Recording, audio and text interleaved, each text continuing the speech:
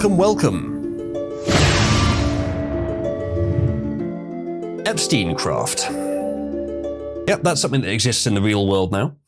I'm being told I need to ban ginger. Welcome, everyone. We're talking today about Epstein craft and some other similar things. There's been a lot revealed in the Epstein files, mostly like dumb shit, including potentially the best evidence so far that he's still alive being that his Fortnite account has been active for several years. It is quite possible the account was just hacked, of course. But yeah, here's a picture. I think this picture must be from a while ago, or could be from a while ago. But it's actually real now. He streams, says Pug. Do you mean, wow, Oozaloo is streaming, or do you mean Epstein streams Minecraft? Because if he does, let me know where.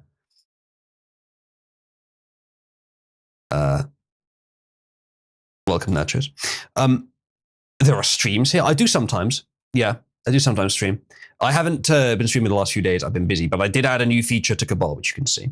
Either way, let us get on with it. We'll start with some memes. Now, I put Epstein Minecraft in the memes section today. It's not going to be there's not a huge amount to cover on it, but it's definitely the most entertaining story. But there's lots of other news as well that we'll get to soon.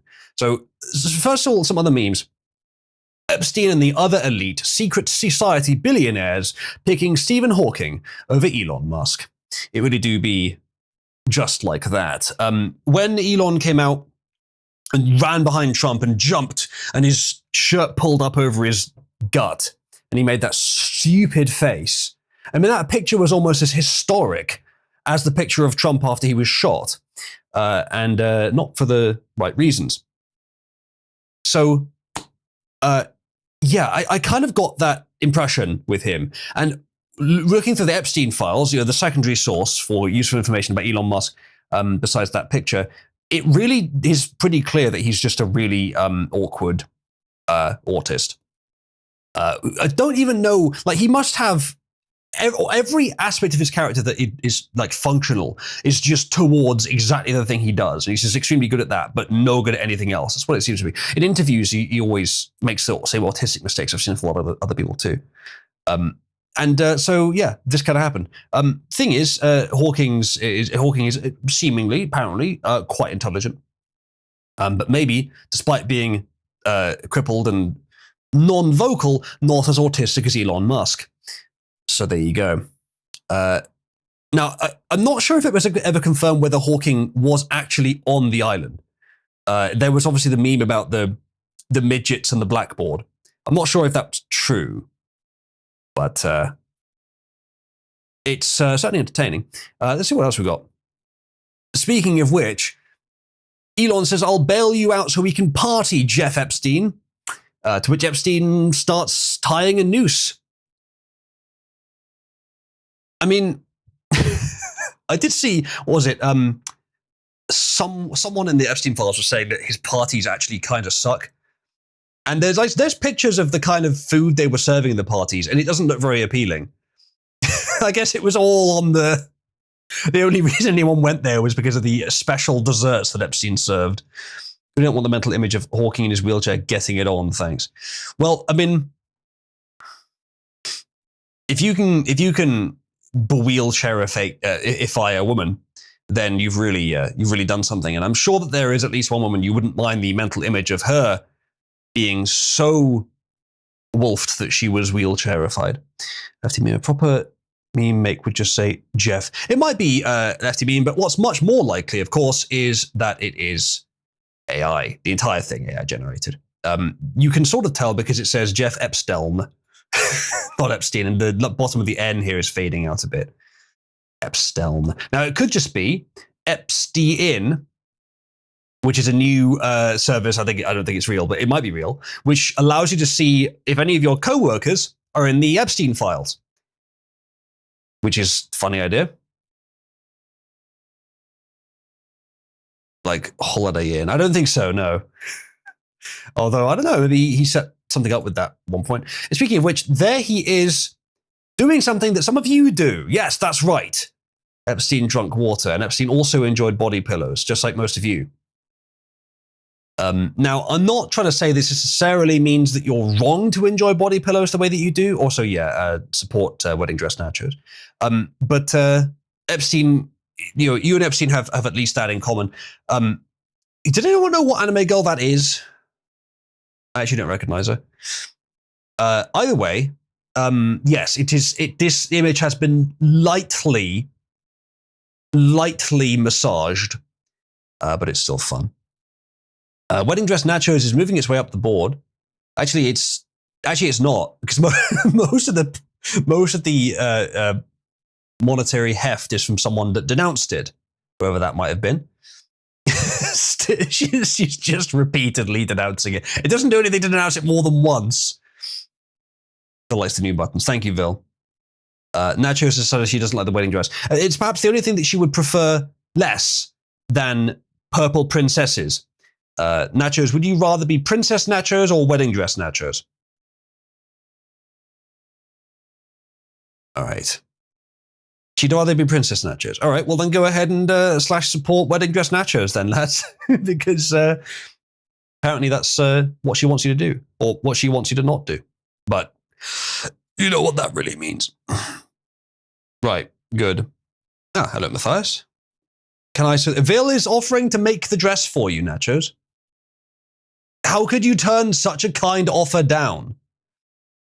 I've been calling her princess in DMs for a few days. She does indeed hate it. Good. Glad to hear it.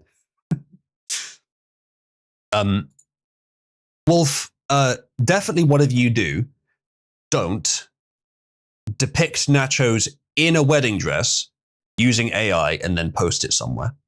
Whatever you do, don't do that. That will be terrible.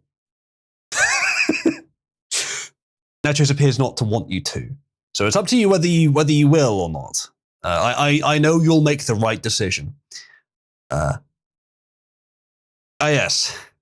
US, and this is not just US, by the way, but in this case, US government Venn diagram. Politicians, a tiny sliver on the side, and pedophiles, a tiny sliver on the side.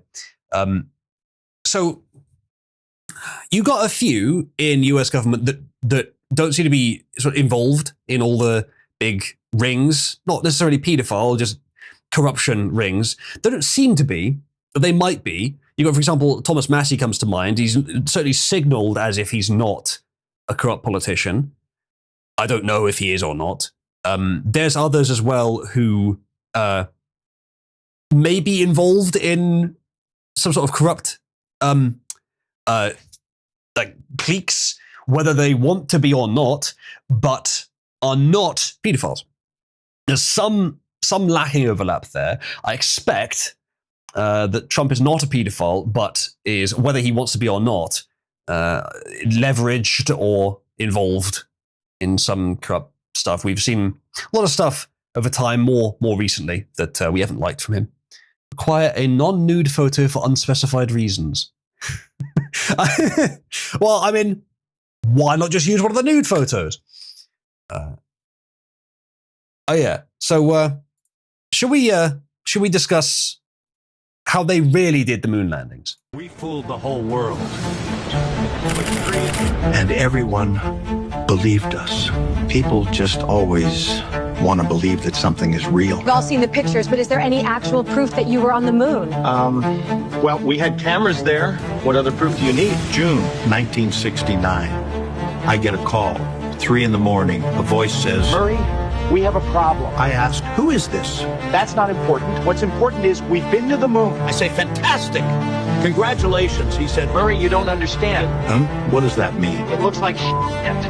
We sent an Uniman Pro camera module, very simple, just to get a visual preview. I saw the test footage and I said, guys, this doesn't look like space at all. And they said, Irving, it is space. And I said, well, it looks like a sound stage.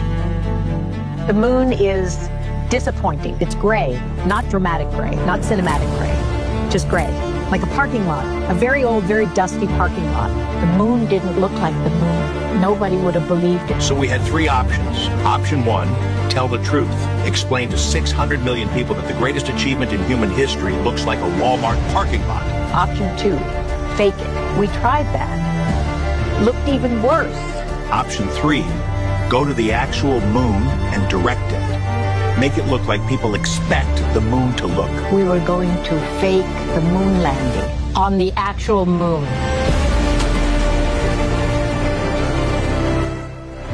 Shooting on the moon is different. We had a few problems. You push a dolly on Earth, it rolls, it stops. You push a dolly on the moon, it keeps going forever. The one small step scene. We did 23 takes. What do you love most about the moon landing? That it's real. It actually happened. Would I do it all the same way today? No, absolutely not. I would just use Kling 3.0. More real than anything we could have ever shot. Yes, it's AI. And I commend them for admitting it at the end. But if they hadn't admitted it, what percentage of boomers would assume it's real? Just put a number for me in chat. What percentage of boomers would assume it was real if they hadn't admitted it was AI at the end? That was well done. I would say well made, but it wasn't made per se. Either way, very impressive. The words "it's over" come to mind. Someone made an interesting point to me a while ago, which it's not like I hadn't thought of it. It's just a good way of wording it or a good way of looking at it. Text is already unverifiable in terms of its source, and we may do with that. And with Photoshop, sort of images are as well, and we may do with that. You know, if you're really, really good at Photoshop, you can make something that people can't tell is fake. And you continue up the garden path there. Now audio and now video are unverifiable, and we will probably make do with that too. It'll be more difficult because there's no way to tell someone, oh no, it is actually real, this actually happened. There may be no way. You have to specifically trust the person you're talking to, and not just trust them generally, but trust that they won't ever try to fool you with AI. It's going to be really complicated, but we will find ways to get around it. We will make do. The 1% that don't believe it because they have late stage dementia. Maybe they believe it while they're watching it, but immediately forget it as soon as they finish watching it. Giuliani meme. I'm not aware of a Giuliani meme, but yeah, lots of boomers will. Debris says this is almost accurate, but they didn't actually fake the moon landing by filming on the moon. They had to film it on Mercury. That makes a lot of sense. I imagine that there will be a few differences filming on Mercury, not least the commute. Indeed, all the networks. Yeah, so that is the tech is very cool, but it's very worrying. A lot of things could go horribly wrong with that. We'll see. But I'd urge you that if anyone happens to see me in a video where I look to be doing something odd, just assume it's probably AI or that I am just kind of odd. Saturn V is way bigger than it needs to be. That's because they lied about where they were going. Plus, the Nazis still don't let us land on the moon anyway. That makes sense. I mean, this guy's Nasanian, so it makes sense that you can trust him. Oozlu may be odd as Vil. Is there an end to that sentence? Is there like a compliment to put onto the end? Or no, just he may be odd. Okay. Understood, Mofaku. Takes all kinds. NASA means lie in Hebrew. This is proof that I lie constantly. As if we needed that as proof. But thank you for providing it. Anyway, the next thing I have in my memes category is Epstein Minecraft. So we might as well look into this now. But we've got lots of other news aside from this to go into afterwards. This is a YouTube channel named Guns A-Blazing, which has been claimed by some to be Epstein's Minecraft channel. Now, what I had seen is claims both ways. I haven't seen any actual data in the files which demonstrates that it is, but what I'd seen is this community note saying the handle Guns A-Blazing has not appeared elsewhere and existing evidence does not corroborate this attribution. And there's this guy saying, after painstakingly reviewing linking YouTube accounts, this is not him.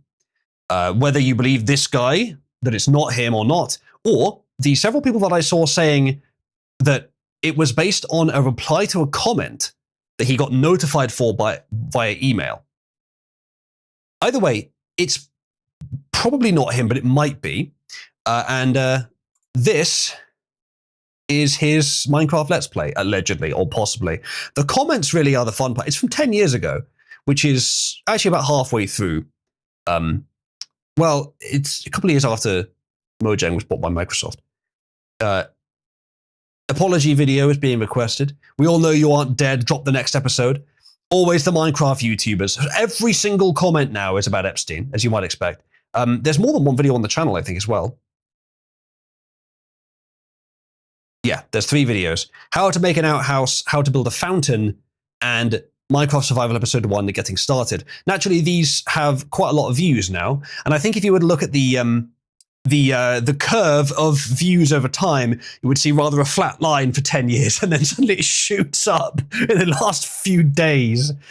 What would be genius is, this is 10 years ago, so it's not this, but would be genius is someone fakes that their channel was in the Epstein files and that it was Epstein that did it, so they get a lot of views suddenly.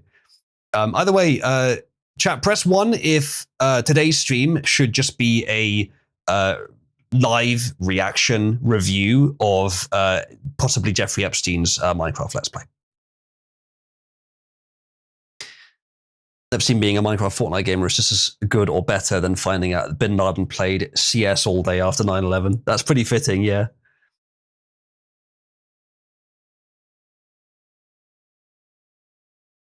All right, calling it now, Epstein just kidnapped kids to make them grind this Fortnite account, yeah? Go on. Under normal circumstances, Oozlo, I would say, yes, we should watch the Epstein playlist and see what he has to say about Minecraft. But unfortunately, I've seen how long it takes you to review a meme.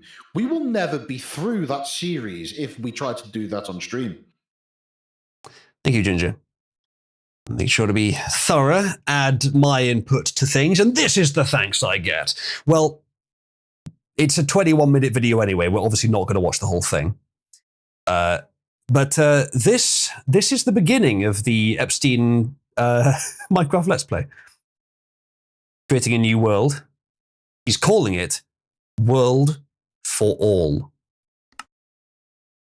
I don't know why, but he did. He is.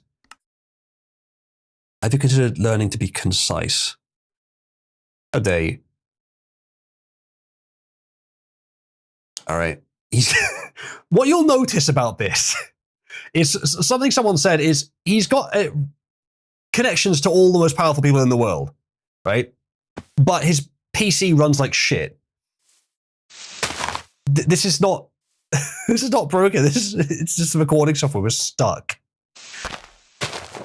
Where is there a chest at the beginning? That was a feature in some version of Minecraft, wasn't it?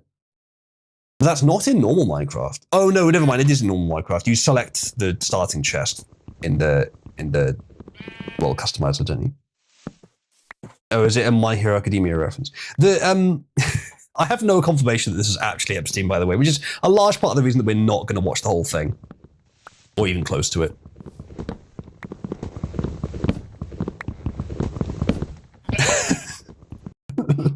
Okay, Matthias has returned to his tradition of making pictures of 8-bit picky. Or is that 8-bit or is that supposed to be nachos? It could be either.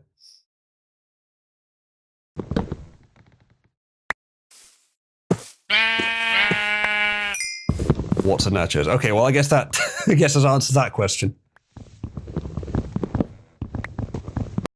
All right, well, Matthias, you've been gone a while, and so you've missed the new system. But if we were to do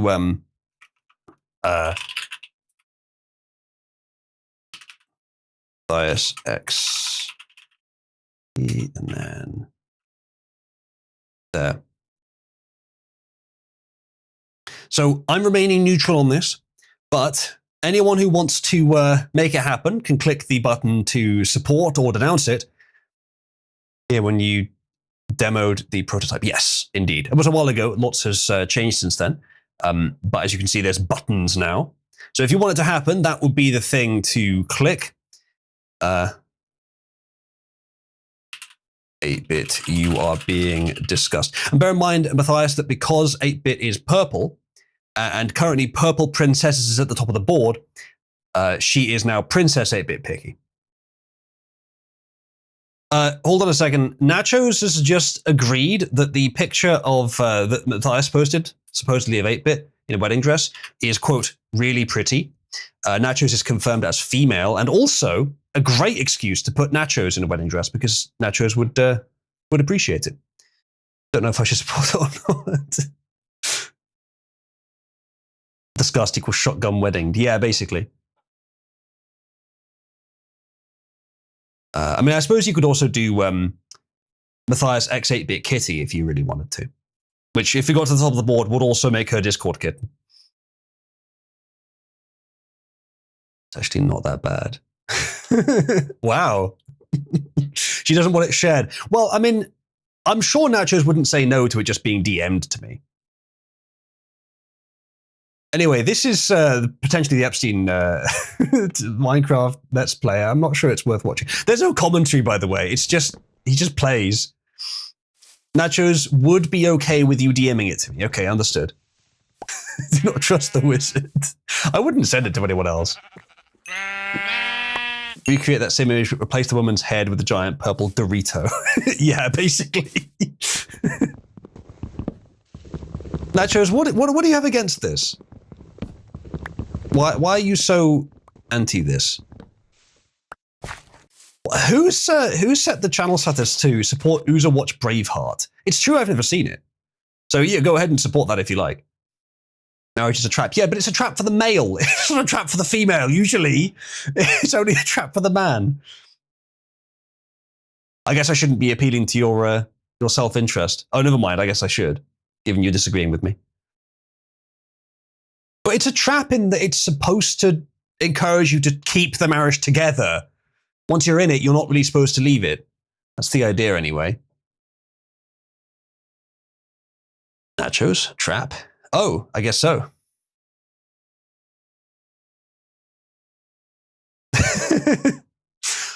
Wolf purports to know that she's not a trap. How he could know this, of course, we will never discover.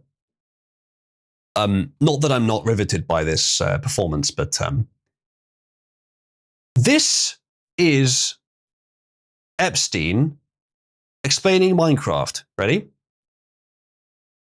By the way, have you looked at Minecraft? Nope, never even heard of it. JEE, I guess Jeffrey Epstein, is just asking his opinion on it. And I think this is Epstein himself talking, and he says, it provides an open-ended virtual Lego-like world from a first-person perspective, is complex enough to build working computers in it, allows for continuous movement and interaction, but can also be represented and acted upon with discretized models.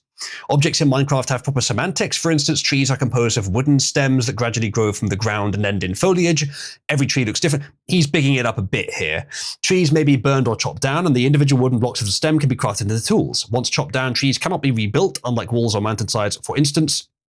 I mean, they can.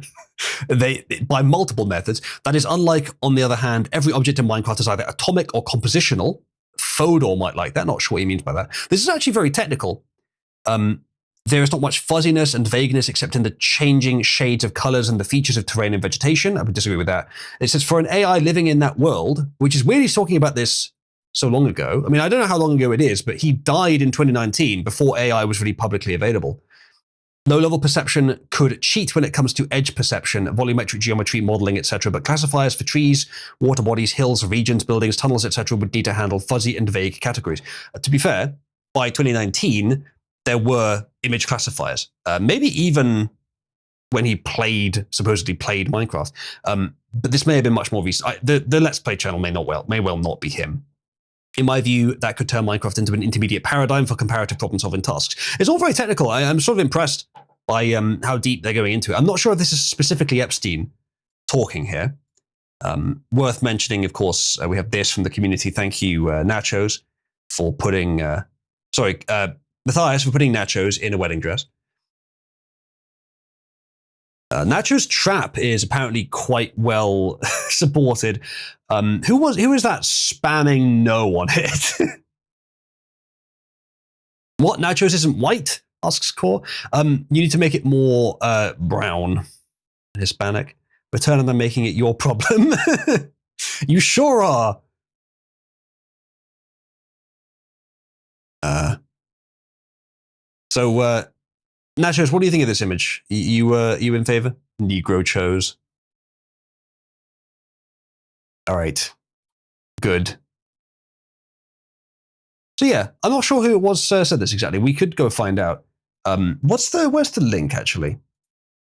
Is it see a link somewhere to US government Epstein files? We'll just go there and do a search. Is it this one? I think it is, yeah, justice.gov/Epstein. I am 18 or older. Can I do a search? Yes, I can. Guns blazing, I guess. Yeah. See if that's in there. No results found. Guns with a Z. Search. No results found. That was weirdly quick. Compositional. That was a word that was in that block that I'm not likely to find anywhere else. Oh, okay, never mind. It's actually quite a lot about it here. God damn, there's fucking multiple pages of it. Okay, never mind. I'll pick a different word. I guess I'll just do Minecraft then. Minecraft. 23 results for Minecraft. They're talking about Gary's mod as well. Okay, it's here. All right, that's going to download a PDF. Ironic, right? For the PDF file in Chief himself, it's downloading PDF files. Compositional, there it is. Okay, so yeah, this is the thing. So this conversation between from SM Costin to Joshua Buck. So it might not actually be Epstein. I'm not sure. It's not very clear on who is who. It's this here though. Yeah, it's not very clear on who's speaking at any given time.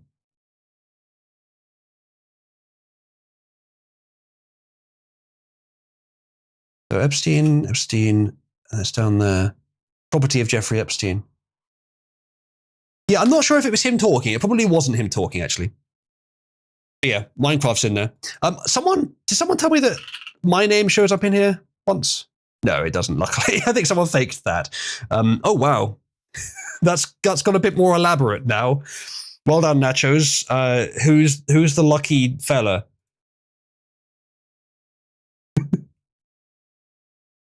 Yeah, motherfucker, that bottom right one's very horrifying. That is hideous, says Nachos. Which part of it? Okay, so that doesn't bring up anything. What else can we search in the Epstein? Oh yeah, Fortnite. 17 results.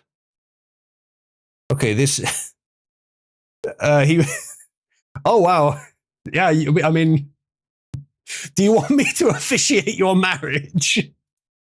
By the power vested in me by Cabal. Okay, it doesn't say who this is to or from, unfortunately.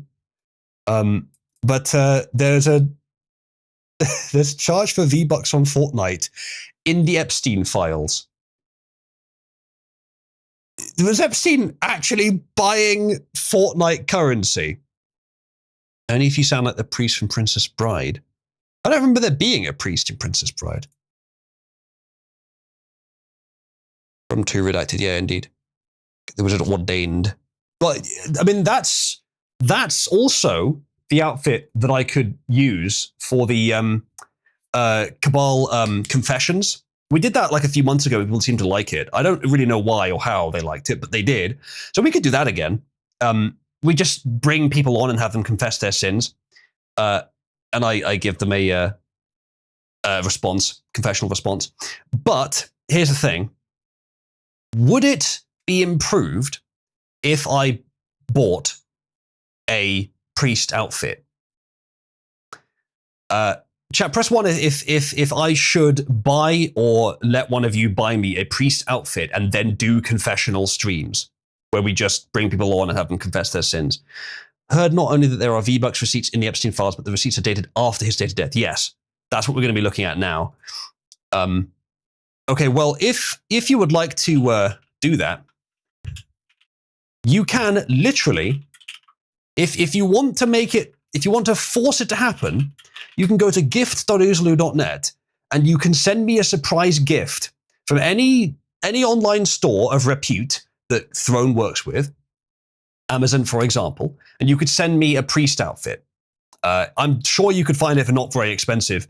And you can also recommend gifts that I could add to the front page. There have been a lot of recommendations over time. Almost all of them have been horrifying, most of them funny, and most of the recent ones have been horribly sexual implements of some kind. I wonder who possibly could have put them there. Ghost has just been prepared for Nachos to join the VC saying, True. Open it up to web stores of ill repute. Well, actually, Abla, I can. I can open it to eBay and Etsy, which thanks, Wolf. Which means technically, if you want to get me that outfit as well, I reckon I can pull that off. Which means technically, if I open it up to eBay and Etsy, anyone in the world could post a listing for an item, buy it on my behalf, and then have whatever they produced sent to me. So it might be a bad idea to open it up to those stores.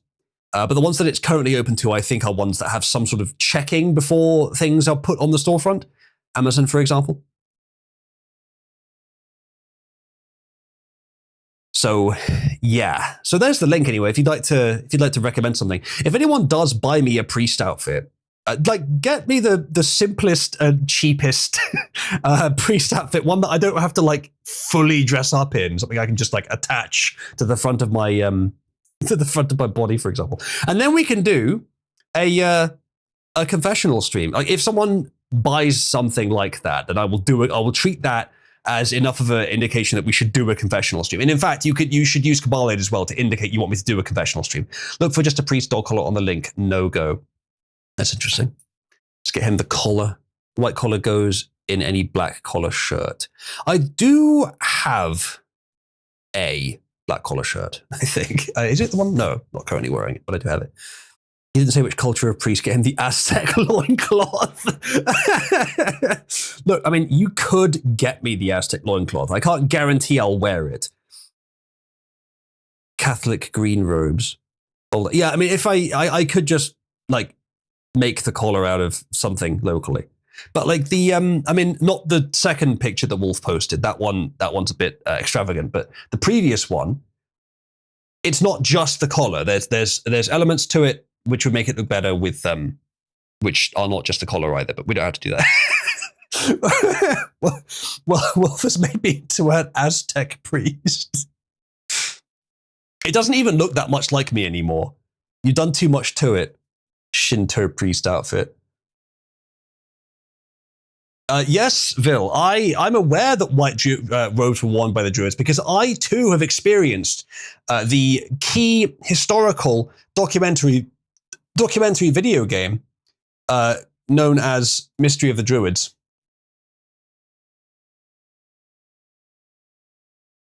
And there is one now. One of the Druids. I haven't played that. No, you definitely should. It's a legendary game. Is it fun? You should play it.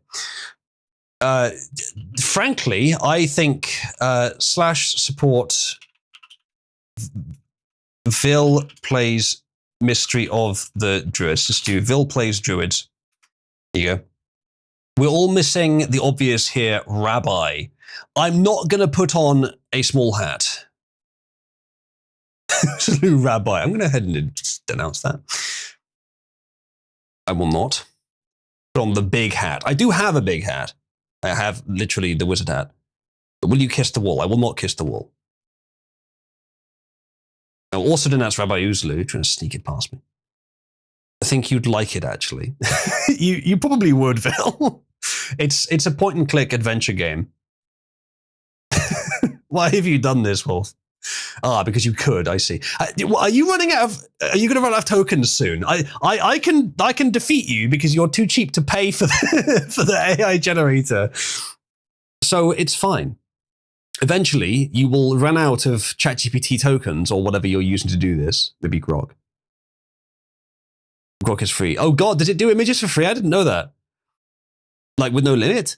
You will still need to set up a simple animation that cycles the druid head from its open mouth to closed mouth whenever the mic is in use. I would pay to see this. Specifically, I'd pay £20 for this.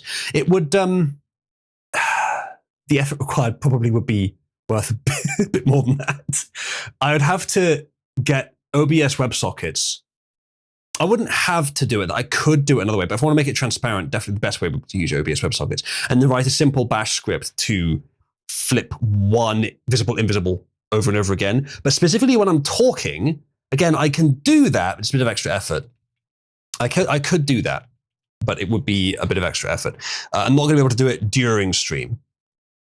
I could also not do a bash script. I could do an actual code. By the way, there is a new Cabal feature. Many of you saw it before stream, but some of you didn't. If you'll scroll down the channel list, you'll see that there's a new Pit 1 with a blue heart. That's just an icon for color coding. But don't do it now because you won't be able to hear it anymore. But later, join Pit 1, the new Pit 1, and you will see Pit 2 will appear underneath it, as will the Pit 1 voice text channel. They just appear automatically. That will probably be the new structure for events channels going forward. I've tested it in my testing server. I like it. I like it a lot more than the current setup we have in Cabal proper. So I'm going to start replacing the old channels with that. I've got loads of new design ideas in the testing server, which I will gradually move into the main server as I decide that they're the right thing to do. But it's a lot of changes.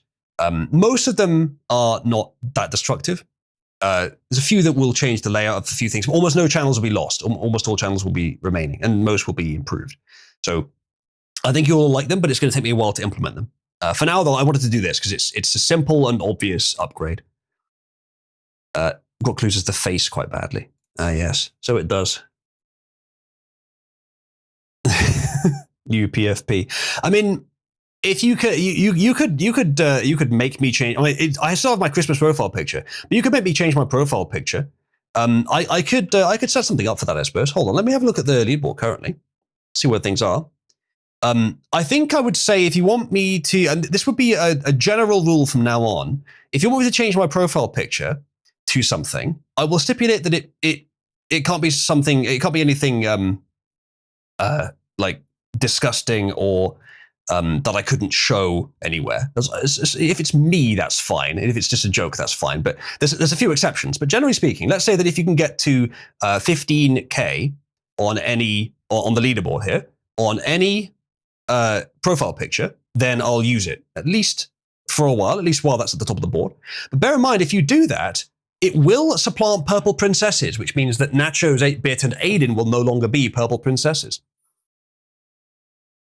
Yeah, if you need /support and then just think of a name for it, Oozloo profile picture or Oozloo PFP Jew or something, Jew chicken, Sin chicken, something like that, then you get it to 15K and I'll change it. Gonna have to denounce it then, I guess, says Wolf.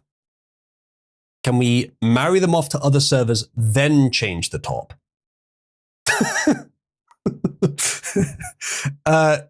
Maybe, yeah, that's not a bad idea. We just got to find someone worthy of the acquisition. Genius says, I've recently discovered a reason to support the development of AI that justifies its existence. The majority of California is very close to sea level, especially San Francisco. If sea levels were to rise sufficiently, which would happen due to the excessive power usage in the fossil fuels burn to facilitate the energy uses, AI is destroying California. There is that, yes. Does JF have a server? Maybe.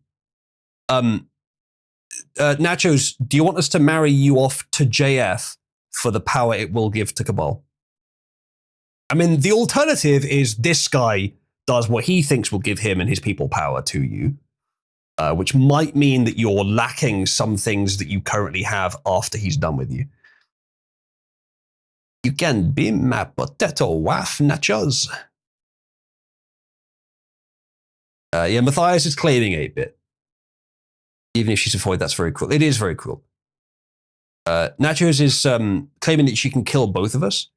But Nachos, you're a weak and feeble woman. There's no way. Thanks, Pug. I haven't forgotten, never fear. No one wants to force the Sin Chicken profile picture. Well, you could do. All right, good. Well, should we go back to the Epstein files? Did Epstein V-Bucks Fortnite? He's a Fortnite gamer. 17 results for this. Okay, so you want to play Fortnite? Seems like a game. I don't know. Yeah, a lot of this is not Epstein himself talking. I think what I should do is not search for this myself. Like search for things which are entertaining here. I'm sure that Cabal will bring up something, but it won't be our Cabal. Cabal brings up 48. Yeah, there's quite a lot of Cabal stuff, but not about us.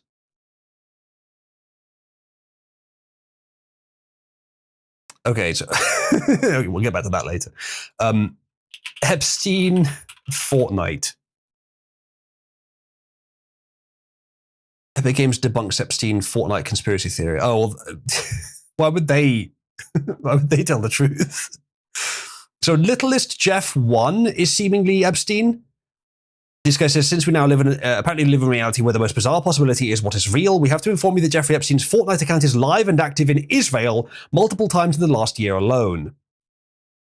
This is a receipt for YouTube, Littlest Jeff. They bought a movie, and apparently Littlest Jeff is all, and this is, by the way, JEE Vacation. I think that is actually just Jeff Epstein's account. Send him this with the username, and then they found that the username actually is the same username in Fortnite with an Israel flag on it. And he's been playing in recent seasons of the game, which launched in August 2025. So that doesn't look too good, does it? That looks like he's still alive and playing Fortnite in Tel Aviv. But apparently it's been debunked. Recently released DOJ files show Epstein's old YouTube username LittlestJeff1 and a 2019 V-Bucks purchase for Fortnite.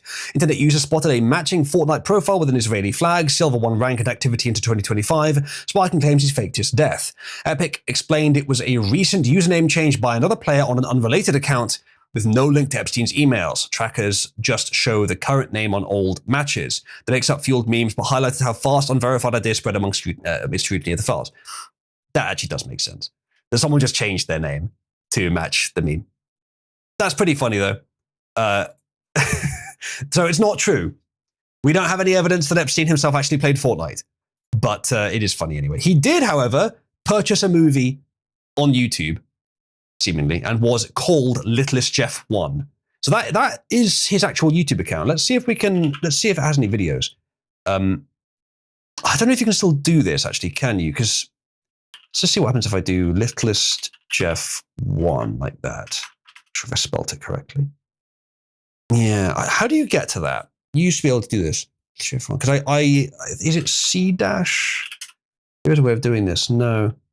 I have a channel which has a name back from when that was the norm, but I can't remember how you get to named channels.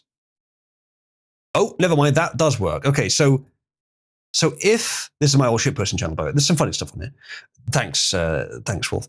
But if you okay, Littlest Jeff 1 apparently does not exist. Maybe it was deleted by YouTube. Wolf, I think maybe it's time for you to decide whether you are happy with what you're doing here. It doesn't bother me much, but I think it should bother you. There's rumors that the Island Boys shitty rap duo are his kids. Okay, that's interesting. That sounds like the kind of rumor that will be generated for the lols. So far, the worst thing you have seen today by far. Yes, so far, indeed. I'm sure Wolf can do better or worse. Go on, Wolf, prove it. Yes, we're going to get to the monkeys later. Well, Nachos was a trap. Yes, Nachos is indeed a trap. That's why it's funny to put him in the or him, her, whatever he prefers, whatever she prefers. Don't know. In the wedding dress. Look at the time I had to be elsewhere. Oh no.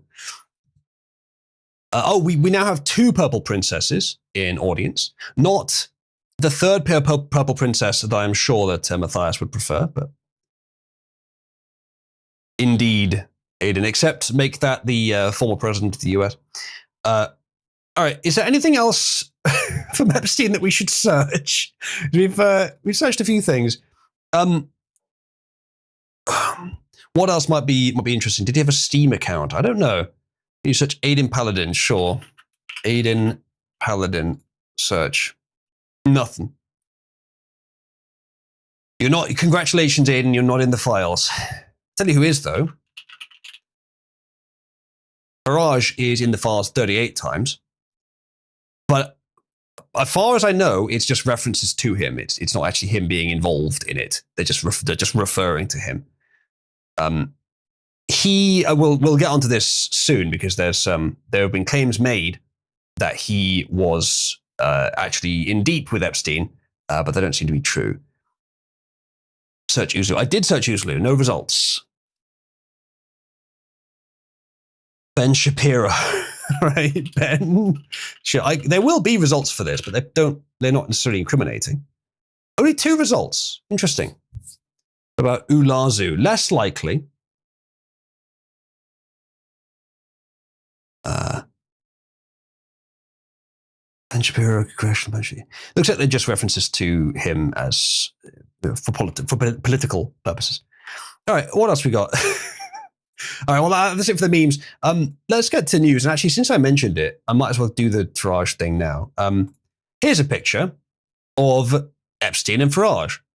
The mouse cursor over the top of it is a nice touch, isn't it? But this is apparently not real. Farage has been insisting, he's mentioned in the Epstein files, but he never met the guy, never went to the island. And then this picture appears. And the comments are half, this is fake, and half, I knew it. It's posted by someone who is apparently a big Russia fan. He says, the English politician and hope for saving Little Britain, not sure why they call it that, Farage Reform Party also joined Mossad project Operation Hang Epstein on Russia. It's hard to understand why. I'm not sure if he did, actually. I haven't heard him refer to Epstein in relation to Russia. Maybe he did. If anyone knows where he did, let me know. It would be disappointing if he had. But I don't think he actually was involved. And this image apparently is AI generated. In fact, even the BBC has reported on it being so.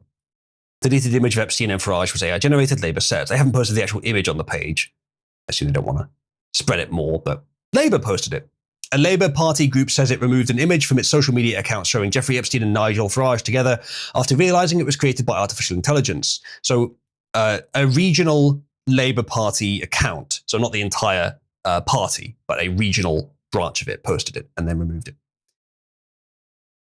Yeah, that's good though, Matthias. Have you heard Epstein's voice? He did a long interview with Bannon a long time ago, and he sounds like the Jewiest Jew. He does sound very, very Jewish, yes. Right. Moloch. Yeah. Okay, so that's that sorted. Let's see what else we got. Got a bit of an assortment here. What is this? Yeah, this is a little interesting. This might be nothing. At the time this letter was written, he says, there were around 12,000 commits to Bitcoin's code. Today, there are 47,583 commits to Bitcoin's code. For those who don't know, a commit is a published change to code. Sometimes the published change doesn't go onto the main branch. You can have different branches. It's all very complicated. It's all Git. And I've refused to fucking learn it because it's really awkward, but it just means a code change. So thousands and thousands of commits for a big project does make sense. He says that means that 74.79% of the Bitcoin core development and code was committed after Jeffrey Epstein took over the de facto senior management role as benefactor. He may not have been Satoshi, who I think was the developer of Bitcoin, but he was absolutely running the executive direction of Bitcoin on behalf of Mossad. I wouldn't be too surprised, but just because he's strongly connected to it doesn't mean it's changed direction to his whims, though why else would he become strongly connected in investing if not to try and change its direction? He says, what are the odds that there are backdoors built into Bitcoin's code at this point? Probably about 100%. P.S. Ever wonder how the Bitcoin ransom for the 2021 Continental Pipeline hack was recovered by the FBI? I actually didn't hear about that, but it makes sense. If something is open source and it has the potential to be very successful, then yeah, someone's going to try and put a backdoor in it. Luckily, it being open source means that backdoor can potentially be found, but not certainly. So let's have a look at this. Digital Currency Initiative from Jeffrey Epstein. FYI used gift funds to underwrite this, which allowed us to move quickly to win this round. it's all very like heavily in context, so it's hard to know what they're talking about. From Joy Ito to, I guess, to Epstein. As Bitcoin and digital currencies started to become an important trend, the Media Lab has launched an initiative in the space. I wrote a blog post on why I think blockchain, Bitcoin are like the internet. This is from 2015, so it's pretty early on, actually. He says the way that Bitcoin is, this is not Epstein speaking, I don't think. This is someone speaking to him. The way that Bitcoin is organized currently is that there are 5 core developers and around 100 contributors to the core code. The 5 core developers are like Linus Torvalds of Linux. They decide what changes are made to the core code. One of the 5 is the lead developer, Vladimir, and one is the chief scientist, Gavin. Gavin, Vladimir, and Corey, an important contributing developer, were being paid out of a non-profit organization called the Bitcoin Foundation. A few weeks ago, it blew up when one of the board members declared the foundation bankrupt. Many organizations scramble to step into the vacuum created by the foundation and take control of the developers.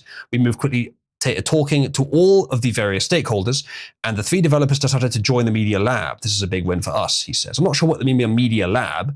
The commenter here is assuming it's Mossad. Perhaps it is. But what he's saying here about the Bitcoin having backdoors put in there by Mossad through Jeffrey Epstein is plausible, but I wouldn't jump to that conclusion. And given it's open source, the chances that the backdoors can be found is relatively high. Sneaking one in there would be risky. But it is on probably quite a big code base, so I don't know. Has anyone ever considered this sort of fabricated schizo senses tingle, but then again, could just be contrarian? Well, do you mean the entire Epstein files being fabricated? Or do you mean something specific being fabricated?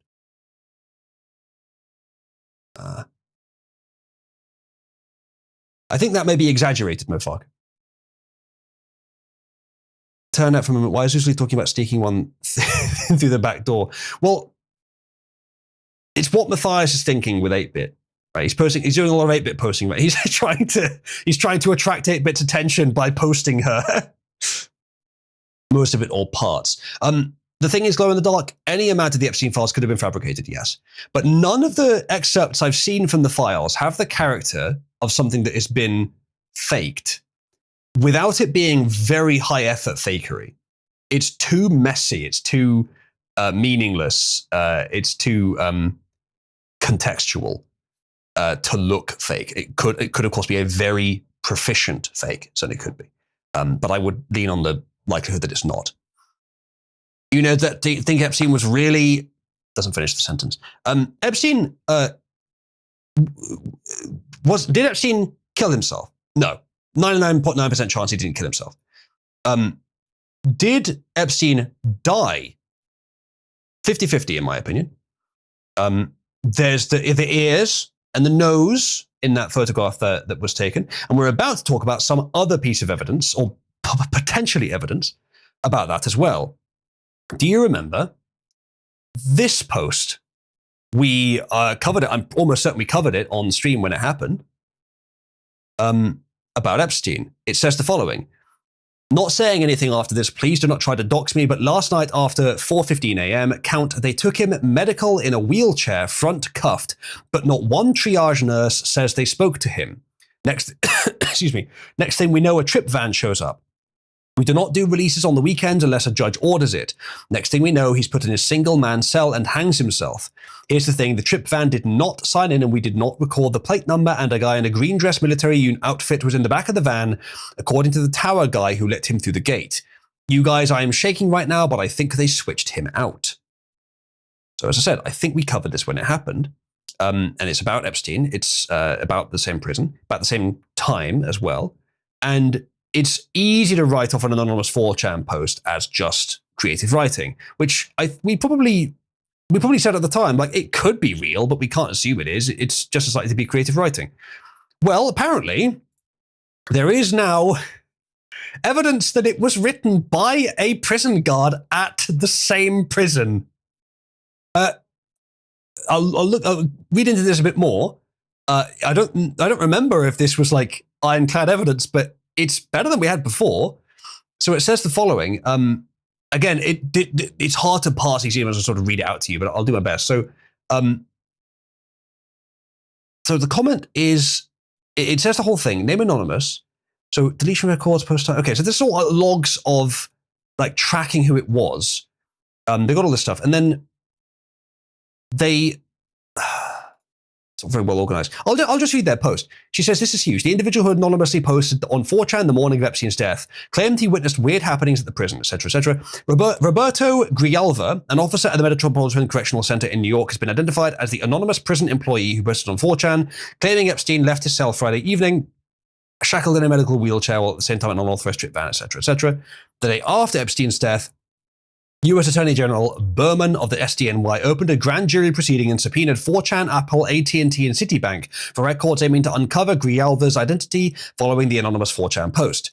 Grijalva's name is not redacted on his bank records included in the SDNY subpoena response from Citibank for his 4chan post, and ties to this. I mean, I don't know. I don't see how those two would be connected. A bank and 4chan, you know, pay to use 4chan, and ties to the same prison officer Robert Grijalva, whose statements were released as part of the prison's investigation into Epstein's death.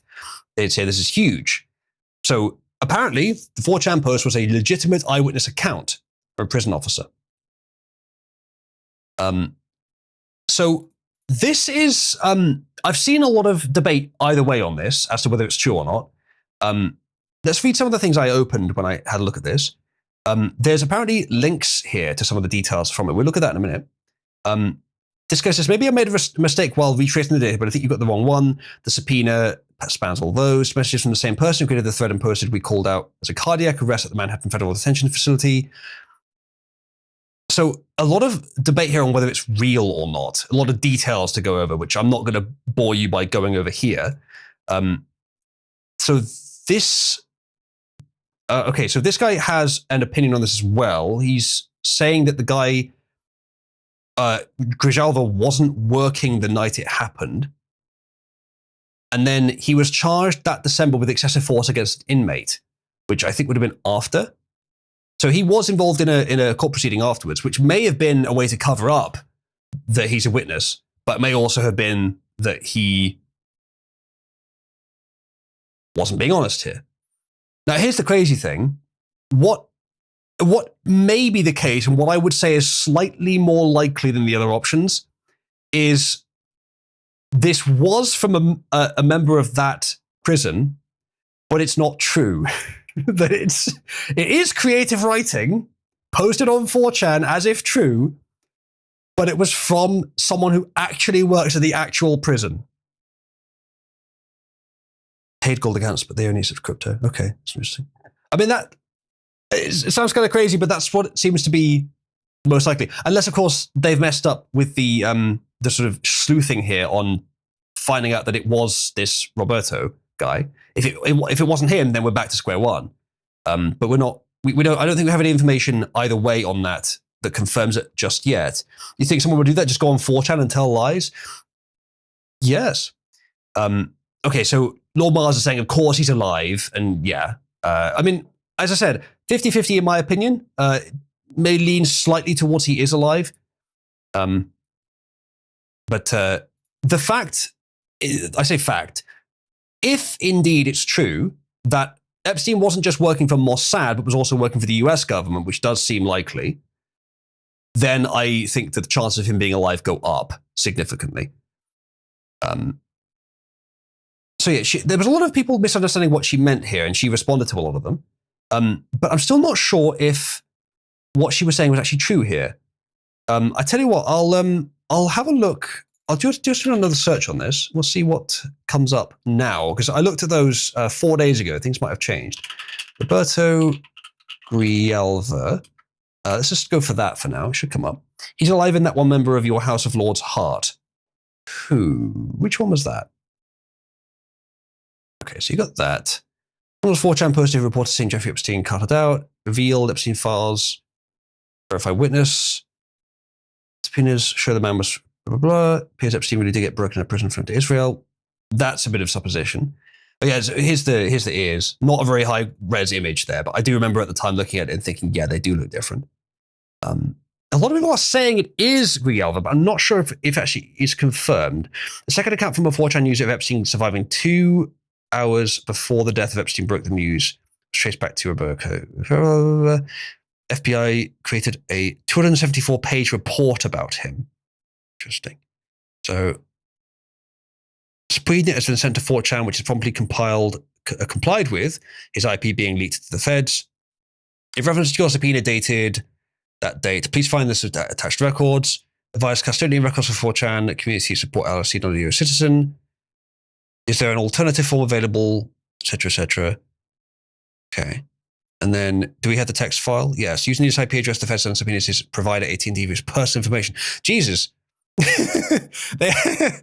Well, okay. Would they bother going to all this effort if it wasn't true? Maybe.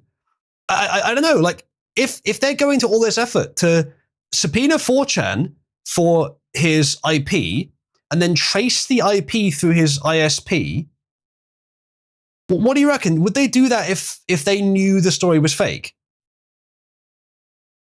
I mean, would they? I don't know. Maybe they would. So they're asking AT&T for everything, and then next they subpoenaed his bank, Citibank, where we discover his name. Searching his name in the file database, we can discover that Roberto Graval was in fact a prison guard working for Epstein. Yeah. So this post actually explains the series of sort of working through the data a lot better. They might, if they're using it as a smokescreen to get someone else's data. That's a long shot, but possibly. He must have done something awful to those rent boys. Off. And it's false. It's weird how many of them, how many young boys have tried to burn down Starmer's house. I mean, that is an oddity, I will agree. But I'm not sure if it implies that he is the one using them. But yeah, this is actually the best explanation of it that I've seen. But I'll now watch that little video from this guy who claims that he wasn't even working that day. But don't shoot the messenger. This is just what I found. The dude making this claim wasn't there when Epstein committed suicide or was murdered or swapped out or whatever. If he was swapped out, this guy wouldn't have seen it. All right, guys, I wanted to do a quick video to address this post that is kind of going viral on social media right now. So this Heather C found something pretty interesting. There's this old 4chan post from back on the day after Epstein was found dead. And it's a guy who is claiming to work in the prison.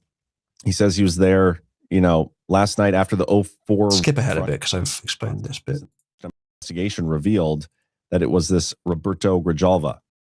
Redacted here, but if you word search Grijalva in the document, they forget to redact his name on like 3 occasions. So we know he's the guy answering the questions. And it makes sense that they interviewed everybody that was working at the time Epstein was, found dead. So this is his interview. And as I was going through, I noticed that his shift on August 9th was from 6 a.m. to 2 p.m. and he didn't work the weekends. This guy wasn't even there when Epstein died. Here's a question. So August 10th, which that should be Saturday, I was off the weekend, and Friday I worked from 6 to 2 in the special housing unit. It was there when you left at 2 p.m. on Friday, August 9th. Yeah, it was there. And that was gone by Monday. Yeah, by Monday when I got back, I was off weekends, but it was definitely there on August 9th. There's multiple confirmations that this guy, Grijalva, was off by 2 p.m. the day that Epstein, or, August 9th, the day before Epstein committed suicide. So what this kind of shows is that his 4chan post was full of shit. He didn't actually see this. He wasn't there the night Epstein died. Thank you to this guy for looking into it. I think I'm going to lean on, weird though it sounds, I think he was actually working there. The feds did actually pursue him, but he was bullshitting. Here's the crazy part though. What if he was bullshitting, but he actually got quite close to the correct answer? And that's why the feds pursued him. Like, that would just be even crazier. It's already nuts enough that he did work there, but that he was bullshitting. But what if he was actually right by accident as well? Wouldn't that be hilarious? Yeah, yes. Indeed, glow in the dark. Yeah, Epstein, as I said, I would slightly better 50-50 chance that he's alive. The reason I say that is not because they couldn't fake it, or because they wouldn't want to fake it, potentially, because they wouldn't want to keep him alive, or because they wouldn't, want to deceive people. But because why would they? Do they need him anymore? is useful to them. The only reason to keep him alive is to signal to other potential operatives, look, if you work for us, we're not just going to drop you and let you die or kill you ourselves. You will survive. You will have a nice life. That's the only reason to let him live. But that may be enough of a reason. So that's why I would like lean on he probably is alive. But then he's a big profile case. Maybe they wouldn't do that. Maybe they would let potential informants or potential operatives think he's alive secretly, but never actually admit it. But then actually he's not. I don't know. He would have been a bit of a risk to a lot of important people if he was left alive, probably. But yeah, it could go either way with that one. Oh, we have all 3 princesses here. Welcome, purple princesses. Bear in mind that you are still a very popular position at the top of the leaderboard there. But it wouldn't take a huge amount if someone wanted to contribute to remove purple princesses from number 1, and then you could all change your name off of being Princess 8-Bit, Princess Aiden, and Princess Nachos. And horse bouncing is high on the list today, so perhaps we'll do a couple of rounds of horse bouncing at the end of the stream, as long as that stays up there. But chat, if you want us not to do horse bouncing, if you'd like to upset Aiden, then you can also /denounce horse bouncing to get it down the list. Anyway, that's an option. And you can make a lot of things happen using the board there. And you can use /C to see your current balance. And then you can redeem coins to make them work. Donations, you say? Asked Matthias. I do like upsetting Aiden. Just Ghost. What the fuck is horse bouncing? Asks Sit Puppy. To think that you don't know. Frankly, it's absurd. It's one of my most popular events that's not a politics stream. I don't see Epstein still being alive as a problem for his employers. Keeping one guy under a relatively comfortable house arrest is probably easier for them than convincing the other people that they won't get killed at random once they're not useful. Yeah, probably. Depends though.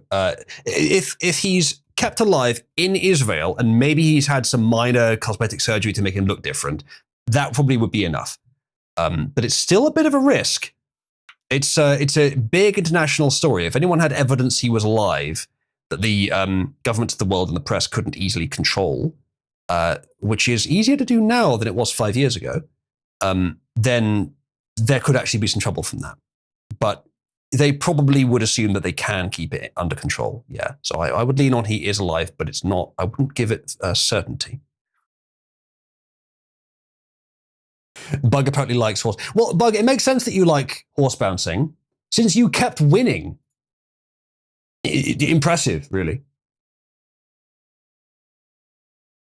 Right, anyway. That's the Grijalvo story. Let's see what else we've got. Yeah, that did happen. Okay, so more on Epstein. This guy posts, Elon Musk wanted to go to the PDF file parties, but didn't pass the vibe check.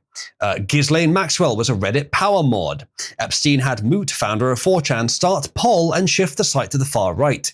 Epstein got banned off Xbox Live. Huge day for schizophrenics.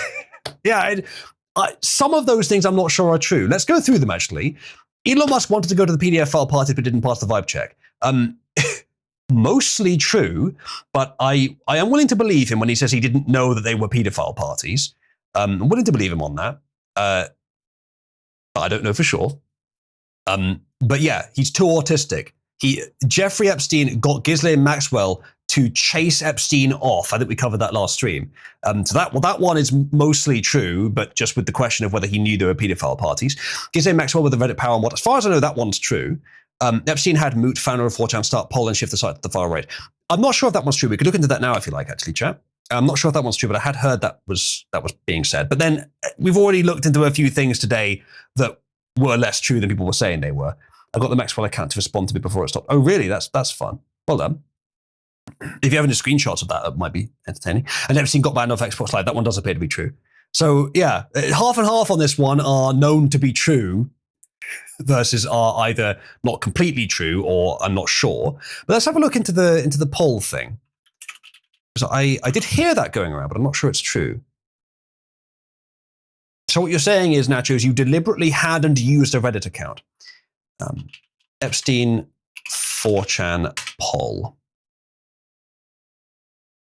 Epstein was buddies with the creator of 4chan, allegedly, and Poll was created around the same time they met. 4chan went from an anime image board to a place of political extremism, he says, that pitted masses online against each other. This was all manufactured to take focus off of the Epstein stuff. Maybe? I mean, was the Epstein stuff really being focused back then when it was created? Is this a V-tweeter? Elf Dragon Boy. Fucking cringe. So,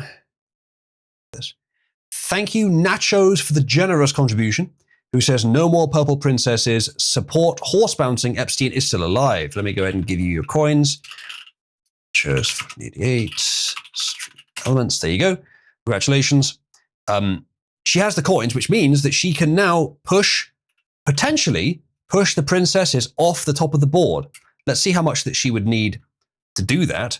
That theoretically should be enough if she immediately redeems that. It should be enough to push purple princesses off the top of the board. So be careful, chat. She could, any second, she might do it. Any second, she might redeem those coins, and then it wouldn't be on the top of the board anymore. And then they wouldn't be princesses anymore. They could change their name if they wanted to. If any of you don't want that, to happen, you better redeem some coins now to block her from doing it.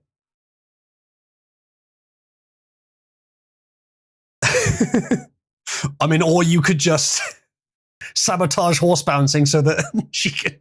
Okay, that is an inherent problem with this system. I agree. I think saying like whatever's at the top of the board doesn't make a lot of sense. I think I should set specific numeric boundaries where things can happen. Matthias says all user coins still in use. No, but I've got a lot of things on my plate right now, development-wise, but I do intend to add a thing to retroactively apply any contributions and any user coins you should have had into the new system and import them all, but I haven't done it yet. So the old system is not really in use, though it will still give you user coins automatically when you contribute. The new system, I have to do it manually. But I am doing it manually whenever someone contributes.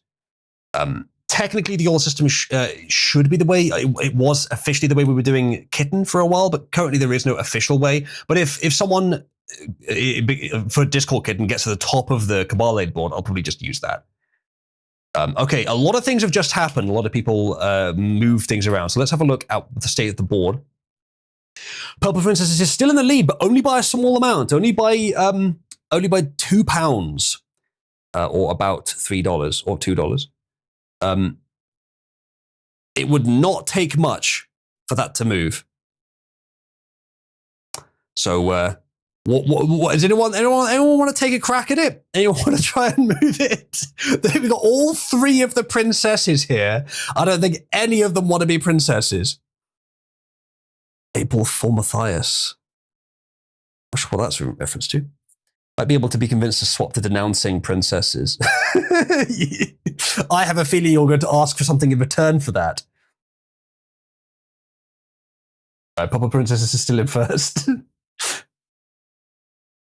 8-bit for Matthias.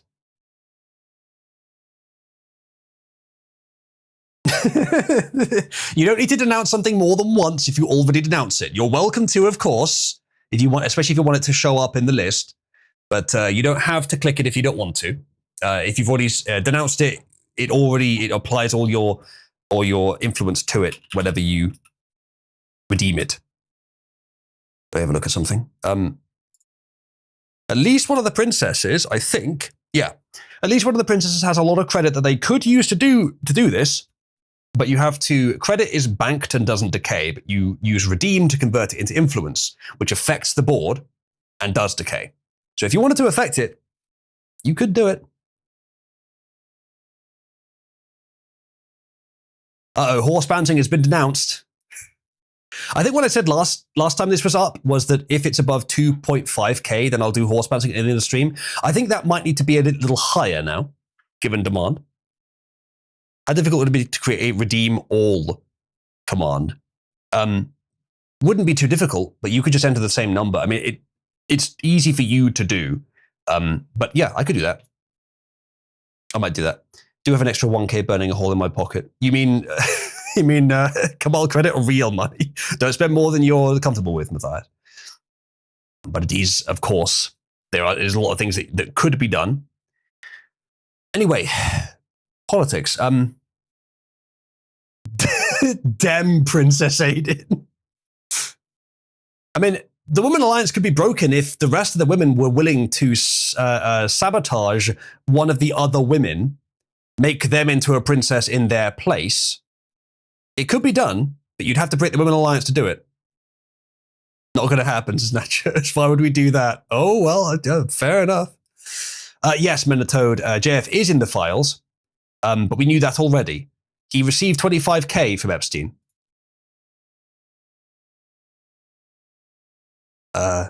Sisterhood is not real. Women sabotaging each other, unheard of. We go ahead and post this again if anyone would like to contribute. There are the links.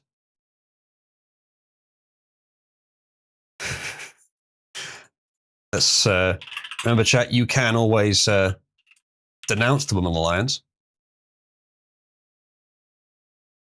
which is already quite low on the board. 18 people denounce it. Oh yeah, Nyan shows is also an option, of course.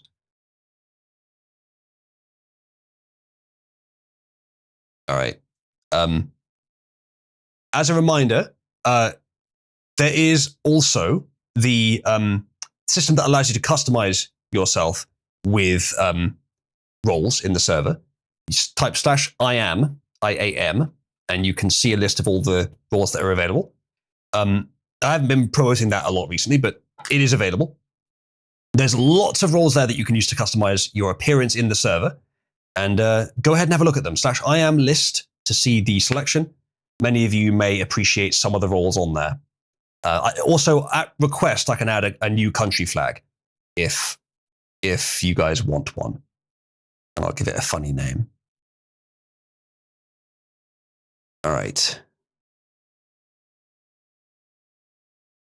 Nachos is better than being a prince. Oh, Nyan shows is better than being a princess. Okay, well then we'll keep voting for princess. Purple princesses. It's already at the top of the board. Why would we change it? This is what happens when you tell the truth, Nachos. Okay, let's have a look into this in more detail. Saturday morning NSF. It's a cool guy. You should meet 2023, rest of the day. Jeffrey Epstein from Boris. So Jeffrey Epstein was saying, so is Christopher Poole, is that moot? Epstein is saying you should meet this guy. Respondent says, yes, he's great. Had no clue who he was.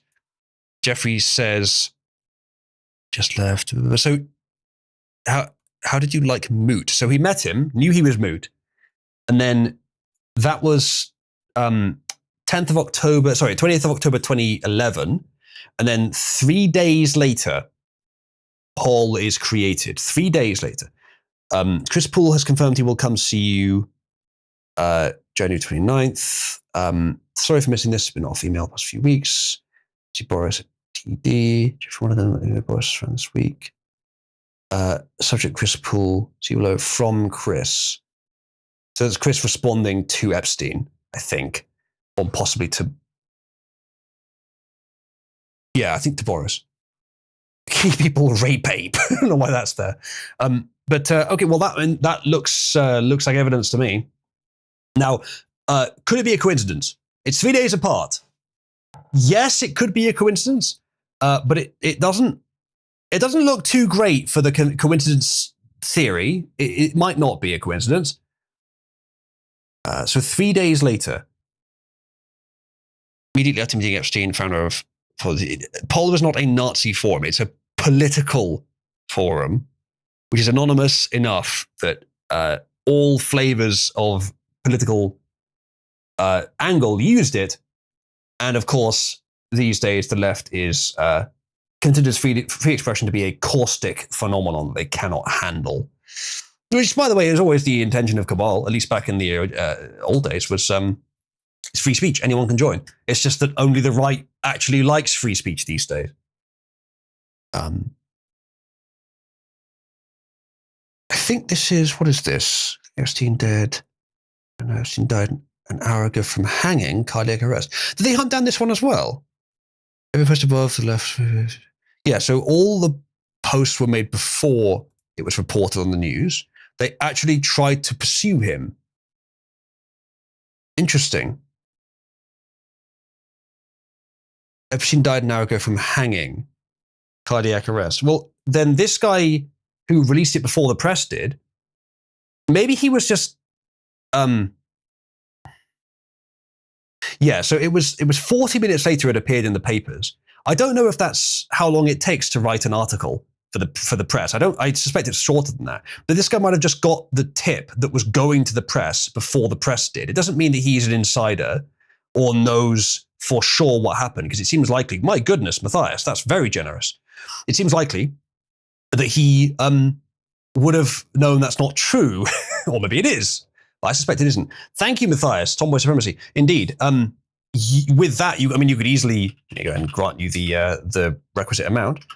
Matthias, amount, reason, stream members. Thank you, Matthias, that's very generous.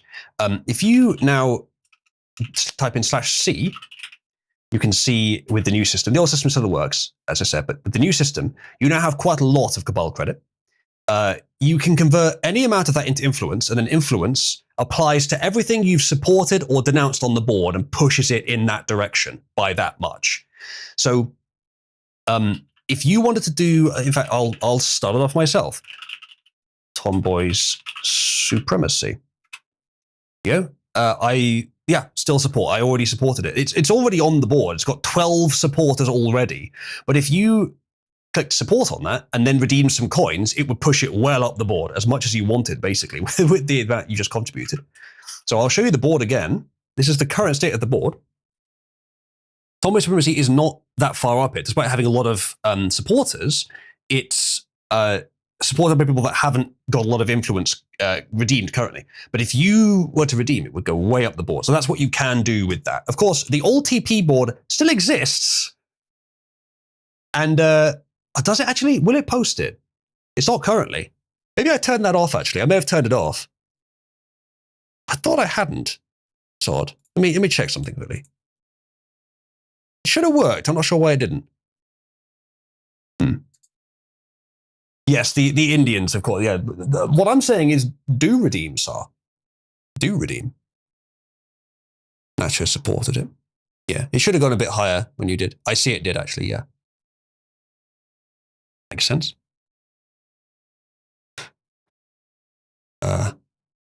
Every second, 3 more Indians go online for the first time. It's a curse. Curse upon our civilization.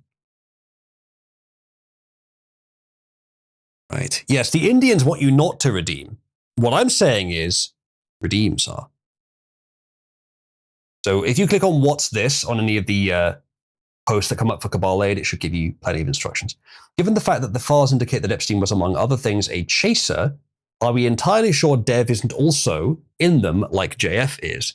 We could search and see if Shofat is in them. Why Tomboy Soup? Is it because it sounds like supremacy? Support N. Yes, there was, in the early days of Cabal Aid, in its first original form, I challenged people to get the N-word in order to appear. Oh, looks like you already supported it, Matthias. The N-word in order to appear on the board. And they succeeded. I believe they used a 6 at the second G. What word? Nigger. Sorry, I don't know why I abbreviated it. Well, that will have made a difference, Matthias. If we will now direct our attention towards the board, we will find that it has pushed Tomboy Supremacy up a lot, but Purple Princesses is still in the lead.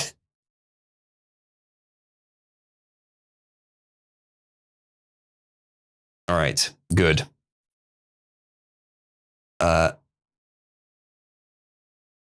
Malarkey, yeah. NRGI. Yeah, they're on there. You could try and build the N Tower again with this system. Tran Nakavine. Yeah, Nakavine also uses purple, so he's also Princess.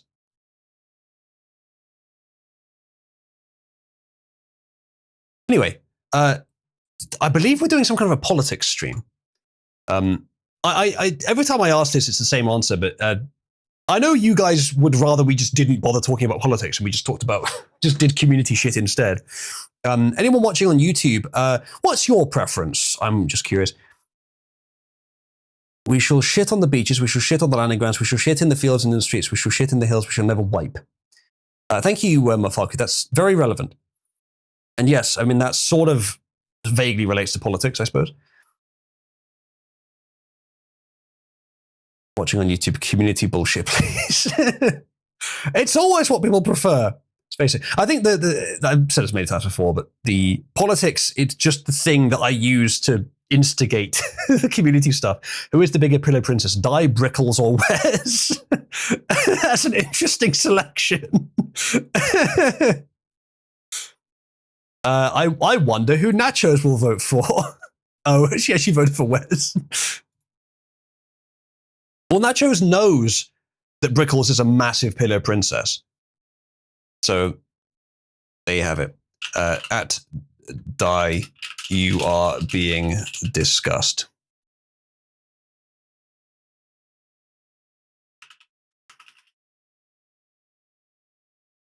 Nachos is asking, what's a pillow princess? Nachos, it's a woman who really likes having a lot of pillows and like cuddly toys and stuff. Nachos, are you a pillow princess?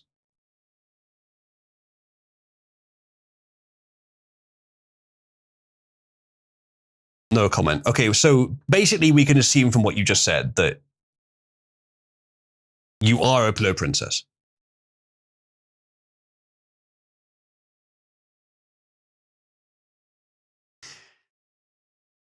Lads, Nachos just admitted to being a pillow princess.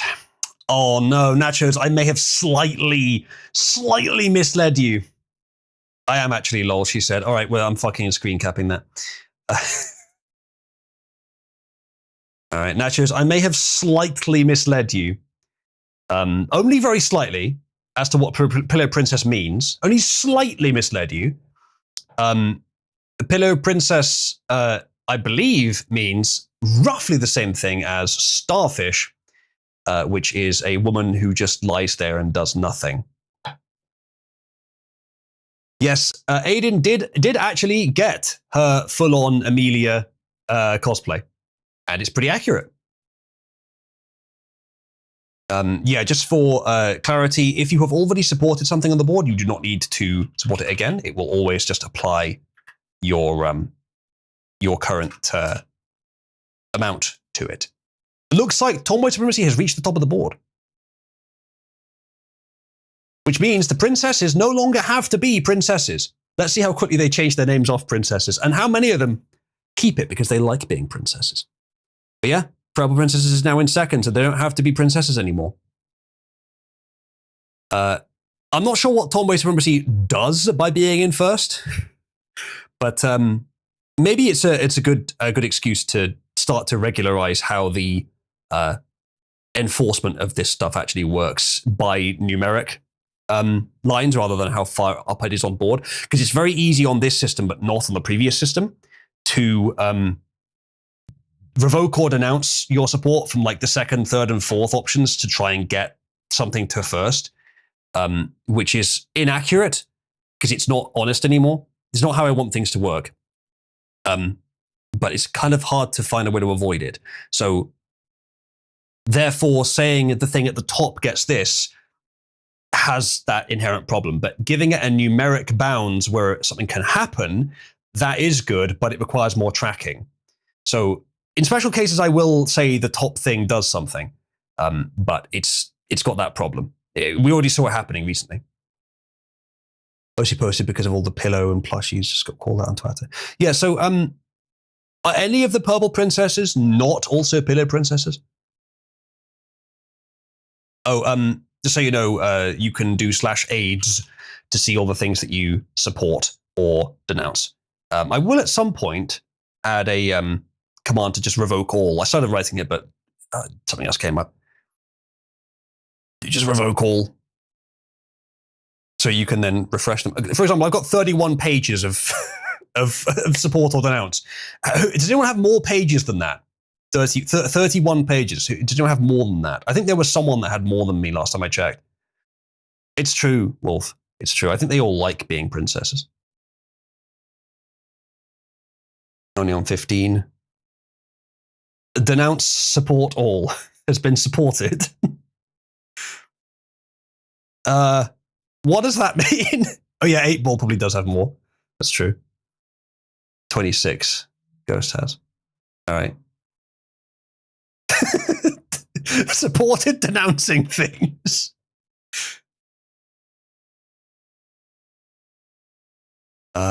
Good. Right, anyway. On with the show. You will not let me get on with the show. Ooze anal rape. Thanks for putting that on there. Still supports denouncing supporting. Someone supports Nyan shows. Yes, that's how you get out to be kitten. Visual pollution. I agree. I could do something about that. It's difficult though because sometimes you do need to know. I could make the still support do something different.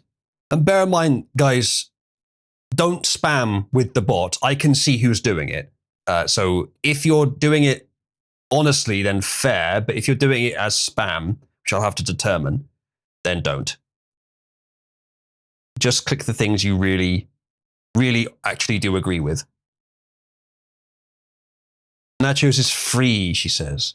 Nachos is the first and only of the Purple Princesses to remove her princess title. I think the other two like it. 8-Bit, can you confirm that you enjoy being Princess 8-Bit? Hayden Cromwell. I mean, yeah, there's nothing to stop us still calling you Princess.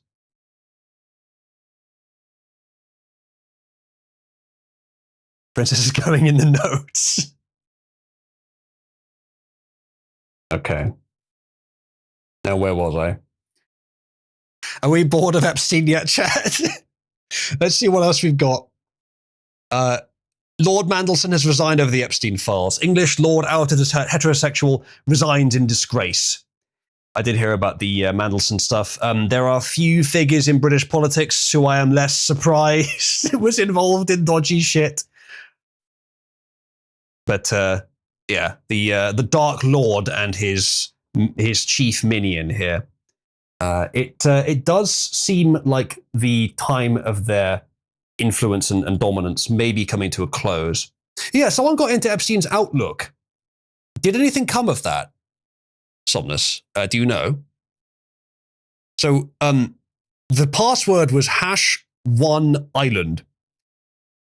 Yes, his password was island-based, basically. 8-Bit Kitty is, of course, an option, yes. You could make her Discord kitten. And you're not alone in wanting her to be. She's now in 3rd.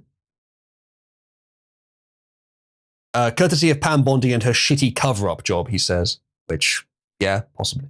Blair is the Dark Lord. Mandelson was known as the Prince of Darkness even back in the 90s. Yeah, that makes sense. All right. Yeah, I'm not sure if anything came with this. Let me have a look, actually, and find out. I wonder if it was fake. Epstein Outlook. See if that brings it up. When it seized Epstein's mail, the FBI found data from his Apple ID in the documents. They also approached Outlook. The protection of the Outlook account turned out to be so-so. That was it. Registered on the chess website filled with meme letters, and they tried to put an anime avatar on the account. It's a ridiculous point of absurdity. Nice.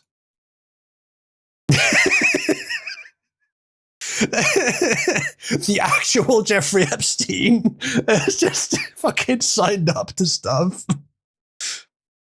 Not the actual, of course, but kill trannies, kill leftoid mugger. What the fuck? This is just people logging into it and just sending ridiculous stuff. What's this? It's quite the alligator. Blair's, yeah. It sounds like a good way to fall down the stairs onto a bunch of bullets. Yeah, possibly. But then again, I think it's kind of over now. The whole like killing people over Epstein. Then again, maybe not. With Epstein's Outlook account, now what do I do? Oh, I know. I'll announce my stupidity to the world and ask them what I should do next. Maybe. Pretty empty, but I found one email sent to this account. LinkedIn said he works for the government of the US VI Bureau of Corrections, US Virgin Islands, Trump Epstein DOJ files, IT manager for Southern Trust Company, Jermaine Ruin. What the fuck is this guy doing emailing the account on June 20th, 2019 while Epstein was in prison? Remember that Epstein, quote, died on August 10th, 2019. Was it at the best of agencies or Epstein himself? Screenshots, where should I send them? Okay. Thank you, Scarab. Let me give you your stuff for that. There you go. He says, I wish for us to re-imprison Nyanchos. She really deserves it after all the things she's done. Re-imprison, do you mean, hello the Batman, do you mean force her to become Nyanchos again? Because she just escaped one hell. Are we really going to put her into another one? Yes. /support Nyanchos.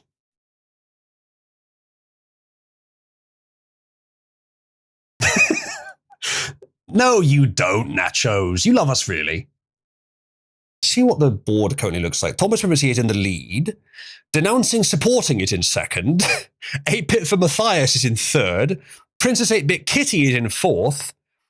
And then I guess some other stuff that Matthias was supporting has been pulled up out of the ether. Costumeless Atronach. What does that mean? And then Horse Bouncing is in 10th. There's a lot of... God damn, the controversy on Horse Bouncing. The little fire icon on the board is the controversy rating, which is based on how many people support and denounce it at the same time. I've never seen one as high as 15 for Horse Bouncing. That is controversial. It seems a lot of people want us to do Horse Bouncing. A lot of people really don't. It is available. Would we really thrust Nyanchos back into hell after she just escaped a different one? The answer is yes. Was that not yours, Matthias? Okay, fair enough. Princess Nyanchos. I guess, yeah, that's a good point. Yeah, let's do that one instead. I think that's a better one. Because then Nachos gets both of the things that she likes. She gets to be Discord Kitten and a princess. How did you manage to spell it wrong when it's right there? Princess Nyanch. Oh, wait, did I click the wrong one? Did Ghost fuck it up and then I clicked the wrong one? Yeah, he did. Okay, that's my bad then. I mean, it's mostly his, actually.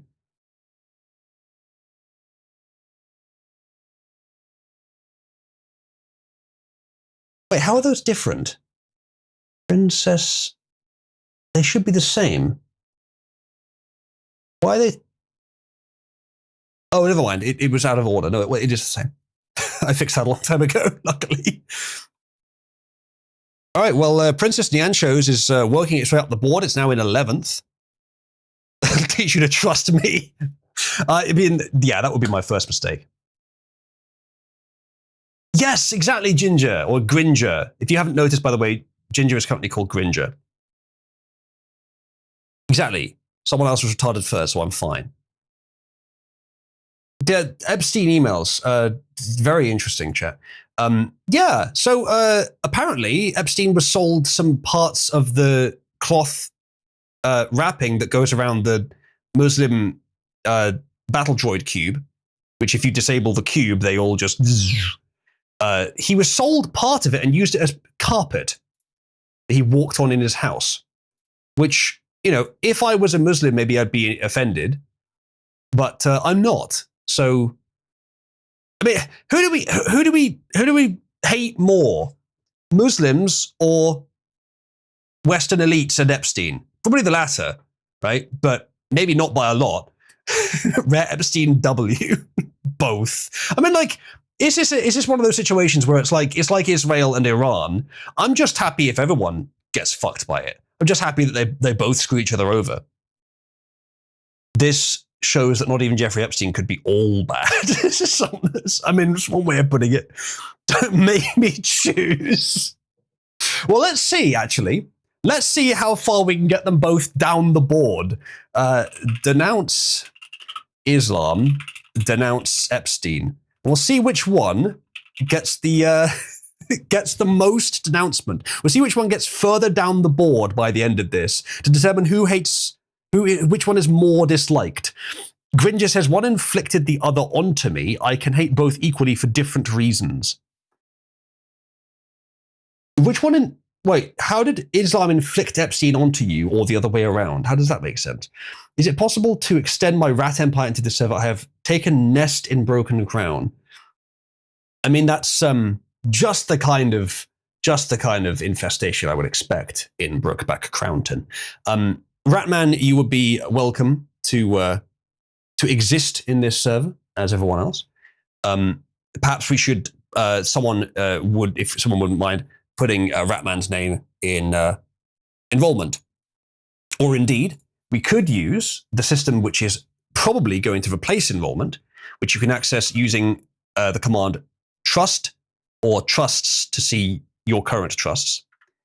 We do trust Ratman level 1 contributor. It aligns roughly with the roles we currently have per the numbers. So if you can use /trust, and the more you add, the more honest signals you add as to who in the server you trust to what degree, then the network of trust builds up and gets more refined and stronger. And we will probably use this to define who gets what roles in the future. He has to say the words of power before he gets in enrollment.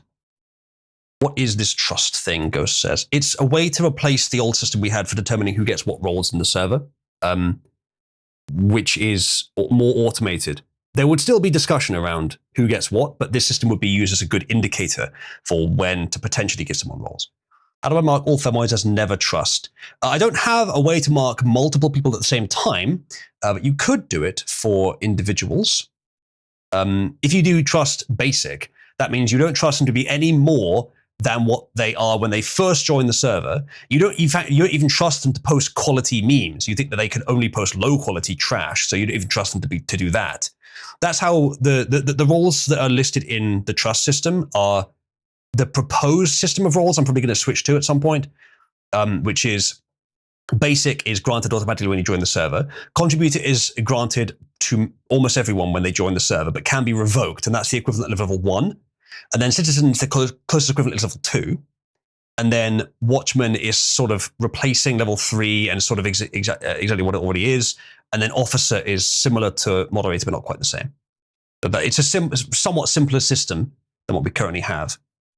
Also, there is a /distrust, which I added, which just changes your trust for that person to basic. So that's what you want to do if you want to distrust someone. Epstein used rape money to acquire part of a block. Oozloo streamlined the process by just raping the blocks. Yeah. Are you? Thank you, Matthias. Are you saying that I'm like Epstein but better? Because I would take offense at that. What are these blacks that you apparently raped Oozloo, blocks that you apparently raped Oozloo, and whose were they? They were SFOs, short for otakus. Daddy Bill, are you saying that I'm more efficient than Epstein?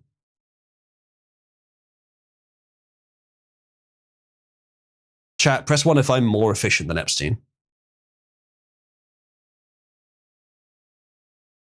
I'm not sure that would fit in 24 characters, but if you want to put that on the Cabal AD leaderboard somewhere, you're welcome to.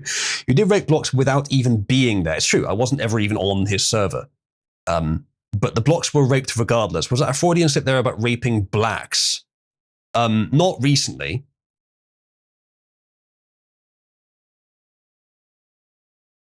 Like, the thing is, when you drill oil, you're meant to get a permit, but if you don't, technically you can still drill oil. You might get in trouble for it, but technically you can. Oozestein. Thanks, guys. Appreciate that. Yes, thank you for providing the link there, Somnus. Yeah, that's the link to the stream we did going through the the full, true, untold story of raping devs blocks. That is there as an option if you'd like to enjoy our recounting of it. What is the Nazi uniform for? In case of emergency break glass that's been photoshopped on, I think. So many damn British licenses to keep track of. Licenses? Oh, you mean a block raping license? I don't need no license for that. To be fair, Born, right? I once found, we covered this on stream, a stargazing license, and I thought, ugh, my country, making us all look bad, going mad that you need to have a license for looking up New York State. It's not just us.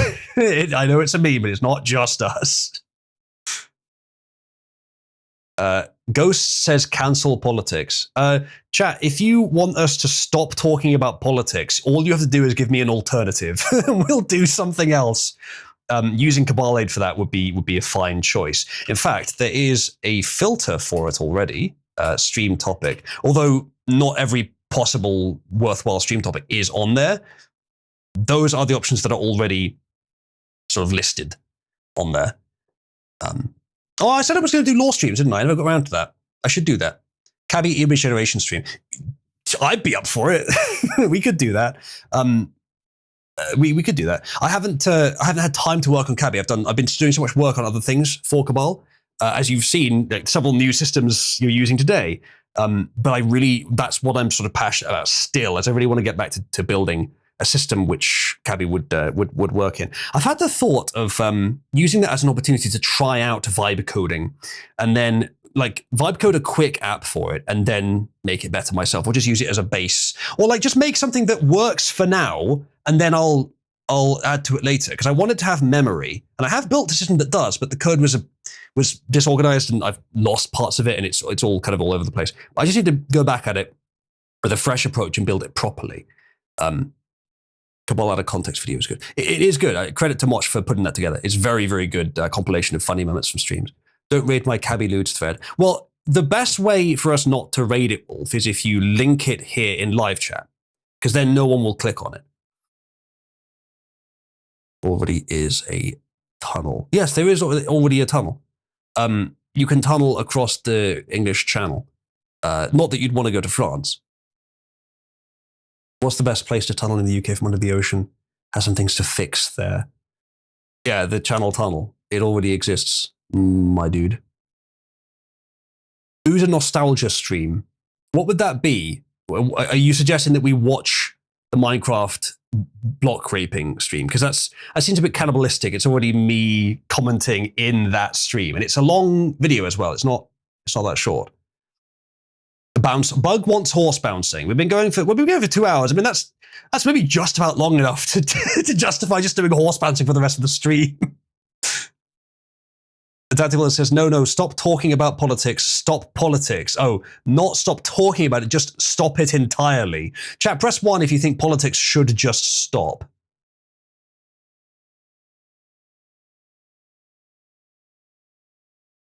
Nachos doesn't want politics to just stop. Nachos, are you insane? Even a tunnel that goes from the Vatican to Hawaii. Yep, that's so true. Nachos, you want politics to continue? Are you just being contrarian? Record yourself commenting about the stream where you talked about raping Dev's block so you can talk about it a year from now. Just do like the infinite Oozloo up the chain watching himself. We did do that once, didn't we, for something? Matthias could do the funniest thing, he says. What exactly are you proposing? Where is horse bouncing on the list right now? It's in 38th. Highly controversial pick, by the way. Nachos is in a very bratty mood today for some reason. Well, clearly, he needs some discipline. You're failing as her dom, says Ghost. The problem using the channel is that you first must go inside France. You'd have to commit Sudoku after entering such a place. Yeah, it's not great, is it? Horse bumming! I don't know where the twinks who burnt down Kids' home are held. They should be my special operatives. Ratman is, if nothing else, entertaining. Although perhaps it really is nothing else.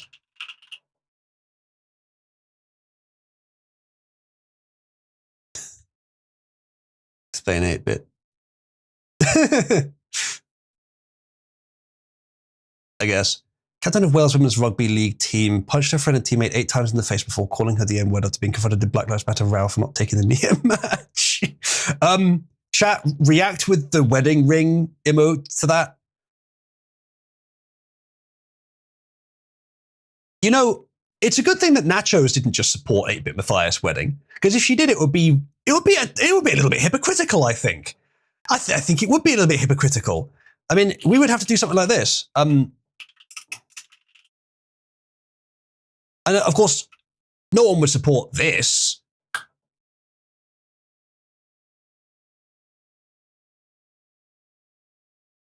Oh, it looks like some people are supporting it. A taste of your own medicine, Nachos. How does that taste? Oh God, oh no, wait. 8-Bit Matthias' wedding is in first. Will says she told Matthias to sweep her off her feet, so I thought it would be okay. Did she? Okay, so the leaderboard currently is 8-Bit Matthias' wedding is at the top, and Nachos' Wolf wedding is in second. It's all go here in the romantic division of Cabal. Oh, Nachos' Wolf wedding is now in first. Here's the current state of the board. It's all weddings and princesses up at the top. It's very nice.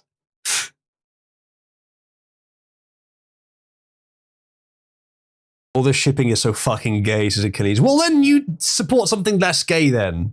We're never going to beat the homosexual allegations, Drew. I'm ordained in an online church if you want a double wedding on stream. Oh, yeah, let's have a look at the Epstein Islam thing, actually. I can do a custom filter here. Epstein Islam. And then, oh, it didn't go public. There we go. It looks like, currently, Islam is more hated than Epstein. Not by a tiny amount, actually. Which one of you fuckers upvoted Islam? Who's responsible for this? Mass wedding. Fellas, that's the gayest shit I've seen in here, and that involves the underage Filipino fairy saying, I just don't like women over and over again. Include, I think you mean. No, it's fine. It's just a little bit of marriage between friends. Achilles Chase wedding? Oh, that's an interesting combination. Islam's right about women. It's got some points.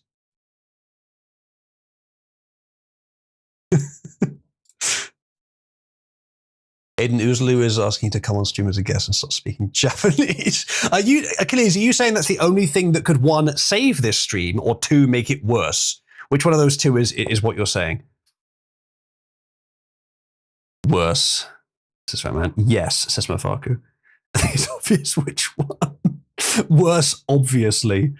People who say Islam is right about women have no idea what Christianity has to say about women. Here's Corinne with the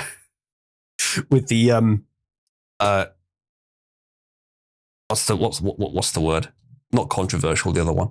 Contrarian black pill statement. Nachos insists she's not getting married. Well, that's not what the Cabal Aid board says. It's not what the Cabal Aid board says. Mass wedding. Maybe I should make a system to just let you /roll, but it picks a random person in the server and you just get married to them. Not quite what I meant, Corinne.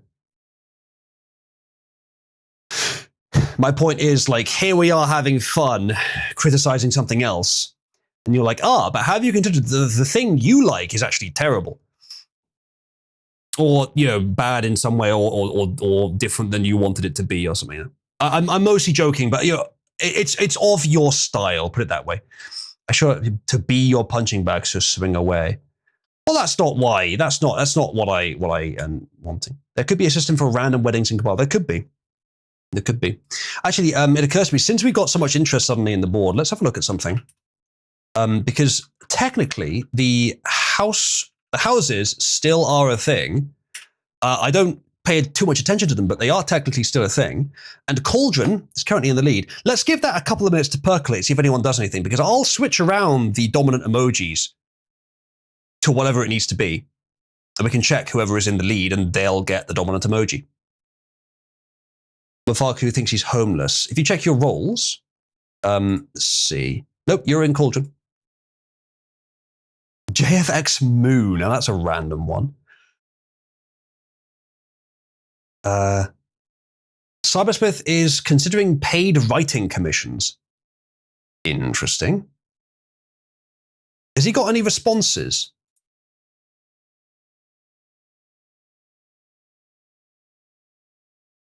No responses. He has got some retweets and likes.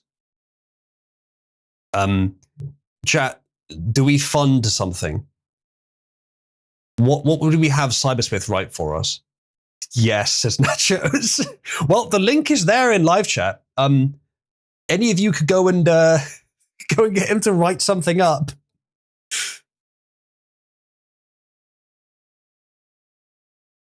Oh god, no. Oozlu fanfic. Well, that's the natural assumption. Have him write a new charter for Cabal. Whatever you tell him to do, he'll do it well. He'll actually pay attention and do it properly. He'll include some completely insane ideas in there, which is his style, but he will generally do it properly. That's the crazy thing. Apparently, I'm being married off to Achilles' mum. Achilles, how hot's your mum? I mean, it wouldn't be the first mother of someone in Cabal that I had been romantically involved with. Cybersmith isn't right about women, apparently. Oh, that was apparently for Aiden. I mean, we could always do Oozlu X Aiden's mum. I'm pretty sure that Ooze Your Daddy is the tag for that. Where is Ooze Your Daddy on the board? Fund Cybersmith to write the events of the Matthias X 8-bit marriage. Given that 8-bit has still not removed her princess tag, I assume she's not here. But I feel like if she was here, she would be cringing out of her skin. And perhaps, in anime style, she just sneezed because someone was talking about her. You know how they do that in anime? Notably, though, Aiden is here and is paying attention and hasn't removed her princess tag. I think we could infer something from this. 8-bit has a cold, so you were sneezing! I was right!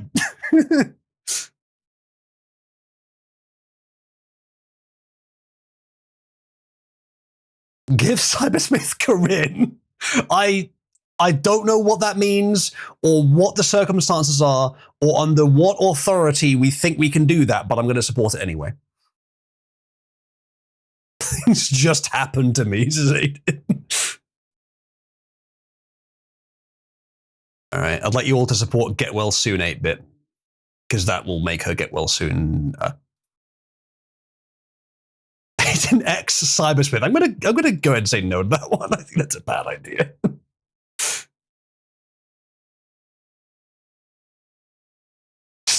Which one of you fuckers just said stay sick 8-bit? I'm gonna denounce that one. That's mean. That's just mean. You can't say that. 8-bit's a thief. I should offend 8-bit.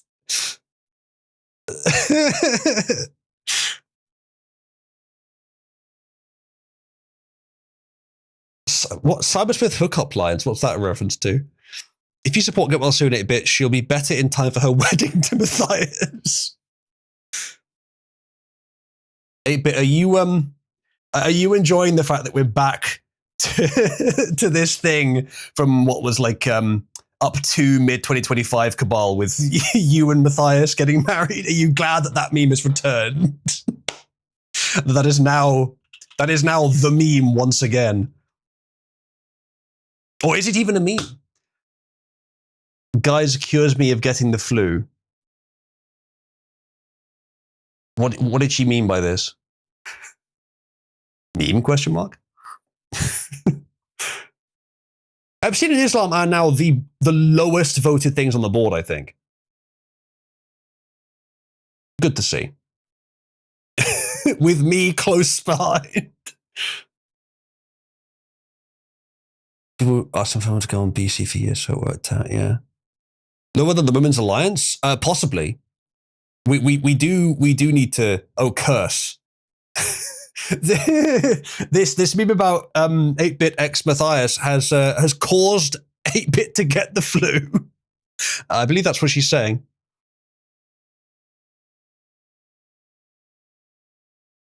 All right. I'm not sure if it is lower than Women's Alliance. Let me have a look. Leader, Women's Alliance. Oh. Women Alliance? Yeah. 20 people denouncing it, but it's nowhere near as low down in terms of the actual funding for it. So yeah, that's those are actually the lowest things on the board, Epstein and Islam. Women Alliance is not as low as those. Only because 8-bit is sick with excitement over her pending nuptials. Can you confirm, 8-bit?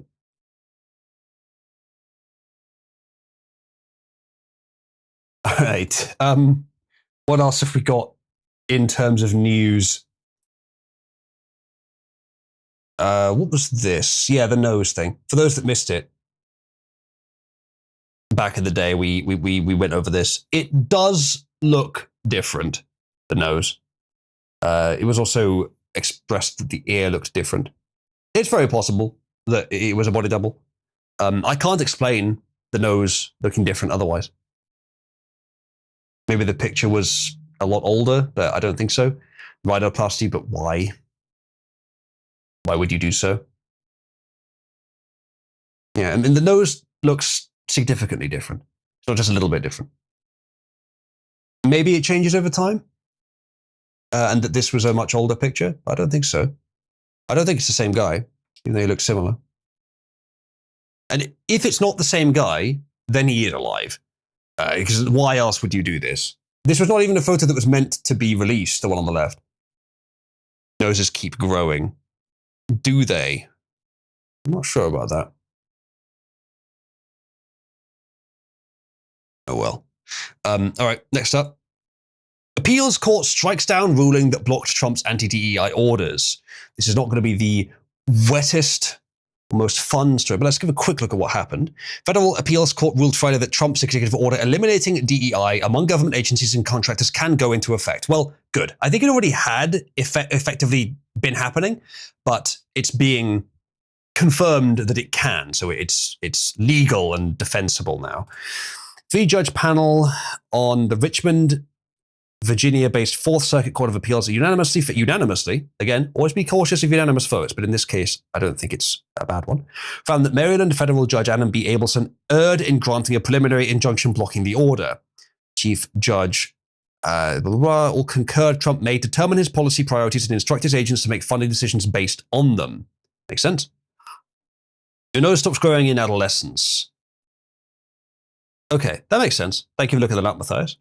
While noses and ears may appear to grow as we age, they do not actually continue to grow in their traditional sense. Instead, changes in cartilage and skin elasticity contribute to their altered appearance. Okay, so it could be that it changed shape, but I don't think there's much time between the two pictures. Whereas I don't think there's that much time between them. I don't know, but the picture on the right, that can't have been older than about 10 years ago. I don't think. I don't think so, but maybe it is. So I don't think it would have changed that much in that little time. Yes. Mafaku, so Mafaku's mentioning the Uncanny Valley thing. The reason for the Uncanny Valley, this guy says, whoa, people that looked like humans but weren't actually, yes, they were, for example, Homo neanderthalensis, or however you pronounce that, and other branches of human that were not our ancestors, Homo sapiens, or whatever. There were several different tribes and genetic branches of humans at some points, which would have looked similar. We don't know how they looked on the surface. We only know what their skeletons look like, and only through usually partial remains. But that's probably where that comes from, or at least it's theorized that it is. I suspect that while it's probably started there, it's persisted because it's still a worthwhile thing to pay attention to. It never stopped being useful to the point that it needed to be like bred out. It's just not as useful, but now if you saw something that was human looked roughly human, but not quite. It doesn't matter what circumstances exist in reality. That would still be weird. That would still be a problem. It would indicate that something is trying to mimic humans. Why would it be doing that? Probably to harm them. So yeah, it's worth having that. I think it makes sense to have that instinct, even if the other branches of humans still don't exist. Don't still exist. So look at this one. Faku. Jews before interbreeding with Gentile races had a very different look, distinct look in antiquity. I suspect that these pictures are exaggerations. As I mentioned earlier, they don't actually look too different. Like I can see what they're basing it on. I've seen the pictures people have posted of the different types of the different philologies and like, classifications of Jews. And yeah, here's two of them. So yeah, I suspect these are slight exaggerations, but they are probably based on the same reality we see today. But they sometimes look like this.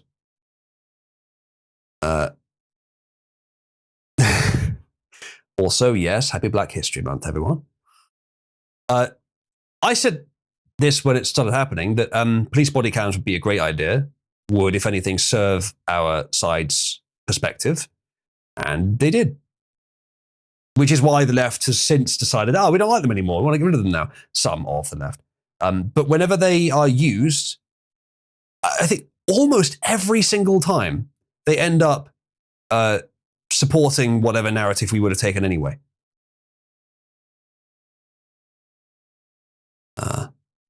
Yes, indeed, Will.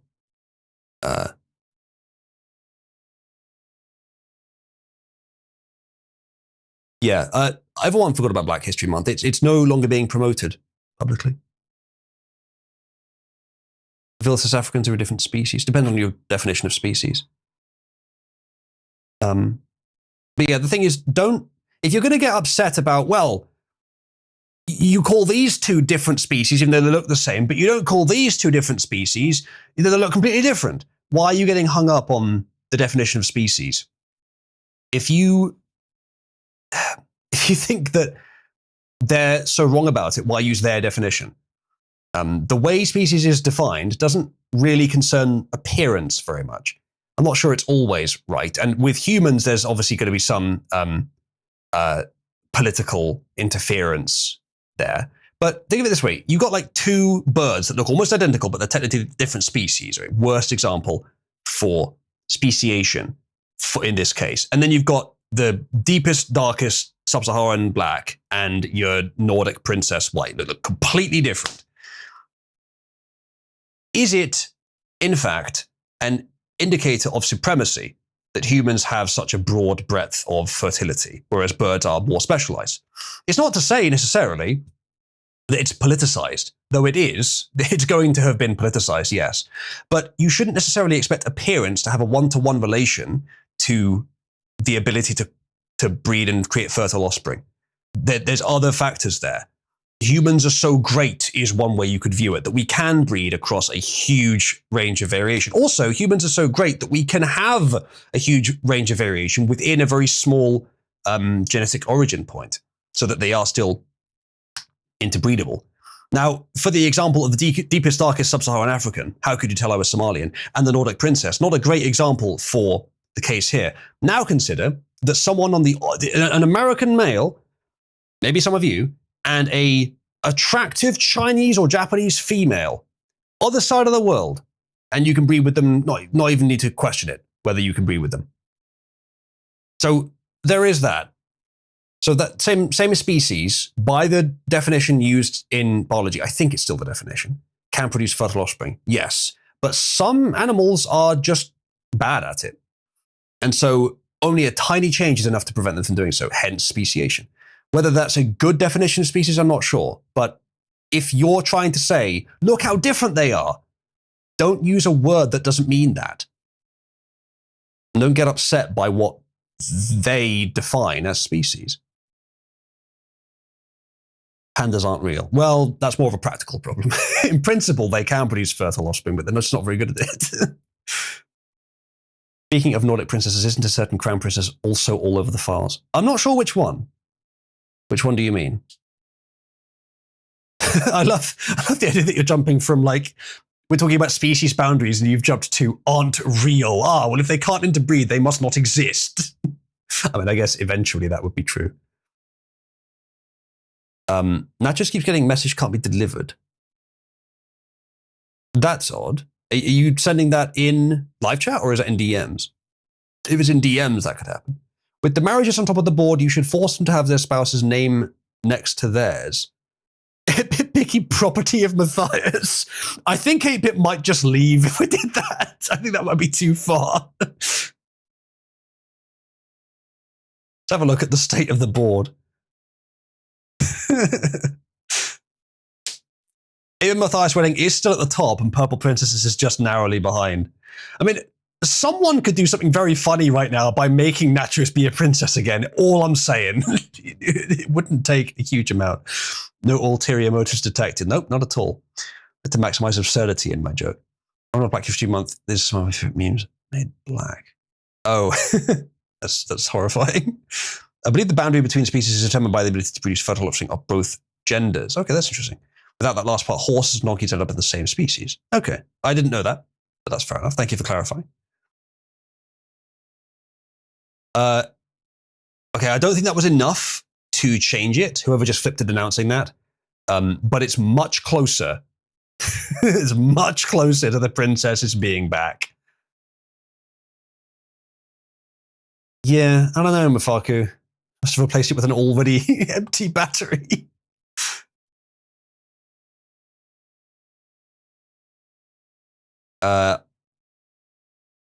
Did you spell that wrong? Or did Purple Princesses get denounced? Oh no, Purple Princesses got denounced by someone with enough money to make it go away.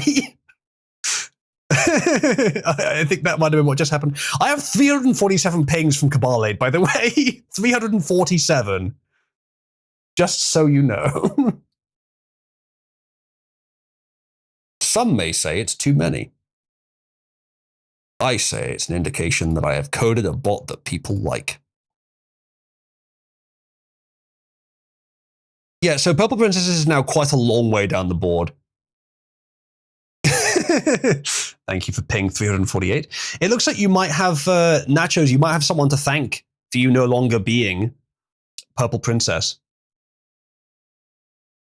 For no longer being in danger of it, even. Spamming who's loose DMs. Thanks, guys.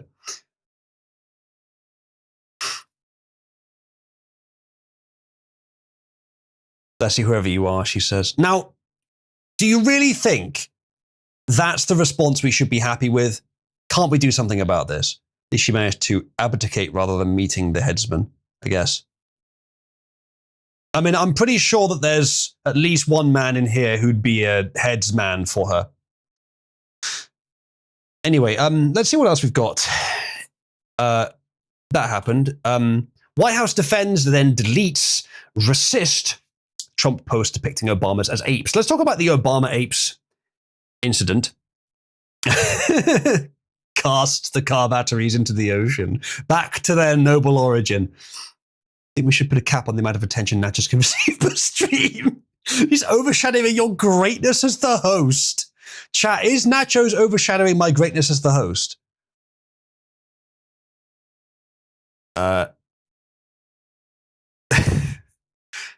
Execute Nacho. Everyone's voting for execute Nachos. Bullying her is overshadowing me, apparently. Well, that's acceptable. Please stop filleting Ursula. No, you have to stop. She does have a nicer butt than you. Well, Wolf, you know, I sent you those pictures in confidence. You're not supposed to reveal that we've been sharing nudes. Yeah, it's a good point, Vil. Yeah, why does he have to stop filleting me on stream? Frankly, it should be a consistent occupation of anyone in the server.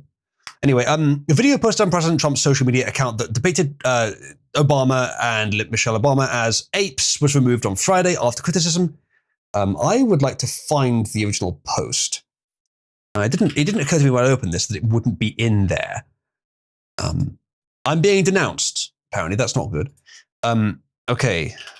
Obama ape.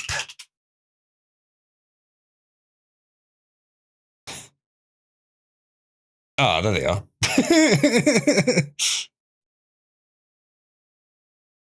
Yeah, that appears to be them. I don't know if he posted that as is.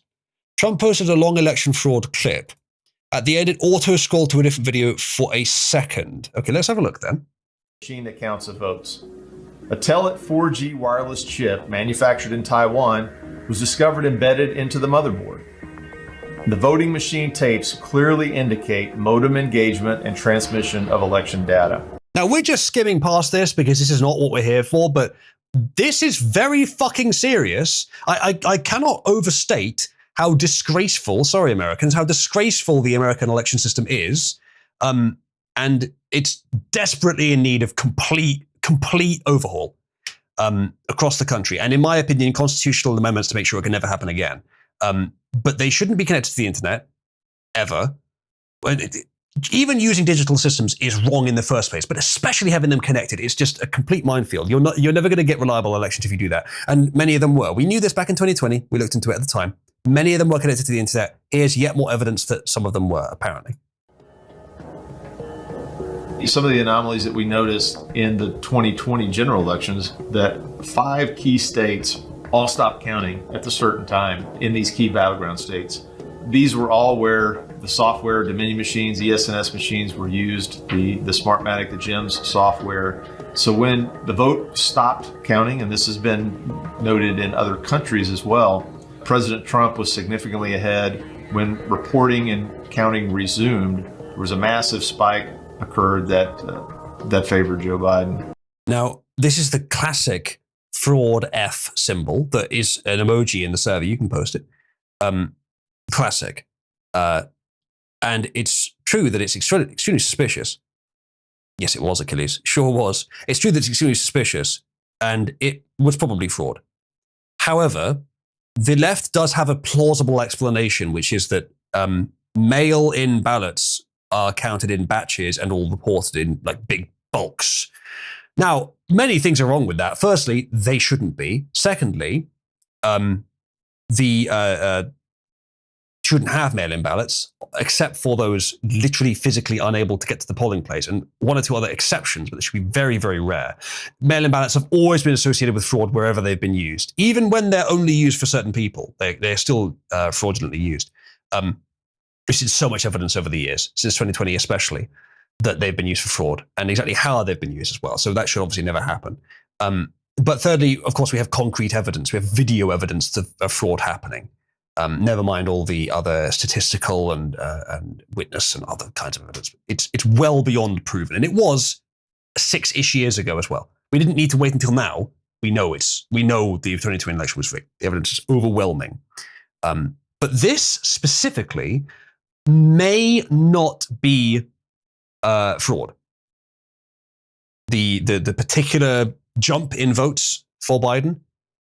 The suspicion, the narrative is that the mail-in ballots went overwhelmingly blue, and that's why they came in. But of course, any number of those mail-in ballots could have themselves been fraudulent. And I suspect most of them were, or a lot of them were, if not most. So this specific curve, the F, does not have to be fraud, but it probably was actually fraud, or contained fraud. Let's continue.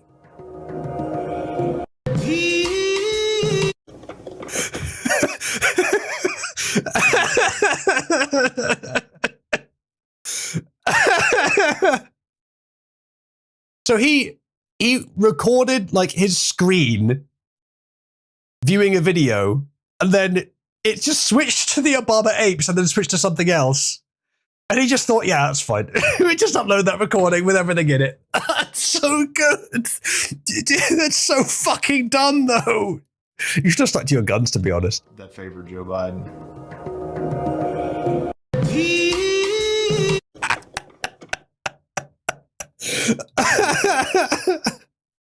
That's so fucking dumb, but it's very funny. Thank you, Trump, for posting that. Yeah, Benford's Law, there were some cases with the 2020 election where it didn't help much because the numbers, it's not exactly the kind of thing that Benford's Law would apply to. But we did look into it, and I did think that in some cases and in some places, Benford's Law helped. The idea basically is that as a number climbs, if it's a number that increases gradually, and there's some parts of this I'll miss, I'm sure. If a number increases gradually at a relatively steady rate and doesn't make huge jumps, you would expect the number most of the time to start with a 1. I think that's roughly what it says. I may have got that wrong, but you can look it up if I fucked it up. In fact, I'll look it up. Benford's Law, but I think that's roughly it. And in many cases, that wasn't what happened. Describes the relative frequency distribution of leading digits of numbers of data sets. Leading digits with smaller values occur more frequently than larger values. This law states that approximately 30% of numbers start with a 1, while less than 5% start with a 9. It looks like I was correct, yes. So for that, there were many cases in the US where it didn't follow Benford's Law. Now, Benford's Law is only a statistical probability. It's not for sure, but there were enough where it was odd. Now, it was one of the weaker forms of evidence of election fraud, but it was a good initial indicator. The bellwether cities was another one, which was, it was not ironclad evidence, but it was, goddamn, you look at that, you think there's something up here, where every single election for like 40 years has been predicted by these, what was it, like 15 cities? And then 2020 flipped directly, where those cities went for Trump and the election didn't. First time in like 40 years or something where it didn't. So that was another thing where it wasn't evidence of fraud, but it was a damn strong indicator that there was fraud. So that's the point at which you say, oh shit, and you look deeper into whether that's actually what happened. As it turns out, yes, it is what happened.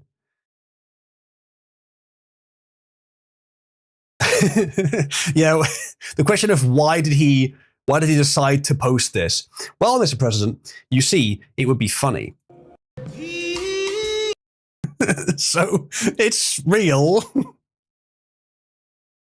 Great, thanks, thanks, Trump. Well, unfortunately, they took it down. Didn't stick to their guns on it. Invasive tropes. White House first defended the post, then deleted it about 12 hours after it appeared. I want to see the defense, actually. A White House staffer erroneously made the post. A White House official said it has been taken down. A Trump advisor said the president had not seen the video before it was posted late on Thursday and ordered it taken down once he had.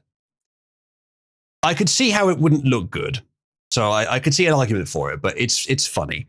Both officials declined to be named. The White House did not respond to a question about the staffer's identity. White House spokeswoman Caroline Leavitt hours earlier had defended the post, describing the wave of negative reactions as fake outrage. A bit of both, I think. I suspect. The minute-long video shared on Trump's social media amplified false... Yeah, you go ahead, Reuters. Spliced into the video nearly its end. It's not spliced in. It wasn't even intentionally there, I don't think. It was just, they didn't cut it. Trump has a history of showing racist... Yeah, I'm sure you think so. And then, yeah, so very fiendishly written article here from Reuters. But essentially, that is the story. It's funny that it was posted, though. I mean, like, this would be a laugh riot in 2016. We'd be all over it, but it's a little bit more passé now. All right. Let's see what else we have. Luigi Mangione shouts at judge in angry outburst in court, quote, 1 + 1 is 2. Well, I see his IQ hasn't dropped. And first lad, it's good. Wearing a tan jail suit, Mangione sat quietly at the defense table until the outburst, until the end of the hearing. So, for those that don't remember, this is the guy who shot a CEO of, I think, a medical company on the street in the head, and then became the international #1 heartthrob for all women in the world. Perhaps the Purple Princess posse in audience can confirm. You knows his Nachos. But Nachos, look, he's like somewhat attractive and he has extremely strong political views. Is he? I don't know about that. 1 + 1 because he's a genius among the left, yeah. So I'm not sure what he means by this, so I figured I'd have a look at the article. Luigi Mangione shouted at a judge in an emotional outburst on court Friday as a trial date was set over the murder of the CEO, Brian Thompson. I think I'm just going to go ahead and preemptively give Ratman his role because he seems fine for level 1. But we can still use enrollment if we want to prevent it. Luigi shot the CEO of United Healthcare on his way into a shareholder meeting where he was stated to give a briefing on massive healthcare fraud. Interesting. Oh, that is interesting. Maybe that's what actually happened then, is he was assassinated and this guy's just the fall guy. Ghost says 8-Bit only has eyes for Matthias and Nachos only has eyes for Wolf. Aiden, however, is elected president of the Luigi Fan Club. I could believe that. Ratman, you can be other colors too. If you type in /IAM list, you can see all the different customization that you can add to yourself. I will at some point make a better UI for that. I know that you could just have you click a reaction and you get the role. I could do that. But there's a few things that wouldn't quite fit as well. I need to think about how to design that. But yeah, you can get a bunch of customizations using that set of commands. So you can be a different color. I think it's just a coincidence, but literally everything Luigi did resulted in the opposite of his cause succeeding. I wouldn't be surprised. I haven't looked into it in detail, but that is interesting, Somnus.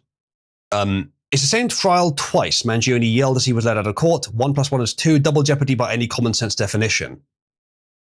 Interesting.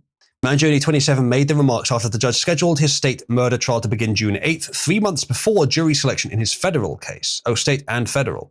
Interesting. Why would they be doing both? Judge Gregory Caro, matter of fact in his decision after a lengthy discussion with prosecutors and defense lawyers at the bench, said the state trial could be delayed until September 8th if an appeal delays the federal trial. Mangione's lawyers objected to the June trial date, telling Caro that at that time they'll be consumed with preparing for the federal trial, which involves allegations that Mangione stalked Thompson before killing him. Okay. Mr. Mangione is being put in an untenable situation, defense lawyer Karen Friedman Agnifilo said. This is a tug-of-war between two different prosecution offices. I mean, that does sound like double jeopardy. I don't know what the circumstances are, but if it's a federal, the thing is, if there are some things he did that are only state crimes, not federal crimes, then maybe that does have to be done on a state level for those charges. But then it shouldn't be for the same charge. If it's different charges, that's different. But then also, in the case of doing justice properly, they shouldn't be happening at exactly the same time. You shouldn't be doing the same charges more than once. I may have missed something with that. The two governments are legally independent in their enforcement of criminal laws. Okay. State court. A person can be acquitted or convicted in state court and still face federal charges and vice versa because the two governments are legally independent. I'm not sure I approve of that, but if that is how it works, maybe there's a good reason for it. I'm not sure you should be doing the same charge in two different places, but if that is how it's supposed to work, then I think at least there could be a provision for them not happening at the exact same time. It seems likely that Trump's DOJ doesn't trust New York State to try a socialist. That's fair. Yeah, I think if something is a federal crime, then it should be dealt with by the federal government, not the state government, or both. But the state shouldn't overrule the federal if it is a federal crime. The witchcraft of Discord remains a mystery to me in my old age of 20. Yeah, I mean, that sounds about right. Wait, hold on a second.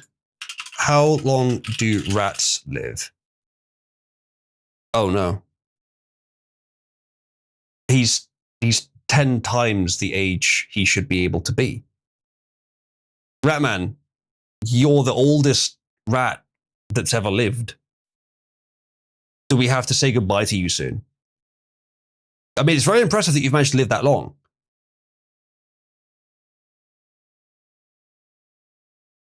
But chat, can we have a moment of silence for the impending death of Ratman? I mean, now that we've informed the universe that he's lived 10 times longer than he should have done, his death is imminent. As soon as it realizes. He's a Ratman, no reason to think his life expectancy isn't increased. Well, the way he was talking earlier made it seem like he was actually a rat. Halfway point between a rat and a man, he should have another 10-ish years. Okay, that I could see. Yeah, if we're considering the average life expectancy of a human, in the West, let's say, to be about 75, let's call it 80 for simplicity, and then 2 years for a rat. So that would be something like 35. No, a little bit over that, 41. So he actually has about 20 years left. Are we going with that, Ratman? Does that sound about right? Okay, Ratman's threatened to eat floorboards. I'm not sure he is actually human. What, renaming Ratman to Asman's alarm clock? But that's way more than 24 characters. Is it actually? Might just fit. What is Ratman? A variable but otherwise normal rat. A disgusting Chinese-made hybrid. Rat Elder Lich. Yeah, let's go ahead and do a vote for that one. This is very important. Maybe his name just means he's a man that just happens to be a rat, and apparently not a rat for the mafia, or else he'd already be sleeping with the fishes. Quite. So apparently, Ratman, you are being declared a disgusting Chinese-made hybrid between a rat and a human. What say you? Lucky Skaven. All right, so it seems like Mangione is complaining about something which intuitively to me sounds wrong, but it does seem to have legal backing. I could see their argument for not having the two court cases right at the same time. I could see the argument for that, yeah. But that's not what he's complaining about. So that explains what the 1 + 1 = 2 thing means. Weird thing to say, and it was obviously going to be misinterpreted. Maybe, though, saying something weird like that is what gets people to click on the article and see what the hell he meant. I understand, Ratman. Ratman, have you followed Aiden around because she's also a British supremacist who isn't British? Or at least not British born. Remember, Luigi literally did this for Updoots. It only follows that he has a legal understanding of Hereditary 2, I guess. Like, I didn't know that about federal and state court, but if I was about to commit a federal crime, I think I'd want to look into it. Malaysian born. Well, you seem to be a British supremacist, which of course I appreciate. It's rationality, said Aiden. I mean, what do we reckon, chat? How many of us are British supremacists? Always the brown people that are British supremacists, says JK. I don't know about that. I mean, Aiden isn't brown, for all that you can say about, and for the fact that Nachos is. You can't say that about Aiden. Anyway, let's see what else we've got. This was quite good. Just a bit of. I'll just play the video. President Trump, we support you. We support ICE. Our country was made for Americans, not for Somalis. Hey, look at the Somali flag in the background. Oh, wait, that's not the Somali flag. It's the Minnesota flag, or is it?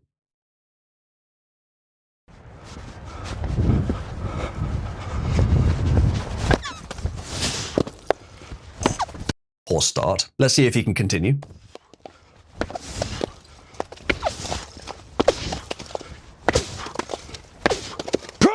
Baby, America first, America only.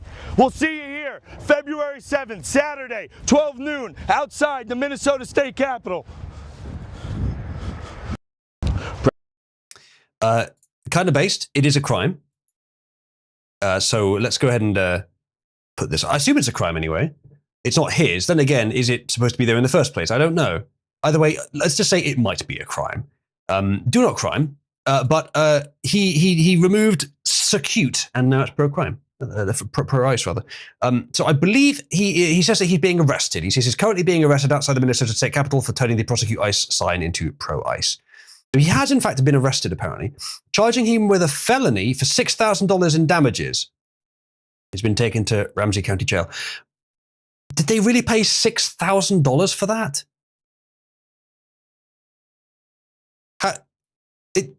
It's you just need a mold, and then you just fill it with water and wait. Fraud. I mean, like, the answer is no, it shouldn't cost that much.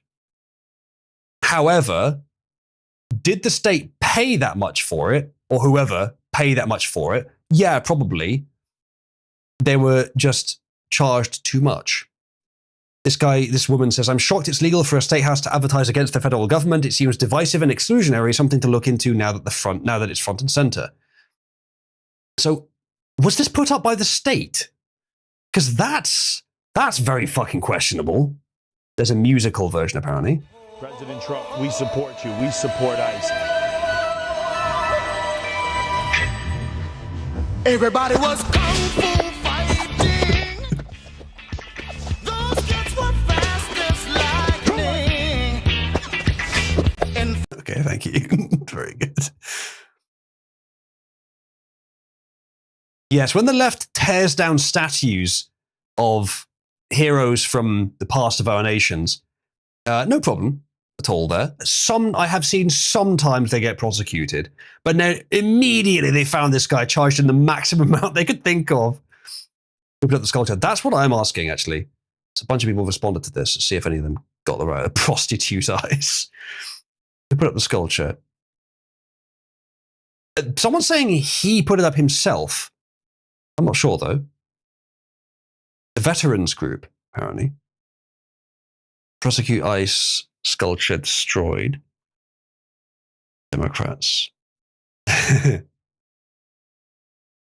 does seem odd that a veterans group put it up, but then you can have Democrat veterans, can't you? That's something that can exist. You could have kicked it a little bit more manly. Yeah, I'd say so. Fucking up on kicking the S was not a good start.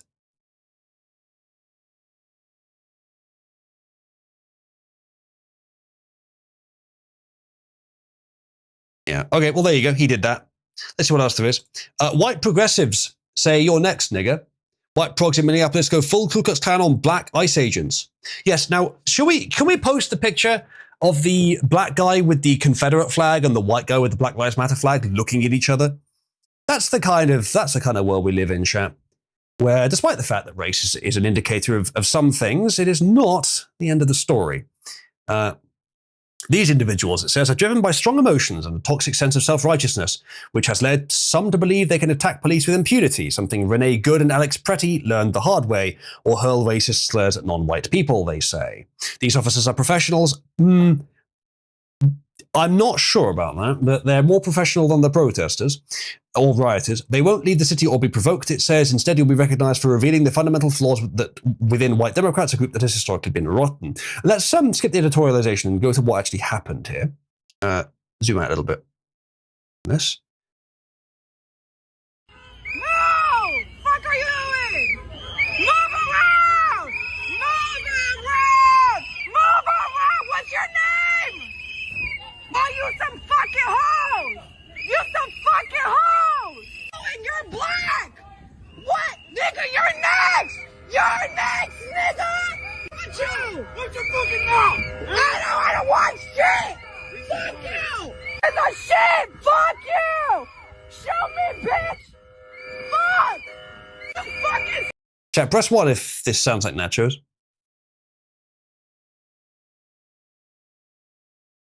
Nachos, were you where were you on this day? Were you in Minnesota?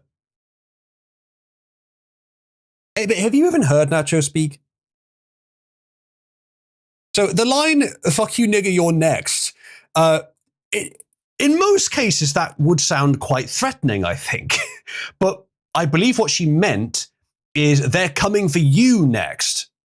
So there's that old expression of, for the Holocaust. First they came for the Mexican immigrants, and I said nothing because I was not a Mexican illegal immigrant. And then they came for the blacks. Well, many people would like that to be the case, but it's not actually going to happen. The problem with that expression is it's a bit of a slippery slope. Now, many would argue it's what happened in the 30s in Germany, and I'm not saying it isn't, but it doesn't always go like that. And sometimes the groups pursued are groups that should be pursued. First, they came for the murderers, and I did not say anything, for I was not a murderer. Next, they came for the rapists. I did not say anything, for I was not a rapist. And then they came for the burglars. I did not say anything then either, because I'm still not a, etc. Just because you can put it into that phrasing doesn't mean it's bad. And that's what they're doing here, because these are illegal immigrants, and a country should indeed have borders. Yes, indeed, Matthias, that is the one.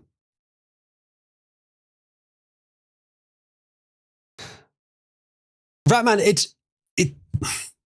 if I had a nickel for every time someone joined Cabal and started like RPing as a rat, I'd have 2 nickels. which isn't much, but it's weird that it happened twice.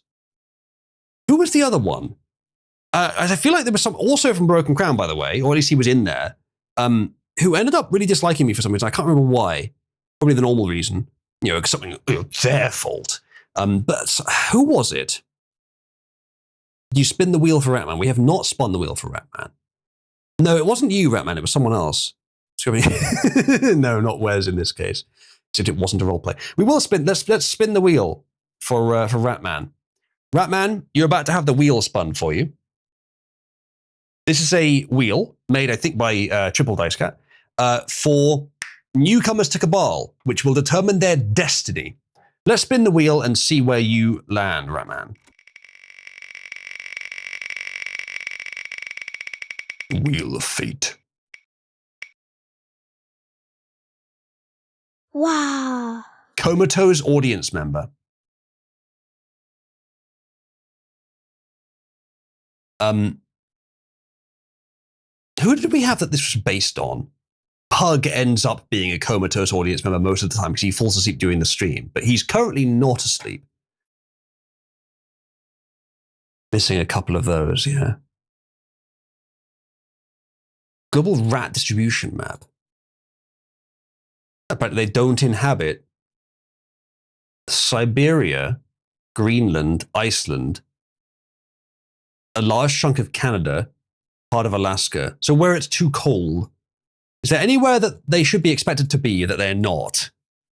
Not that I can see. Rats inhabit Israel. Case closed, chat. Case fucking closed.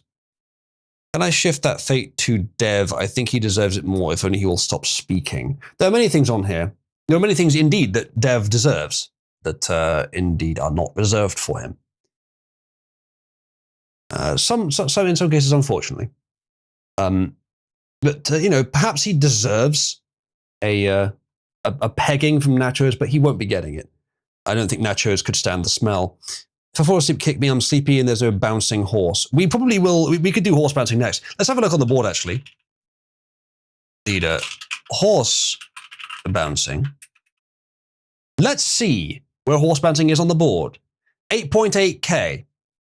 I think we could say that that's enough to end the stream with it. How about we say that if it's at 5k or more at a point in the stream where I'm done with politics, then we'll end the stream with a few rounds of horse bouncing. So if you desperately want it not to happen, you could vote against it, chat. But personally, I think it's a fine way to end the stream.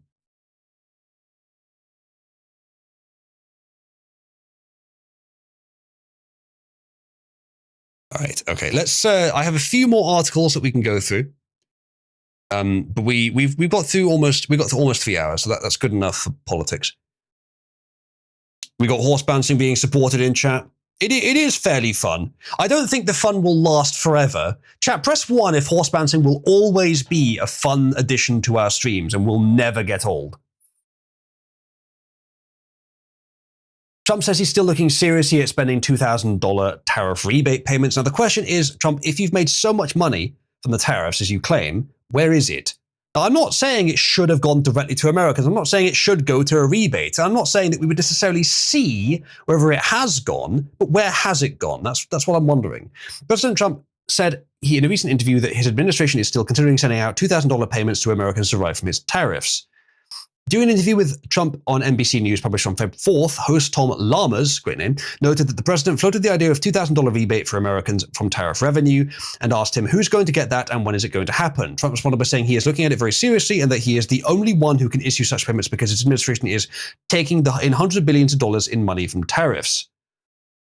Using tariff money to pay for the military during the big shutdown. I'm sure he was, yes. But what's he doing now? One sec, chat.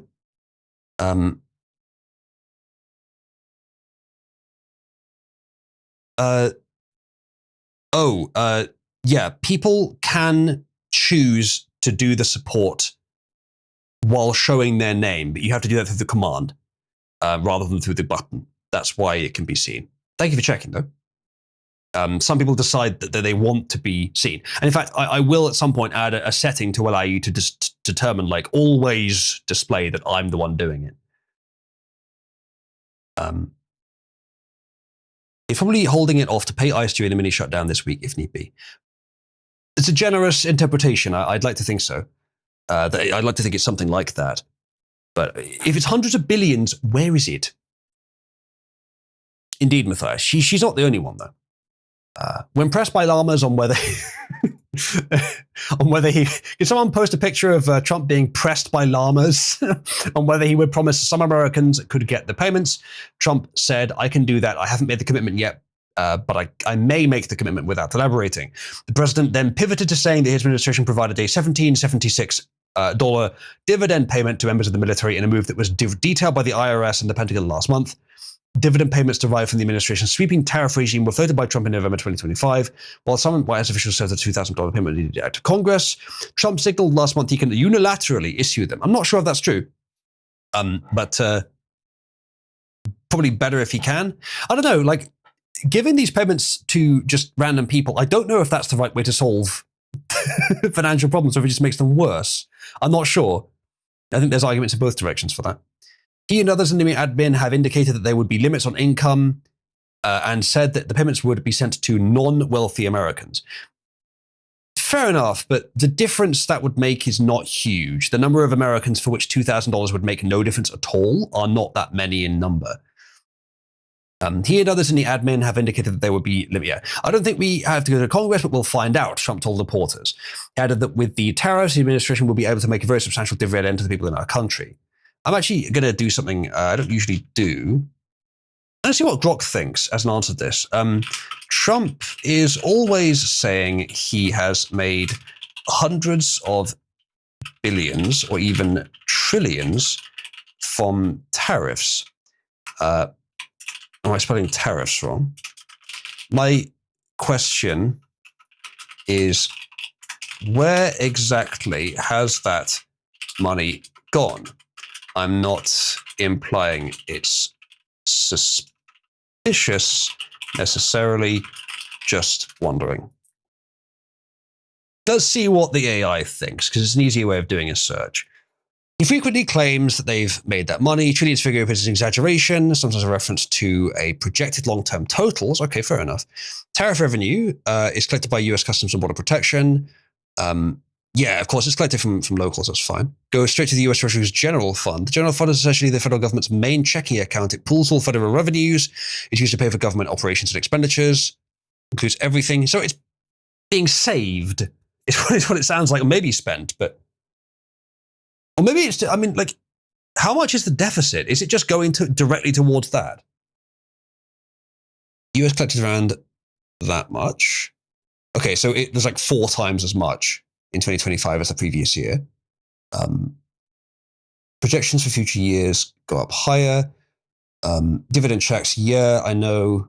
Okay, so it's not giving much of an explanation here. It sounds like it's just either going towards the deficit or being saved. It's not suspicious in the sense of being hidden or misused. It's standard government accounting, but the revenue is ultimately used like any other tax dollar to fund government activities. The scale remains modest compared to the total federal revenue. Okay, that makes sense. So basically it's being either saved or is going towards reducing the deficit by being spent.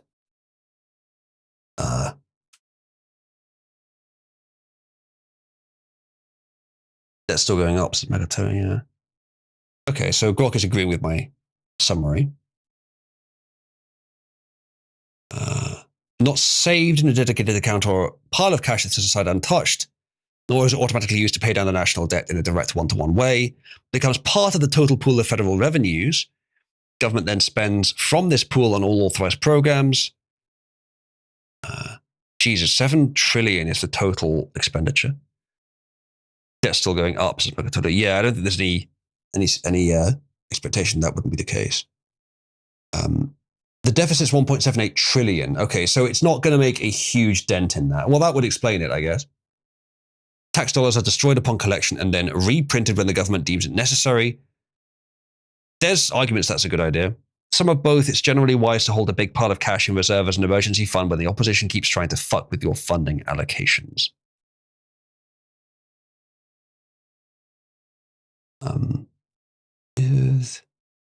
Yeah, that is true. Okay, that makes sense. As I said to the AI, I didn't think it was suspicious. I just wondered where it was going. Yeah, that makes sense. It's the most boring answer, but fair enough. Indeed, Ghost, money isn't real. Even if you use gold to back it, it's not real. It's not physical, but it is real in the sense that it matters, even if it's not made of matter. All right, next thing. White House says Trump has no plans to deploy ICE at polls, but won't rule out a federal presence. I said before Trump was elected, if he doesn't do something significant about election fraud in the first few months, it's going to look quite bad. It's going to lose some confidence. He has done a bit for it, but it hasn't been as much of a focus as I think it should have been. I think it's the US's number one priority. Because if you fix that, I can understand the president not considering it as high a priority because he's in office. But as someone who's not the president, not even American, but if I was, I think I'd be saying the same thing. The next president will be determined in part by the election system. If you repair the election system, then you can have someone better than the worst option available next time as well, after Trump. And after that, and after that. If you repair the election system nationwide, you force it to be repaired nationwide, to be functional, to be honest, you won't get a Democrat for a decade at least, maybe more, until they get their shit together. Because they win largely because of rigging. And I think that's such a high priority, especially with how bad the system is now. It's such a high priority. What maybe he should be doing is, rather than forcefully deporting people with ICE. He should be doing that too. But what I would almost rather see him doing is forcing states to completely overhaul their election systems. I know that's supposed to be a state's thing that the federal government is supposed to be involved in. That doesn't work. I don't think it's worked. I think that should be, even if not controlled by the federal government, at least regulated with some new rules of how you're supposed to be able to do it. I know that each state is its own individual country, but there are things the federal government can overrule them on, and this, I think, is important enough that it should be one of them. The only way the president would be real is if we elect Jasmine Crockett. Oh yeah, that'll be great. Actually, we have something else on the potential next president, which do we have it open actually? I might not have opened it. I did see it though. Why didn't I open it? I thought I did. Hold on. Okay, it is there. Where is that? Oh, I skipped it earlier. Okay, it looks like I skipped a few stories, actually. I can go back and get them next. Okay, so the White House said on Feb 5th that President Trump has not discussed any formal plans to deploy U.S. immigration and customs enforcement agents at polling locations, while declining to guarantee that federal agents would not be present near voting sites. Now, what I just said is all to build up to the statement that this is all just sort of icing. You've got to solve the underlying problem. The only reason to be concerned about this, to even discuss doing it this way, and just trying to enforce it, even though you got no new rules to make sure it's enforced. The only reason to even talk about this is if you can't. Most Republican states have already implemented, or not most, but many, maybe most, have implemented policies that should help a lot with election fraud. But that only prevents election fraud in states where the Democrats weren't going to win anyway. Now, some swing states have done it, which is good, but Democrat states a lot of them are only blue because of election fraud. So you got to fix it there. And they're not going to implement any changes. Of course they're not. And that is an untenable problem. That is a downward trajectory for the US, which can never be pulled out of unless you fix that problem. You've got to fix the election system. Not fix. Poor word to use in this context. Repair. Doing this, the only reason to be concerned about it is if you literally can't fix it, repair it in those places. In which case this will be a tiny help. But you really should try to repair it in those cases, in those places, even if you have to force it, even if you have to get a you're not going to be able to get a constitution. I mean, you don't have enough people in the House, do you? But whatever it takes, you gotta repair the election systems in those places. So if he puts federal officers in the election places, if they don't have good rules on the books, then I don't think it's going to do much. It may slightly intimidate some fraudsters from doing anything. Maybe. But it may also cause the exact intimidation effect that you don't want. You certainly don't want the bad look of having fucking Trump's Gestapo at the ballot box who's going to leer at you if they think you might vote Democrat. Not that that's probably what they would be doing, but you don't want the appearance of that. The press are going to have a field day if you do that. So it wouldn't help that much anyway. In Republican areas where they have implemented good policies, which you could then enforce, it will help with the enforcement, but it still doesn't look great.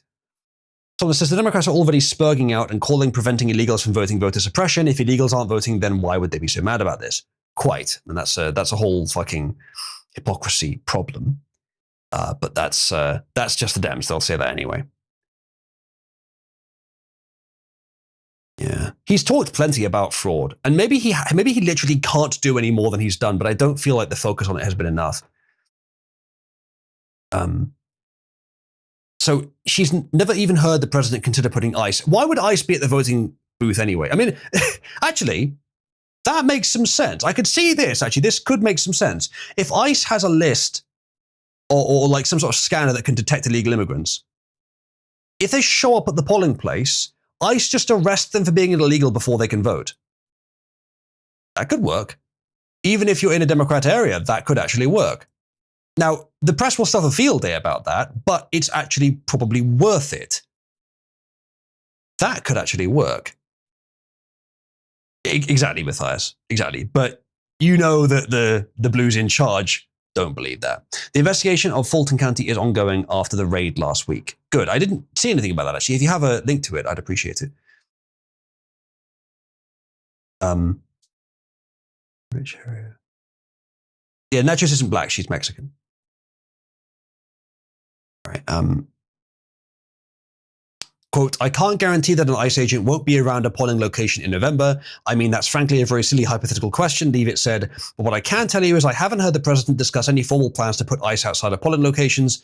It's a disingenuous question. I think it probably is, but maybe it's just the inspiration we needed that the press has given us. Yeah, let the press have a field day because you can actually prevent a lot of illegal voting by putting ICE there.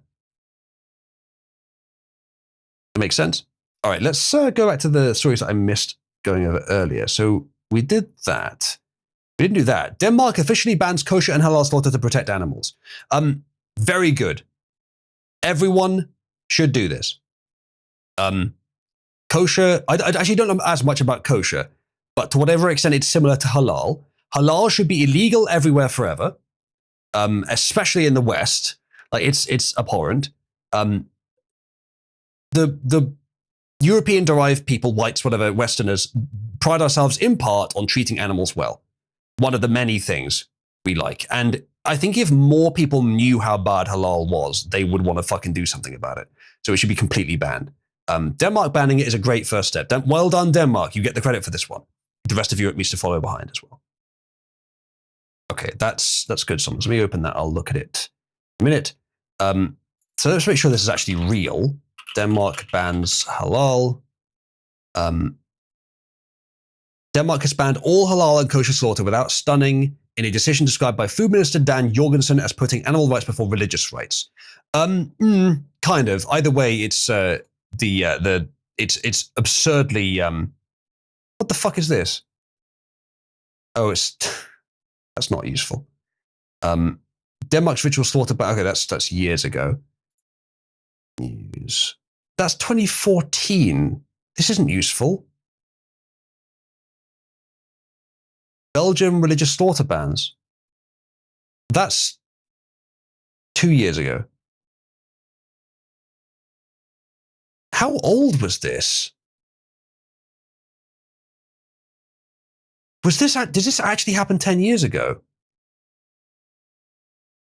Interesting. Yeah, foreign religious rights, indeed. Same killing method with different prayers, okay. I guess this isn't recent then.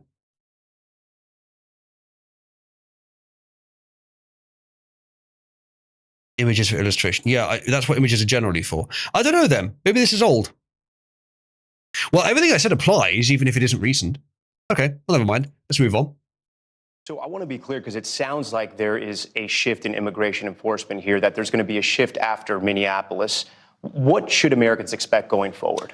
Well, one thing I say to my people, you know, we do a good job, we don't get credit for it. I say they have to ask and they have to say please. When a city is going, who has to ask and who has to say please? The mayor or the governor. I don't want to go and force ourselves into a city, even if their numbers are terrible. Like, for instance, I got a call from Jeff Landry, governor of Louisiana. He said, we have a big problem. Could you go in and help us with well, let's see, certain sections. I mean, to be honest with you, certain sections of the state, beyond their famous, beautiful city, certain sections of the state. We have done, not only in New Orleans, we've done a really great job in Louisiana, but I was called. I want to be called. Chicago, we could solve the Chicago crime. Well, on that question, which cities are you headed to next? We have 5 cities that we're looking at very strongly, but we want to be invited.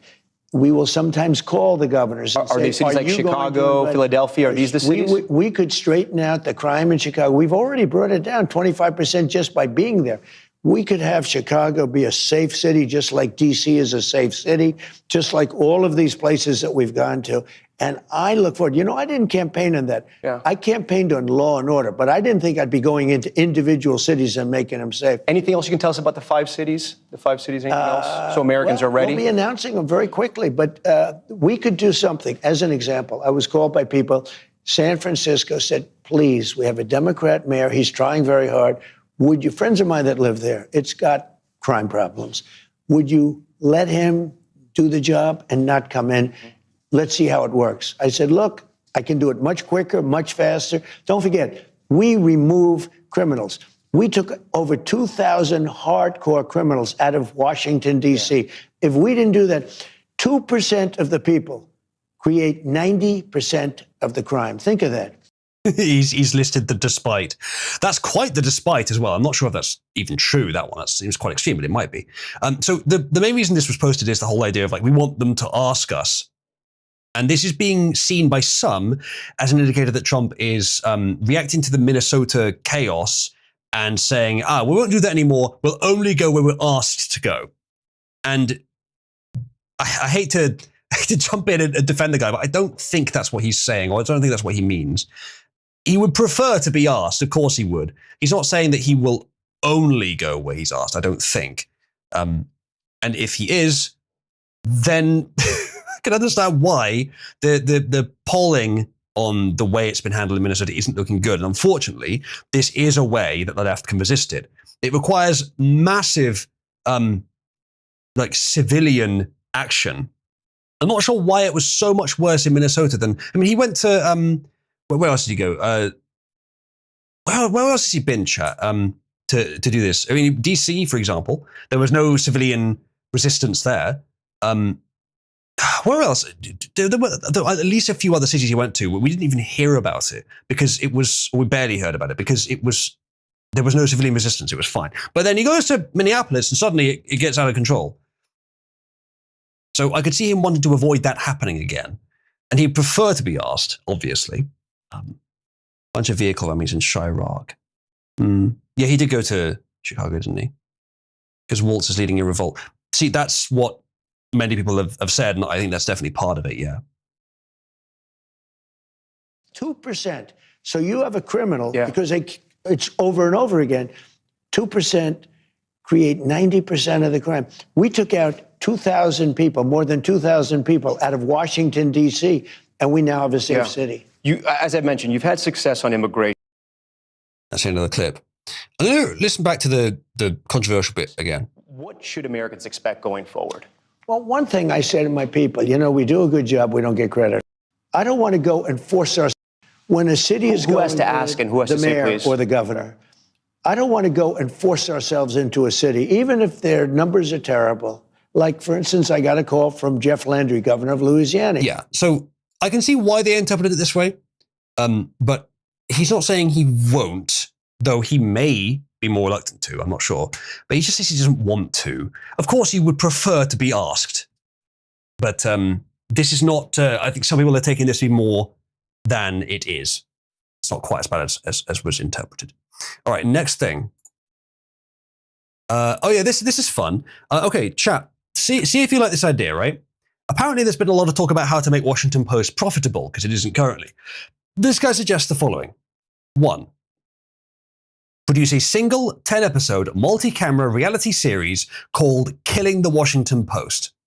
2. Each episode will feature the firing of the remaining staff, watching them box up their offices and crying as they walk those boxes to their cars. 3. The 10th and final episode will feature an empty Washington Post office and Jeff Bezos obtaining the necessary fire permits.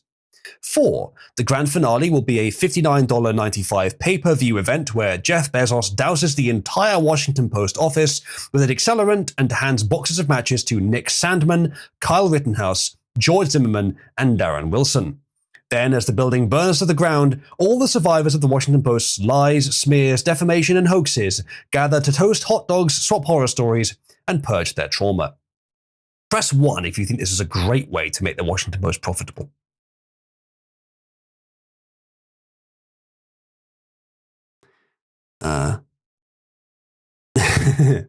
Britwit, there are a few women that can accept guilt. There are also some who will opportunistically thrust guilt upon themselves even if they don't deserve it. Could burn better. Yeah. I think this is a pretty good idea. Call that this idea. I will just because I'm showing this on the screen, I will say do not crime. I'm not advocating burning it down. The premise here is it's entirely consensual. Yeah, it seems like a good idea. There's MB News as well. MC News as well. It's suggesting just blowing the building. Yeah, that seems like a pretty good idea. All right, let's see what else we've got. This is what I mentioned earlier. Great news, probably. Breaking, new leaks indicate Democrats are going all in on a Kamala Harris plus AOC ticket for the 2028 presidency to the point where they aren't even considering backing another candidate. The game plan is to fully embrace current Gen Z memes like 6'7". Worked so well for them last time. Now, I said last time, I think I said last time, I predicted correctly, no, they'll just stick with Kamala, bullheadedly. I think at some point I did say that, and it ended up being correct. In this case, I'm not going to make a strong prediction like that, but I would not be surprised if this happened. The only other possibility, I think, is Newsom. They seemed to be setting him up for a while. He was appearing a lot, but I'm not sure if they're going to go ahead with that. He can't stand up to DeSantis in a debate. DeSantis owned him in that debate they had, let alone, well, it won't be Trump, but I expect JD would do a similar job as DeSantis at least. So he's not going to look good on the stage. And he's a white guy, which means that they lose the appeal of a lot of their base. However, if they use a brownish woman, then it doesn't matter if she's not good on stage, which she isn't. They can just use the fact that she's a brown woman. Now, that sounds crazy and retarded, but that's the kind of person that we're dealing with here. So I would give it actually a slightly higher chance this is true than that they'll run Newsom. No, maybe not AOC. I'm not sure about that one. That's a fucking Hail Mary if they go for that. But with it being Kamala again, I give a slightly higher chance that's true than it being Newsom. Because they are that dumb that she is actually still their best option when viewed through their political lens, and maybe actually their best option overall, because so many of their potential voters share their lens.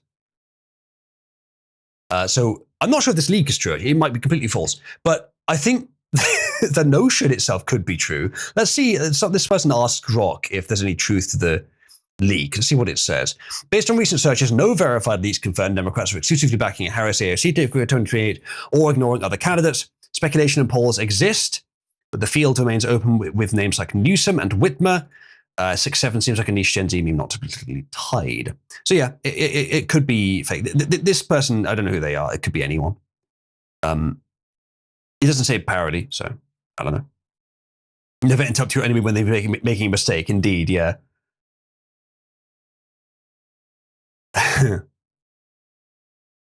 I don't believe there's anything in the comments here that's going to, affirm or deny this. So treat this as just this person says. But as I said, it may well actually be true. I won't be that surprised. Some people think they're trying to do A/B testing between Newsom and Jacob Frey. I'm not sure if I know who Jacob Frey is, but I'm not aware that they have anyone worthwhile, even in their own party, who they could get people to vote for. So what they've been doing up to now is relying primarily on cheating, and the candidate is kind of secondary. Why stop now? It's the closest they've been able to get. And because they have such stringent requirements on what a candidate needs to be, i.e.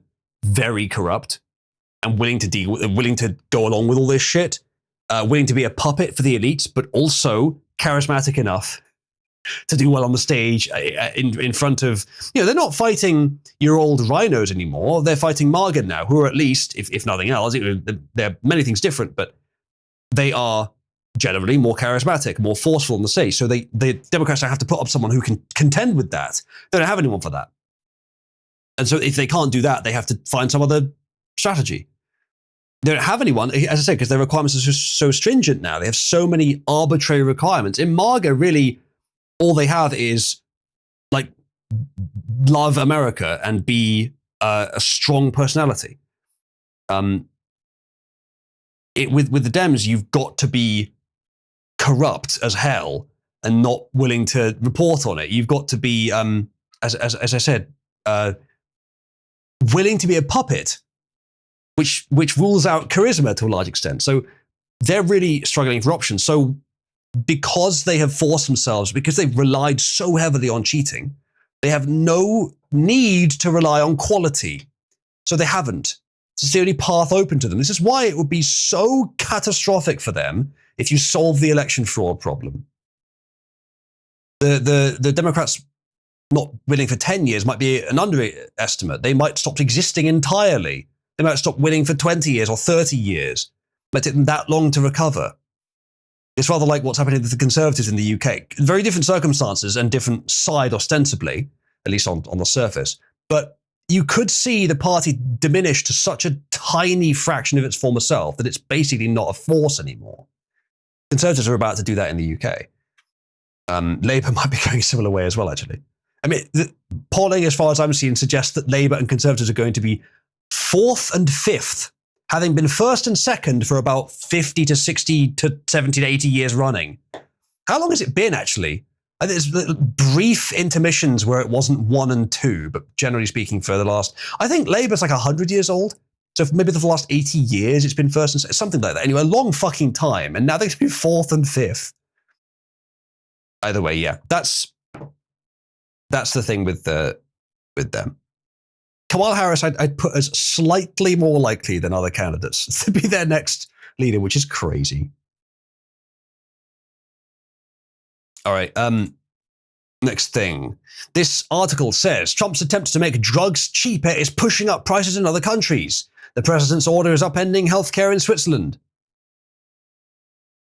And then this guy says it's not America's job to subsidize healthcare in Switzerland. For decades, Europeans have preened themselves on free healthcare. Apparently, America is paying for some of it. Probably.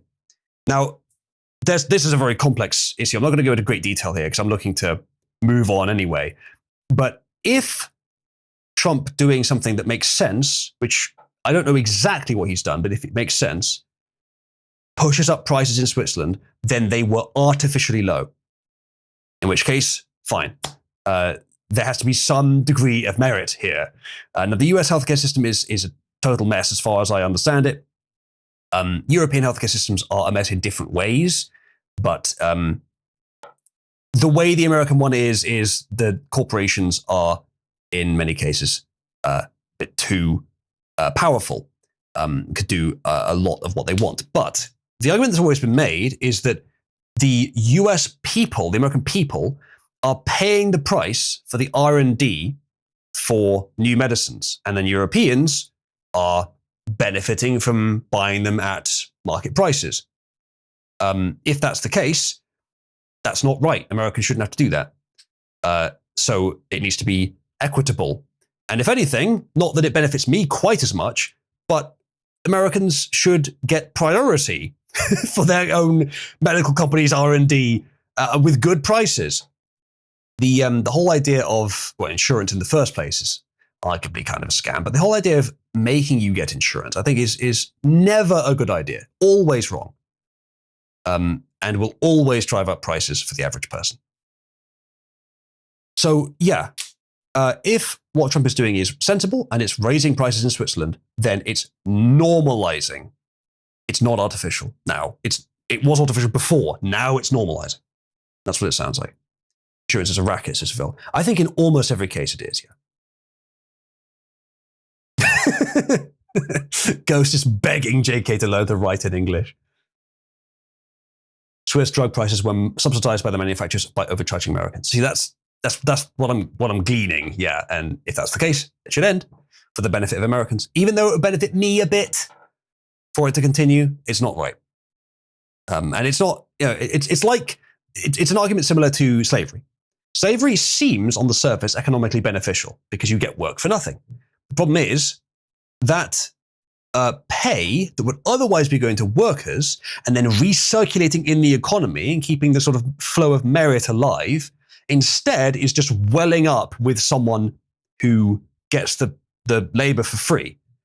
And so they get more powerful than the amount of merit available to them, instead of it recirculating. So I suspect that slavery does more harm to an economy than good. Probably quite a lot more harm than good. It's the same thing here.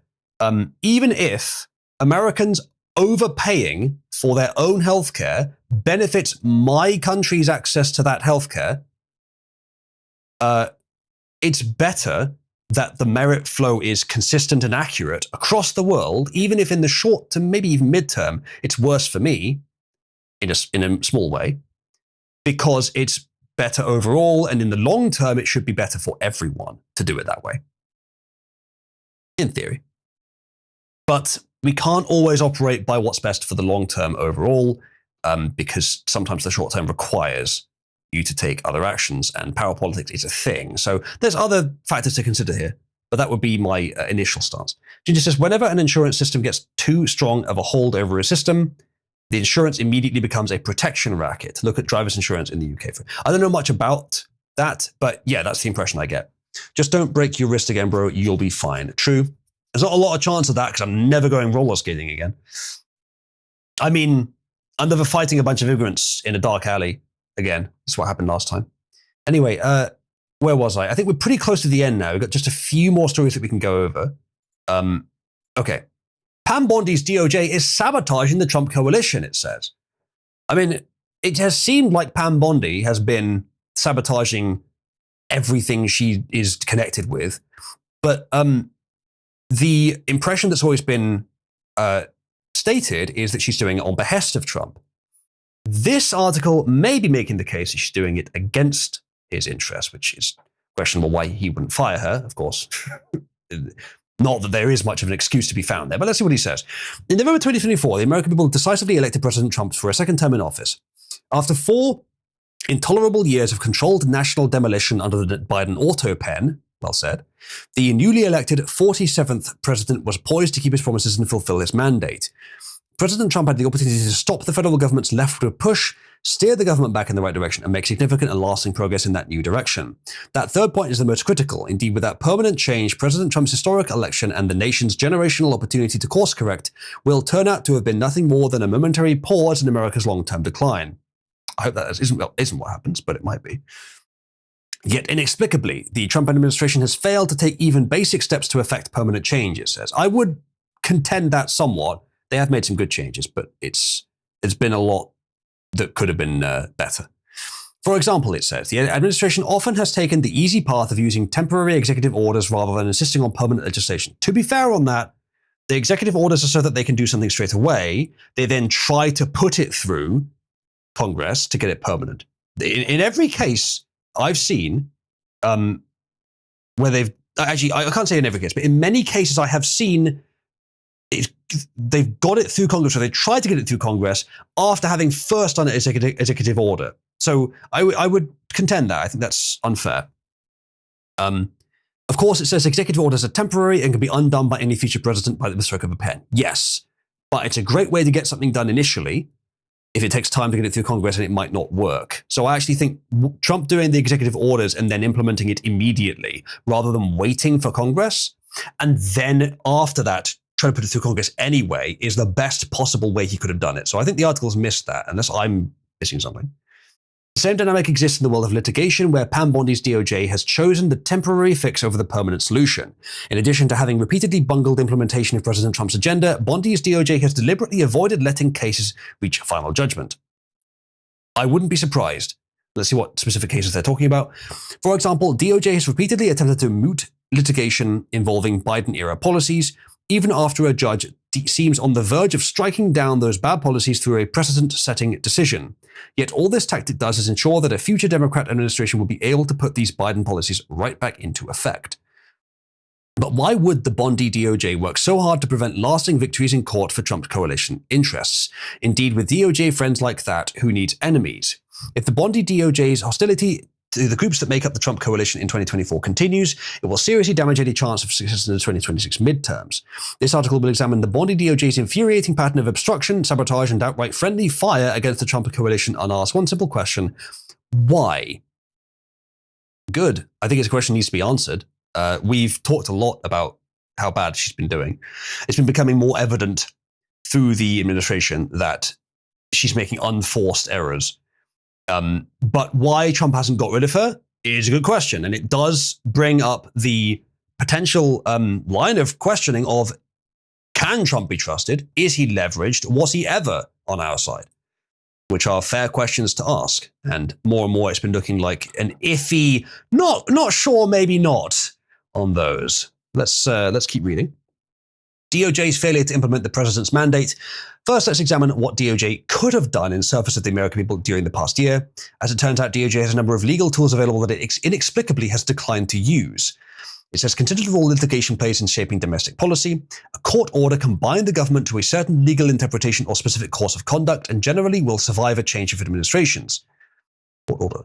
Thus, if the federal government is a party to a lawsuit, a court order against it can codify policy, good or bad. What happens when a new administration inherits an ongoing lawsuit that was originally brought by its political allies against the prior administration? In the past, DOJ often has simply settled cases, either privately or via court-enforceable consent judgment. Perhaps to no one's surprise, this tactic has been a favorite of Democrat administrations. The Biden DOJ's handling of a prior Trump-era lawsuit illustrates the point. When Biden took office in 2021, his DOJ inherited a pending ACLU-led lawsuit against the first Trump admin's zero-tolerance immigration enforcement policy.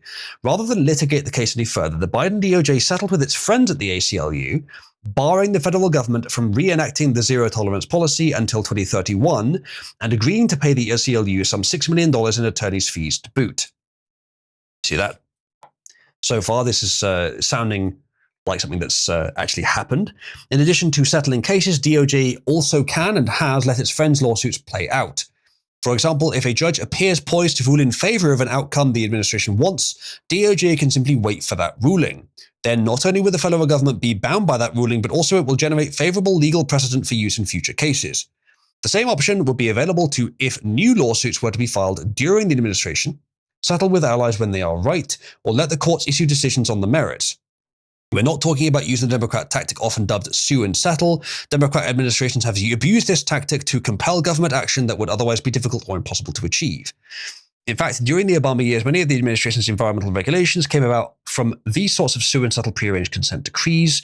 Although we are not urging the use of such sham lawsuits, it's worth noting that this is the Democrats use to get what they want. In stark contrast to the Democrats' underhanded sue and settle tactics, Pam Bondi's DOJ has refused to allow Trump coalition victories even in legitimate litigation that has been ongoing for years. Instead, Pam Bondi's DOJ has fought tooth and nail to make suits filed by Trump coalition groups simply go away. Gun rights. So the Trump admin has not actually been that great on gun rights. Trump himself and Trump, his people overall, they've not actually been that great on gun rights. They've done some good things, but they've let some good things go, like the bump stocks thing. And like, I don't have a good answer for why that happened. I think there was one other thing during his current term with gun rights that didn't look too good. There were a couple of things that were good, as I recall, as well, but it's been mixed. It says, we at Gun Owners of America have experienced DOJ's inexplicable resistance firsthand. Although our Second Amendment lawsuits are by no means the only Trump coalition causes torpedoed by Pam Bondi's Justice Department, they are quintessential examples of this worrying trend. During both his 2024 election campaign and when taking office in January 2025, Trump made a number of promises to gun owners, a massive contingent of his voters. First, Trump promised that Biden-era ATF regulations, what he called disasters for gun owners, would be ripped up and torn out. His first week in office, GOA applauded this news since we were the only Second Amendment advocacy group to have challenged every one of Biden's anti-gun rules in court. But we knew that merely rolling back existing infringement would do little to regain the miles of ground lost during the left's decades-long war of attrition against the Second Amendment. So much to his credit, Trump went on offense, announcing a comprehensive Department of Justice-wide initiative to review all federal actions for consistency with the Second Amendment. Once again, GOA applauded this historic undertaking and look forward to working with DOJ to end unconstitutional gun restrictions for good. Keywords for good. Sadly, DOJ has taken precisely the opposite approach. At almost every turn, elements within the Bondi DOJ have resisted permanent victories in GOA's cases. Without something permanent like a settlement, consent judgment, or a court order on the merits, any future leftist administration can simply re-implement Biden's infringements at will. Take GOA's challenge to the Biden ATFs engaged in the business rule. After Democrats promulgated this rule to criminalize all private gun sales, GOA secured a preliminary injunction blocking enforcement of the rule. But after taking power, rather than allow the district court to finalize its preliminary pro-gun ruling into a permanent one, the Bondi DOJ worked to undermine our pro-gun victory, it says. For more than a year, DOJ stalled progress in our litigation, both in the district court and on appeal. Thankfully, the Fifth Circuit recently denied DOJ's most recent request to stall the case even further. DOJ also aggressively sought to moot GOA's challenge to ATF's 2020 refusal to allow Michigan concealed pistol licenses to avoid redundant federal background checks. DOJ could have allowed GOA to obtain a binding ruling in court. Instead, DOJ had ATF simply rescind its policy. Summary, the Trump DOJ is not doing the right things on guns. And I think we're going to find that it's the same for a lot of other things too. This is already something we kind of knew. This is adding detail, which is really good. But we kind of knew the general trend that the DOJ was doing a lot of things that were wrong or odd. And the question, of course, is, does this mean that Trump is just not our guy? That what he's doing that is good is a smokescreen for what he wants to do that's bad? And that's always been a suspicion of many. And I agree, it's definitely a possibility. The only thing that I could say to sort of chase that off entirely is this stuff can be very complicated. It might well be that there are more things going on behind the scenes than we realize in all these cases. It might well be that Trump just isn't aware of this stuff. He's got a lot to deal with, and maybe this is being very well hidden from him. Maybe that he's being lied to by advisors. It's a bit of a long shot that he's not aware of it. I'm sure that there are many other constraints on him in the back end that we don't know about. But those constraints should not be as powerful as they seem to be. Those constraints may well be constraints with small hats and big noses.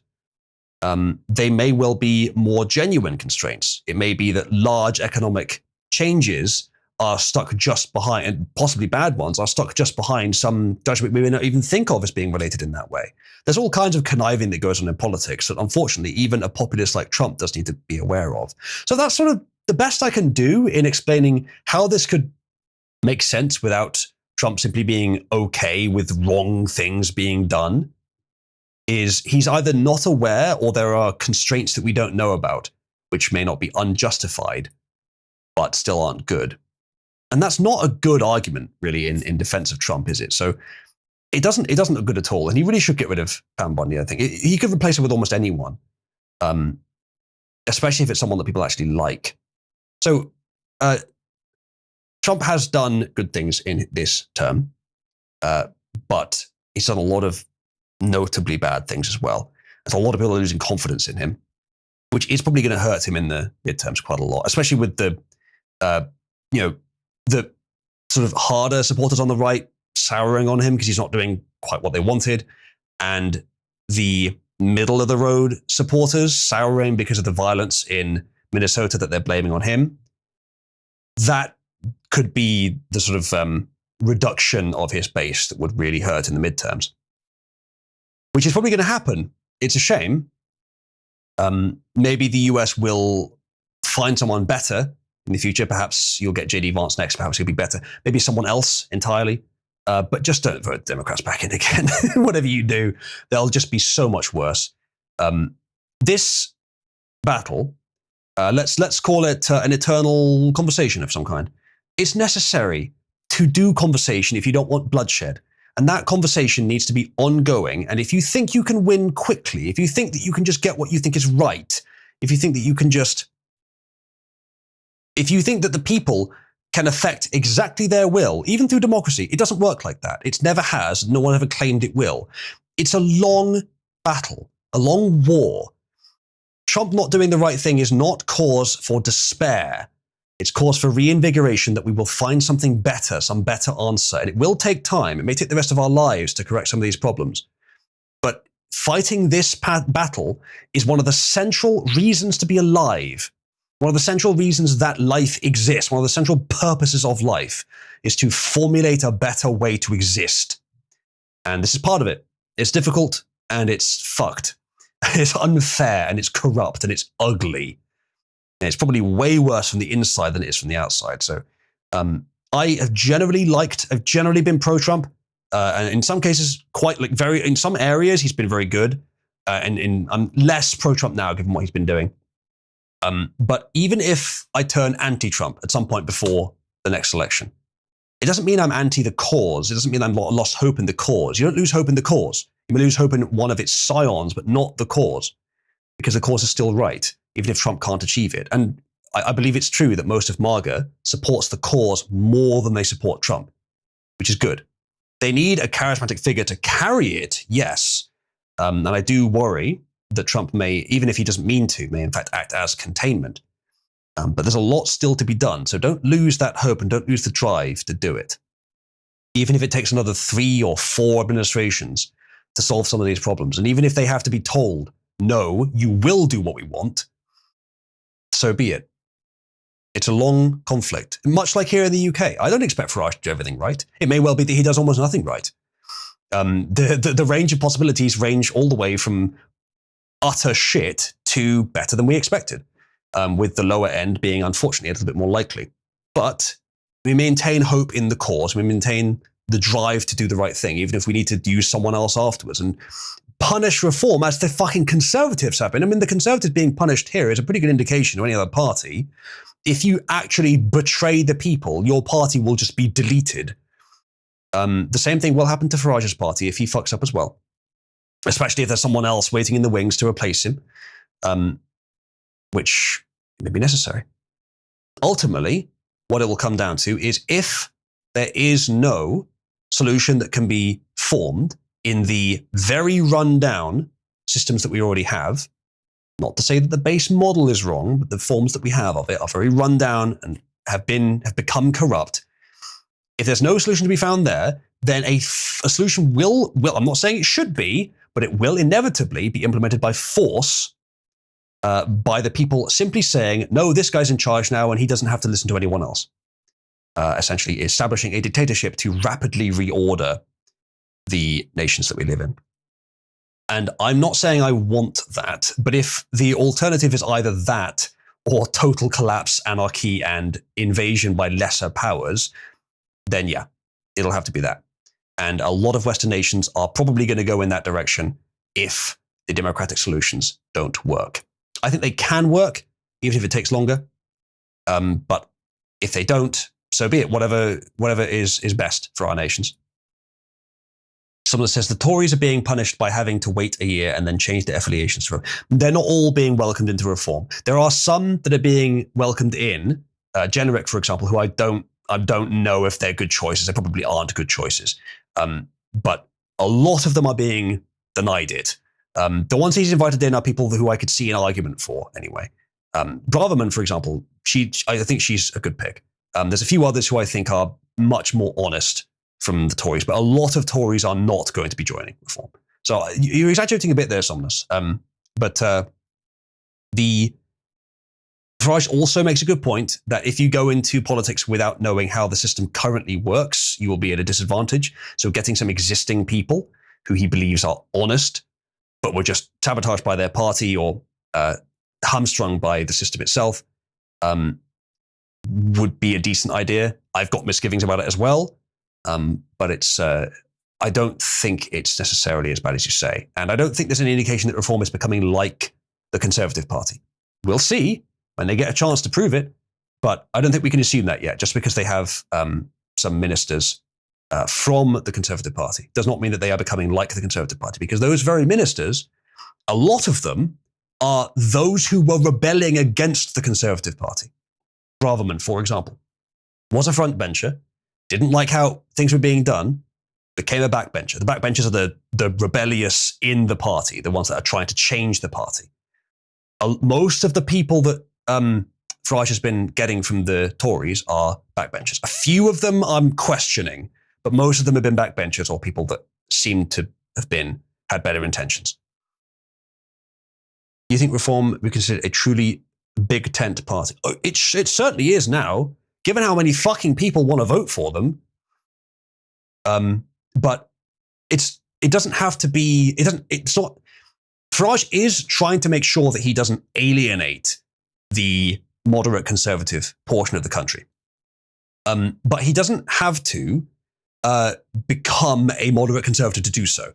There is such a strong desire for the strong policies he wants implemented that he can remain strong, as in rhetoric he certainly has, and still be, in effect, big tent, as in the number of people that want to vote for him, even if not big tent in the sense of being a middle-of-the-road politician.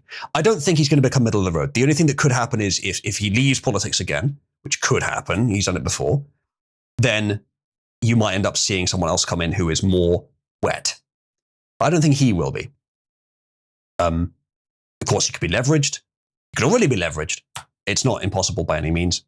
He is a fan of Israel. He says Judeo-Christian, which I don't like. I suspect he's saying it just out of habit. He hasn't really thought about it, but unfortunately, maybe he has thought about it. So there's that. Yeah, there's definitely downsides there. But he's the best shot we have right now. Farage's handler Zia Yusuf let in Nadine, Boris's number one cheerleader, Doris. I'd need to look into their history to really say whether they should or should not have been let in. Generic, as I mentioned, is another one who I think he was involved in the Boris wave. Farage has answered questions on these admittances and why they should have happened. I think some of the choices he's making are questionable, but some of them are not. Some of them do make sense. So just the notion of bringing in former conservatives isn't itself a problem. Which ones he chooses could be. And so that's what's something to be careful of. Farage needs to sell the boomers on big chungus. I mean, kind of, yeah. I don't expect much to change before there are leaders who don't love Israel. Yeah, it's definitely a big factor. A lot can change. Not everything is, tied up with Israel in such a way that we can't get what we want without it, conflicting with Israel's wishes. But yeah, unfortunately, there's way too much influence there. So even if, as I said this before, if this generation's conservative or populist politicians are the ones who solve a lot of problems, but not the Israel problem, then maybe we could just solve it next time. I mean, we might have to. We still can solve a lot of problems, even if they are Israel fans. I really wish they weren't, because it is too much. But we can solve a lot of problems even with that. But it may well be that we need a different politician next, or a different generation of politicians to solve this problem. Someone says, nobody who was actually in the traitorous Tory government should have been allowed on the party, let alone placed on shadow cabinet lineups for optics reasons alone. Sure, I could see the argument for that. The question is, if he thinks he can make use of them, perhaps it outweighs the optics downside. I'm not saying I agree with that, just the best I can sort of explain as an argument. And I do see where he's coming from with thinking it makes sense to have people that know how the existing system works. So the next time Saudi Arabia's administration sits, year 1 AD? Well, give me a better answer then. give me a politician or even a political system which would solve this, because I don't believe there is one. Except, full-on populist revolt and dictatorship, which has other problems as well, of course. I'm not advocating, but and even if that's the case, like, show me the plausible path to it. The plausible path to it may well be this guy didn't do what we wanted and no one else is available. So fuck it, just make it happen. And that may happen. It may happen in Europe. It may even happen in the US, though that's less likely. It may do. What's this?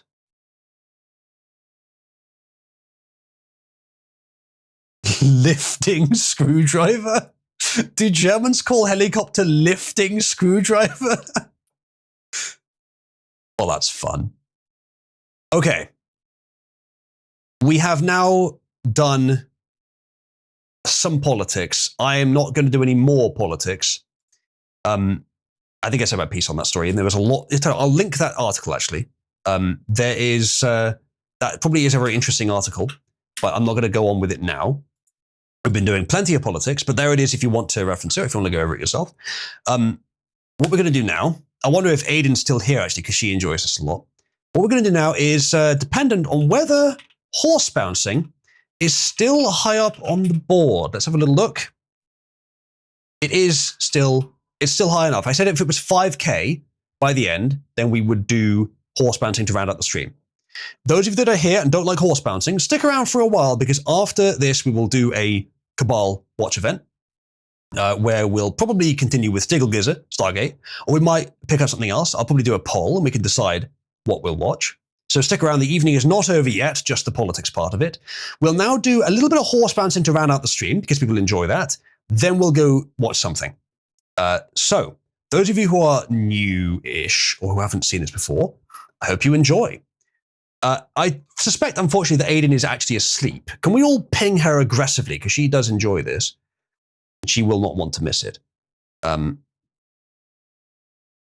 second. Yes. I have received a suggestion via DM, which is a very good suggestion. There is a reason I haven't done it, and I'll explain it another time. Thank you for aggressively, madly, insanely pinging Aiden. Hopefully she'll wake up. When Stargate is available, I fear a poll might be redundant. It does tend to be the case, yes, but it did happen once. We did get, I put a poll for, which included Stargate, but also had Sonic, the movie, which I think that movie series is quite good. We still need to watch the second one. And people voted for Sonic. I wasn't expecting them to. Could you go in and help us with? Oh, thanks, Trump. I actually did not ask you to. Certain sections. I mean, to be honest with you, Shush. Didn't ask for you, Trump. Anyway, Hans Bons, indeed. Well, we'll horse bounce even if she isn't here. But it would be better if she was, because she does enjoy it. People who don't like horse bouncing should stay for it because they can win Cabal credit to vote against horse bouncing later. That's true, they can. That's true. This is actually one of the best ways to earn money currently in Cabal, to earn Cabal credit. If you don't have a lot of real life money you want to contribute, this is probably the best way right now to get Cabal credit. I'm finally going to find out what horse bouncing is. Yes, you are. Matthias, I will guarantee that there is a Laura for it. I appreciate you guys pinging her, but I don't think I think she's asleep. I think we've missed her. Okay, right. Let's do horse bouncing then. Any of you that are watching who were here specifically for the politics, well, you might like this. It's very different. Horse bouncing. Okay, ready? What? I'm curious what people must be thinking it is before seeing it, though. Horse bouncing is the lucrative equivalent of the Fruit Punch clown minigame in FNAF. That is a very esoteric reference. I have not played FNAF. Horse bouncing is my politics, says Mulcatillo. Horses in politics? What is this? Rome? It's a very strangely mild comment, no one. Hopefully they are not Spirit thinking about it. Yeah, let's not go Spirit on the horse bouncing. Assuming what that means. Right, anyway. Horse bouncing. Horse race tests. Ladies and gentlemen, I give you horse bouncing. How dare you, Nachos? Right, custom mode. Let's name our horses. Mafaku, you'll be betting in a minute. I'll explain it before we go. Before we go ahead with it. Okay, let's base this on who's here. So, who do we have that's yellow? Matthias is now Mathy. Who do we have that is white? We could use Ratman, given he's new. Ratma. There is no negotiation on what the name is, by the way. I just start typing it and it just cuts off wherever it cuts off. Who is red that's here? Core is. Core. Who is orange? Who's here? Ginger. Gring. Who is grey? Born Gamer's profile is somewhat grey, but that's about the closest. JK's is. Oh yeah, Ghost. Yeah, yours is grey. Yeah, Ghost. Okay, there we go. Who is brown? I think Born or Soul. I think we were using Busak for this, and that's funnier, so let's use Busak. Who's blue? A lot of people have a blue name, obviously, but we were using Daddy Bill for this. It's almost the exact same blue as Daddy Bill, so we use that. And then pink, Nachos. Right, Nachos? Nachos is a big fan of pink. Yes, Ginger, I typed Gring deliberately. Nachos is brown, oh yeah. I also typed Gring deliberately and wanted you to call me Gring. Good. Good, thank you. I'm glad that worked out. All right. Okay, this will work. Right, start. Everyone, place your bets. Type in the color that you want to win. I will give you, I didn't know it was going to go straight into it. I will give you a bit of extra time to place your bets. But type in one of the colors specifically, not the name, who you want to win the race, and we'll see who wins. Matthias with an early break for the lead. Matthias making his way through the middle of the arena. He's got a great bounce into the last area here. Maybe an early win for Matthias. Great angle, he's going to win it. Matthias with a quick win right out the gate. Well done, Matthias. Congratulations. All right, everyone that voted yellow gets 500 Cabal credit. Let me go through it. Okay. We have Britwit. Grant Britwit 500. Horse bouncing. All right, that's the first yellow. Did anyone else vote for yellow? No, just one person. Matthias, it's only given to those who actually pick a color. Plug says it's pay to win. It is not pay to win. It is fucking free money. You just have to pick the right color. You don't lose anything if you don't pick the right color. You just get money. I picked a color by being that color. Can't believe usually lets people hack into horse bouncing. You think it's rigged? You have to play to win, exactly. You have to actually choose a horse. I don't even say bet. It's not even a bet. Just choose a horse and you'll get money. Actually, that makes it, I think that makes this completely legal. If you don't have to actually invest anything to potentially win, you just are given money if you do. I don't think it's betting. Next race when? Next race now. This is just an extremely esoteric form of charity. It's closer to a raffle, but a free raffle. All you have to do to enter is be in Cabal. It's not even contingent on some sort of social expectations. Roughly how Muslims bet to be Quran compliant. Oh, okay, interesting. It's like bingo, I guess. All right, ready? When I press enter, type in a color, and then we'll go. Matthias, if you want to be paid out when you win, just type yellow. Ready? 3, 2, 1, bet your color. Place your bets, everyone, while I switch mics. All right, your bets have been placed. And no audio from the game, by the way. No more bets. I'm not getting audio either from the game, actually. That is a good... Oh, no, that's why. Oh, that's why I turned it off. Because it's fucking awful. Why would you want that audio? Fuck off, Ginger.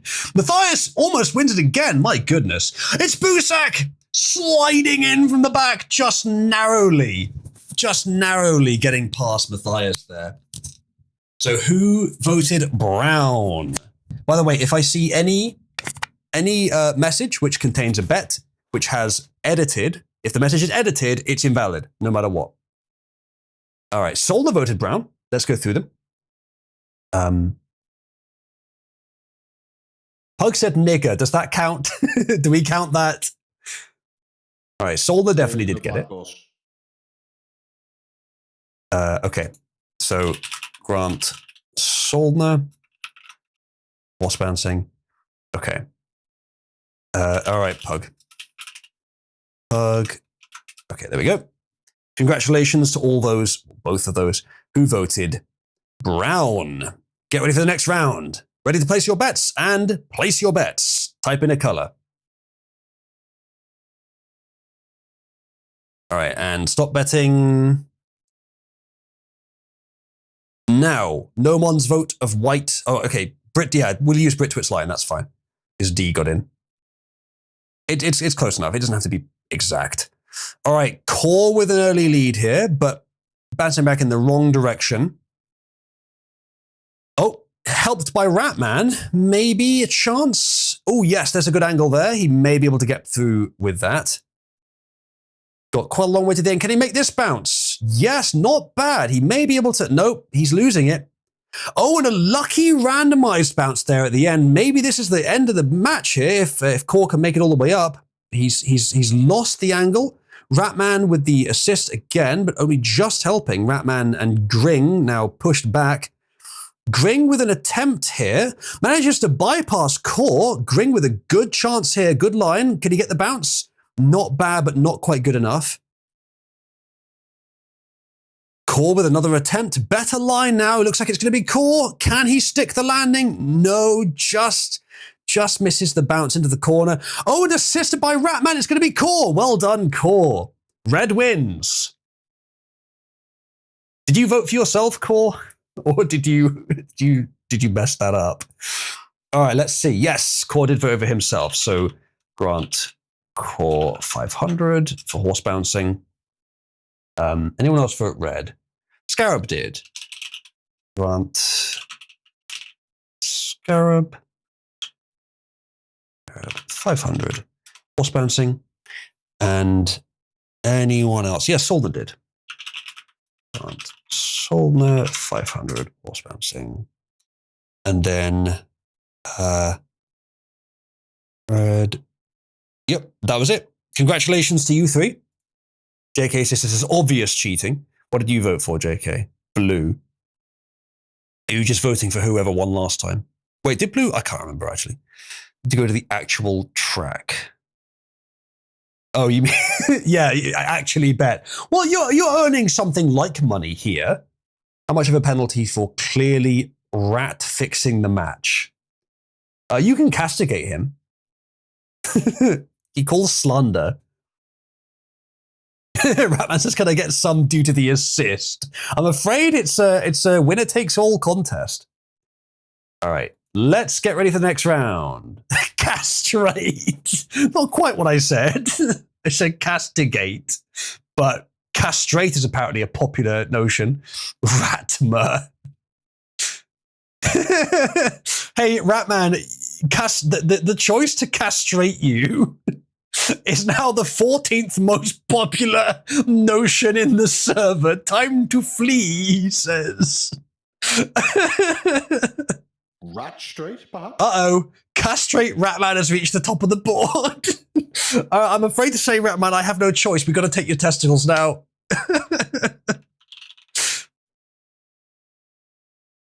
It's time, says no one. Yep.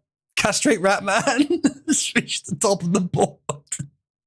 By a long way as well. Ratstration. Shit, says Ratman. There's no escape now. You didn't leave quickly enough. You'll have to catch me, he says. We'll give you some cheese. Some nice, juicy cheese.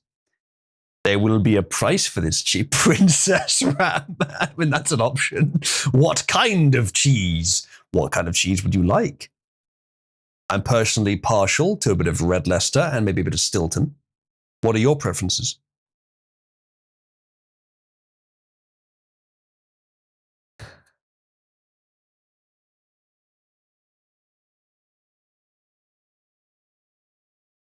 Right. He doesn't know. What do you mean you don't know? What do you mean you don't know? You're a rat. Shouldn't you like cheese? American it is. Pasteurized cheese product.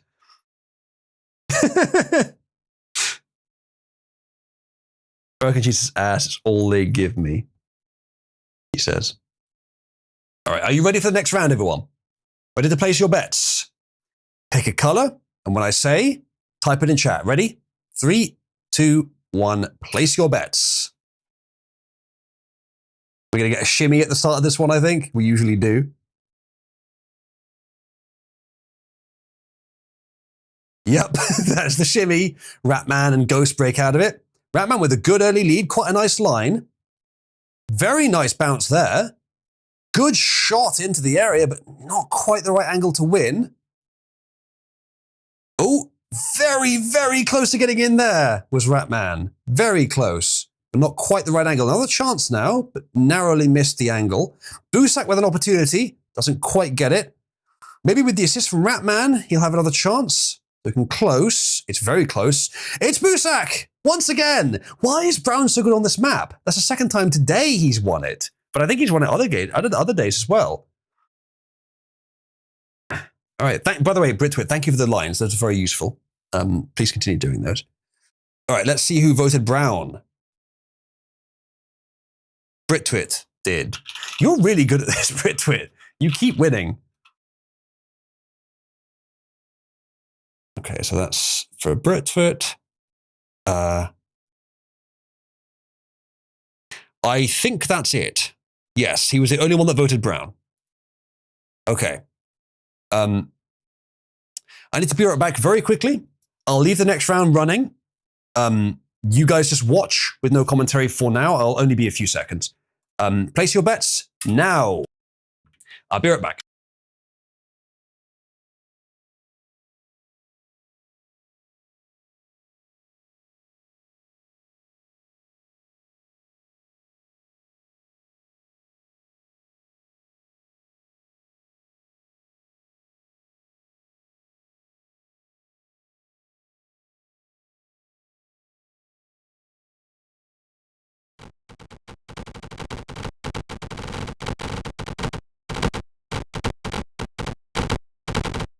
It's not horse bouncing without the audible bouncing.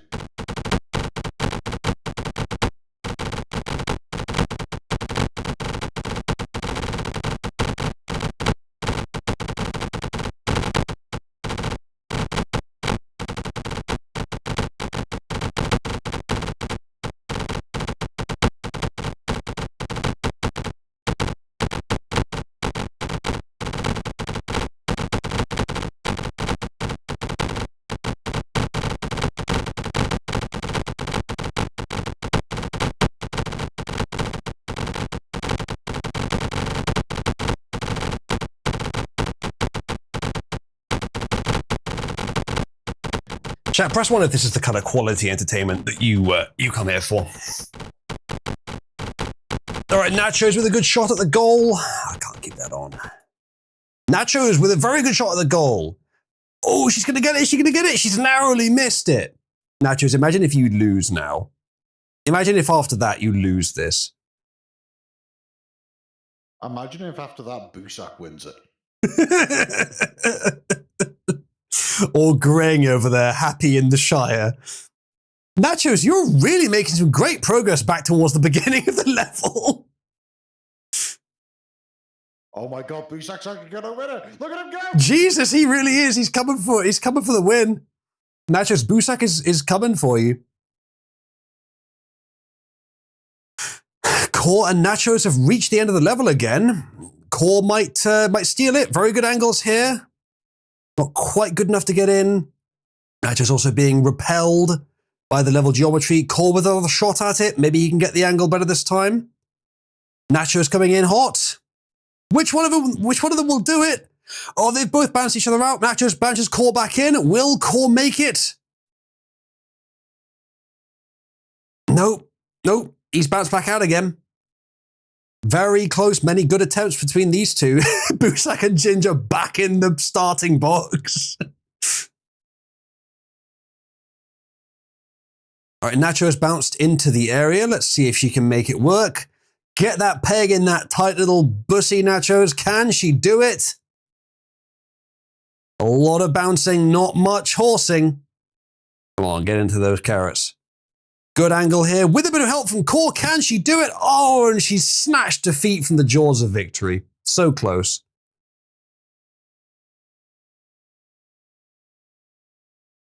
Core with another attempt. Good angle so far. Can it be done? Yes, it can. Well done, Core. Nachos with like 6 near misses and Core wins it.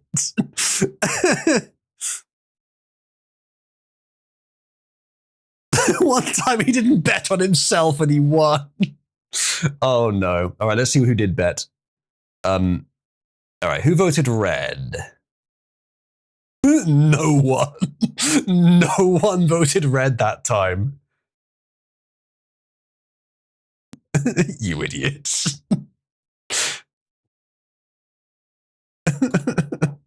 Yep, no winners. Get ready for the next round, everyone. Place your bets now.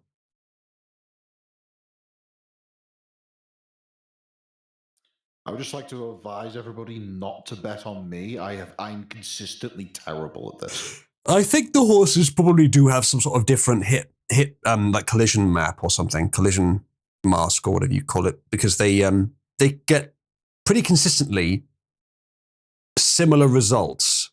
Though Ginger almost won that one. He's managed to bounce his way right back out.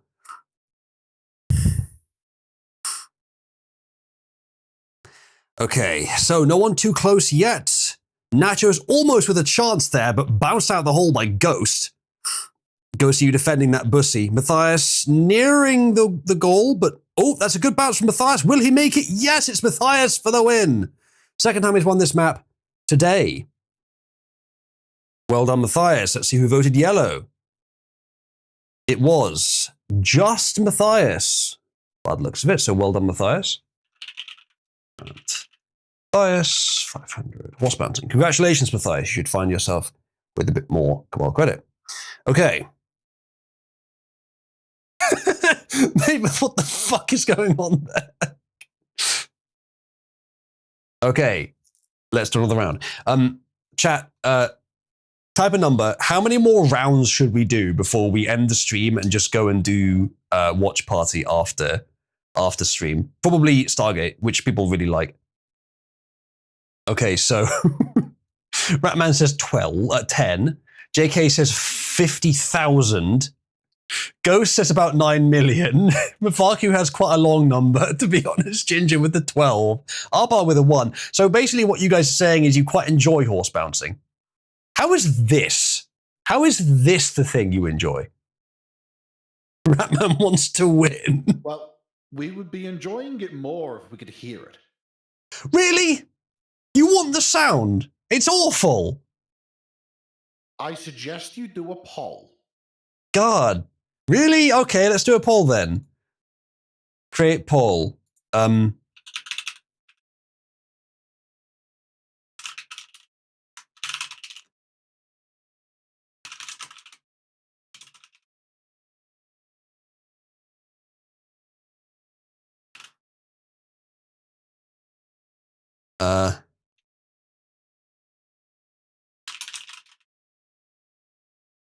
Okay. A completely unbiased poll has been created. Somnus, as much as I appreciate you jumping in, I prefer the way mine's worded.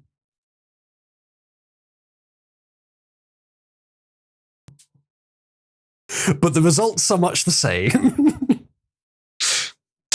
Torturous horse noises. 93% of the public want their ears fucked up, while only 1 or 2 people renege on wanting their ears fucked up. We get sick of it faster with the sound. Good point. Okay, so here's what I can do. I can do you a special setup here where you can hear it, but I can't. I see this as a win-win. You see, we can mute the stream. It's fine. It's a spirit to it. How do I see the board? Am I still at the top? You can type in /leaders.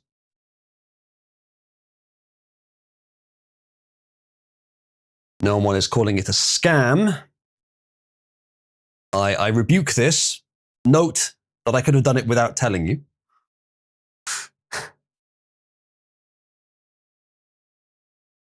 Thank you, Solna. You can post it publicly if you want. Just be careful not to do it too often or spam or anything like that. But that's fine.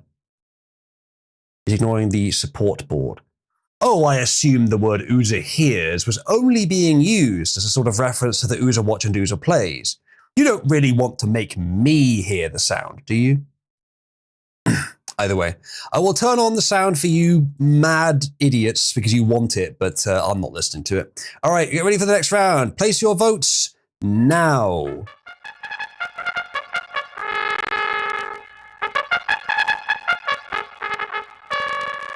Oh God, it's crunchy. Can you hear it?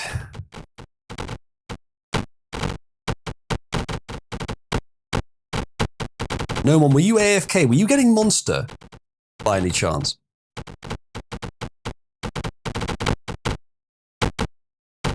I will allow No One, D, and JK's votes to count because they were very close to the end. Okay, let's see who's winning. Ghost with a decent angle here. Could he make it? Not quite. Matthias also near the end. Ratman 2. All bouncing around, possibly with an angle. Ratman almost got into the win area. Not quite. Narrowly missing it. Could be anyone's game. Busak with a good angle. Not quite. Oh, Matthias managed to find the angle and sneaks in. Well done, Matthias. You intentionally crunchify the... Is there intro music?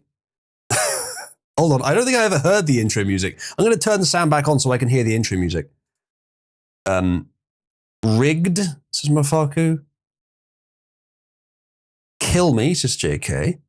Maybe Matthias is cheating, says Core. Ratman with the fucking keyboard spam. It does play the Cavalier Charge Bugle. Well, I'll hear it this time. Okay, who voted yellow? Matthias did, of course. And that's it. Well done, Matthias. Out 500. Reason horse bouncing. Okay, I can now hear the audio, so I'll hear the intro music, and we'll see if it's fucked. Ready? Ready to place your bets? And place your bets. No, I believe that's not supposed to sound like that. And I'm not sure why that's happened. I think it's the Firefox HTML5 renderer somehow. Either way, it's not supposed to sound like that. I'm turning it off for me, but you guys voted to have it on for you, so get fucked. All right, Nachos and Busak. Decent lead. Busak bumping Nachos into the right direction. Nachos with a good angle. She seems to always do well on this map for some reason. Moves. Matthias is stuck at the back of the arena. Nachos very nearly winning. Oh, Nachos has finally redeemed herself on this map and has got the right angle when no one else on the map was any more than about 10 to 15% through it. Nachos wins. But did Nachos vote for herself? Yes, she did. So well done, Nachos. You get money, as does Bug and Vil. Okay. Grant. Nachos, 500 horse bouncing. Grant. Vil, 500 horse bouncing. And then Bug as well. Yep, that's correct. Grant. Bug, 500 horse bouncing. Glue Factory Princess. Yep, that's Nachos. Okay, ready for the next round, everyone? Prepare for the broken, crunchified intro music. All right, 3, 2, 1, place your bets.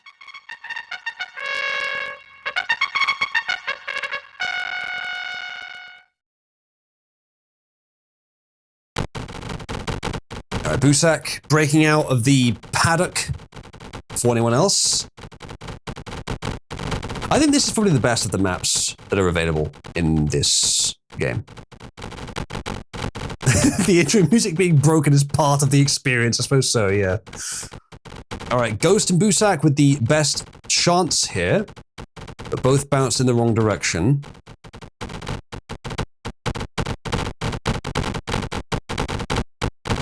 Ginger now moving into pole position. Can he capitalize? Yes, he's getting further than anyone else before. Got a good chance on the eye of the needle here. Can he get through it? Yes, by some fluke of nature, he's through it into the end zone. He looks like he's about to win. He's... Oh! How did you not win? Go on, Ginger, go on. Yes, he does it. Well done. Well done, Gringo. You finally won one. That map usually takes a lot longer. Well done, Ginger. Unfortunately, Ginger did not vote for himself. Yeah, I know. You said last time, we'll assume that you're voting for yourself every time. Okay. Britwit. Grant Britwit 500. Horse bouncing, congratulations, you voted orange. Who else voted orange? JK. I'm afraid to say, JK, that has an edit. I can't tell when the edit was made for sure, so I can't grant you anything. If you make a typo when typing a color, 1, skill issue, 2, don't correct it. Matthias is doubting you fucking Horson. Was he blocking you in? All right, so just Britwit that time. I think Britwit probably has the highest winnings overall from this. Maybe it's him or Bug. Okay, ready for the next round, everyone. 3, 2, 1, place your bets. Matthias, do you see why people have been liking this so much? Are you getting into it as well now that you're here and now that you've seen it? All right, Busak with the earliest lead here. Oh, helped by Core into a decent angle here towards the end. Busak with a great chance here. Can he get the bounce here right? Not quite, heading in the wrong direction. But will Ginger give him the assist? Nope. Nope, they're both going in the wrong direction now. Oh, but with Core's help. Busak is back in the right direction. Can he make it up? Better angle this time, but still not quite good enough. Can Ginger give him that push, that assist? Doesn't need it in the end. Busak's made it up on his own. Can he get the bounce on the final corner? Yes, he can! Victory for Busak.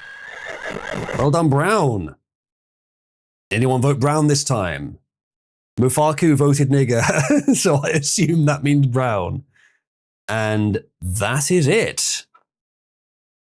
Well done, Mufaku. The trick is to placing your bet is to typo as hard as possible while keeping it recognizable as a color. I mean, you could do that. Eventually, you're going to make a mistake and typo it too hard, and then I won't give you the money. Grant, Mufaku. Okay, there we go. Good.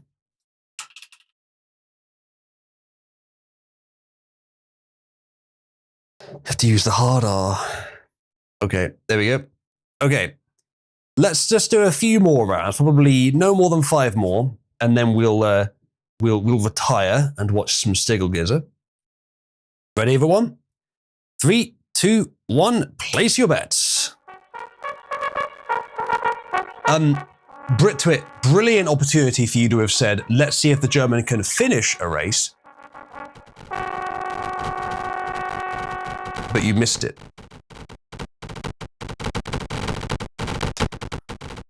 All right, Nacho's with the early lead. Good angles. Could win this quickly. She gets lucky. Going back in the wrong direction now. Is it all over for Nachos? Very much the wrong direction, rejoining the pack. No, but a favorable bounce off of Core might lead her back in the right direction. Oh, she's got to knock Doughty Bill back first. Can she get back to where she was earlier? No, wrong direction again. Will she be supplanted? Doughty Bill with another attempt. Nachos rebuking. Ginger with an attempt. Nachos, though, makes it through and Ginger doesn't. Ginger manages to make it through and rebuffed by Nachos. Ghost, however, manages to pass Nachos, maybe capitalizes on this. Ghost with the great angle. Ghost looks like he's going to win it, and Ghost, there you have it. Makes it through with a bit of help from Nachos and Ginger.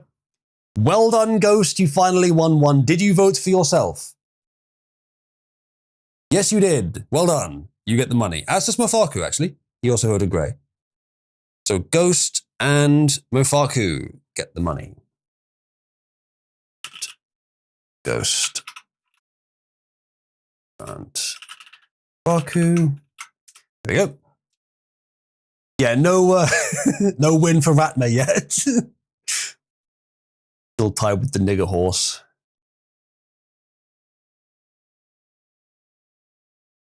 Okay. Ready, everyone? 3, 2, 1. Pick your horse.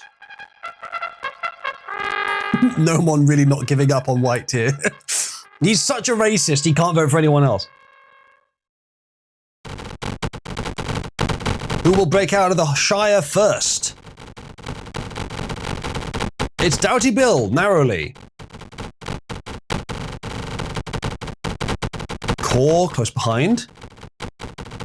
Manages to give the assist to Doughty Bill, getting a good bounce out of the initial area. Good angles from Doughty Bill here, making it through. Can he capitalize and take that straight? Nope, he's pretty gay. Manages to bounce Core out the way, but Ratma in second place here. Maybe his first chance for glory.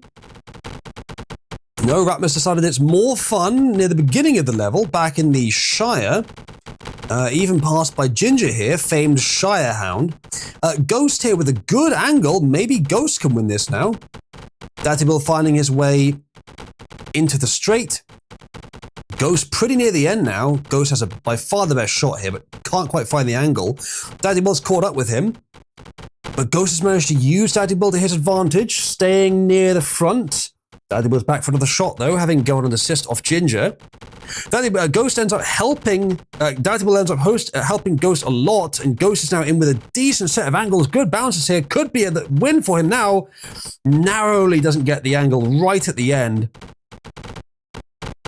Uses Doughty Bill for another assist. Goes for the second chance here. Can he get in? Nope. Doesn't get very close this time. Doughty Bill now with a chance as he passes Ghost. Doughty Bill with a great angle. Can he make it? Yes, he's in. It's Doughty Bill. All right, Blue wins it. Sorry, Ghost, you were close.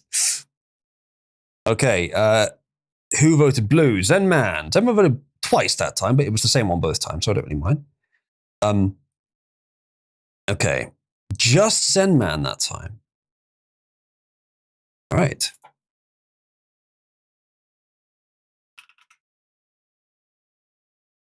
Ratman wants to just put him down as white for the remaining races. Nachos is voting Pink again. All right. Well, Ratman, since you're going to be AFK, I will honor your request of accepting you voting as white for the remaining races. But I'm not going to make that a general rule because I won't be able to remember all of them. One fucking time JK doesn't vote for blue. Yeah, that happens a few times. All right. This is one of the last rounds we'll do tonight. Get ready to place your bets. Ready? And place your bets. How is this the thing you're most enthusiastic about? It's fucking wild. All right. Core breaks out the shimmy first, but Nachos has the breakaway towards the goal. As does Busak, who always does well on this map. Busak with an early advantage, almost gets into the gap, but not quite. Almost with an assist from Ghost, and then manages to bounce off the wall on his own and wins again. Third time Busak's won this map today. That's crazy. All right, who voted brown? Solna voted brown. It's wide on this map. And only Solna voted... Oh no, Mofaku also voted nigger. And Pug voted Negro. So Mofaku, Pug, and Solna.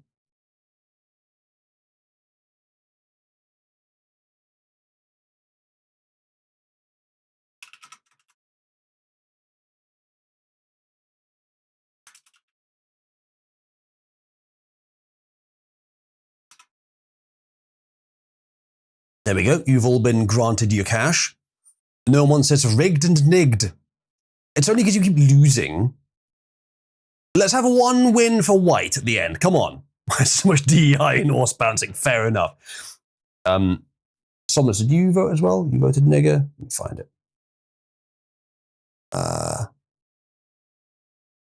Oh, right up there. Okay. I didn't assume that that was a vote, but yeah, fair enough.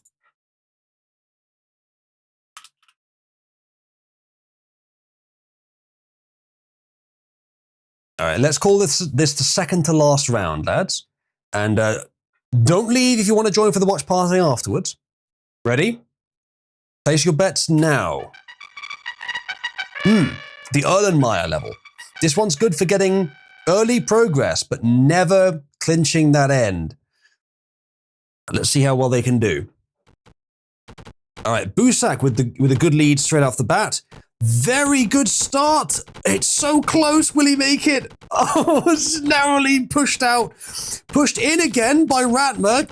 Can he make it? It's so close, but he's pushed out. The Erlenmeyer has claimed a new victim.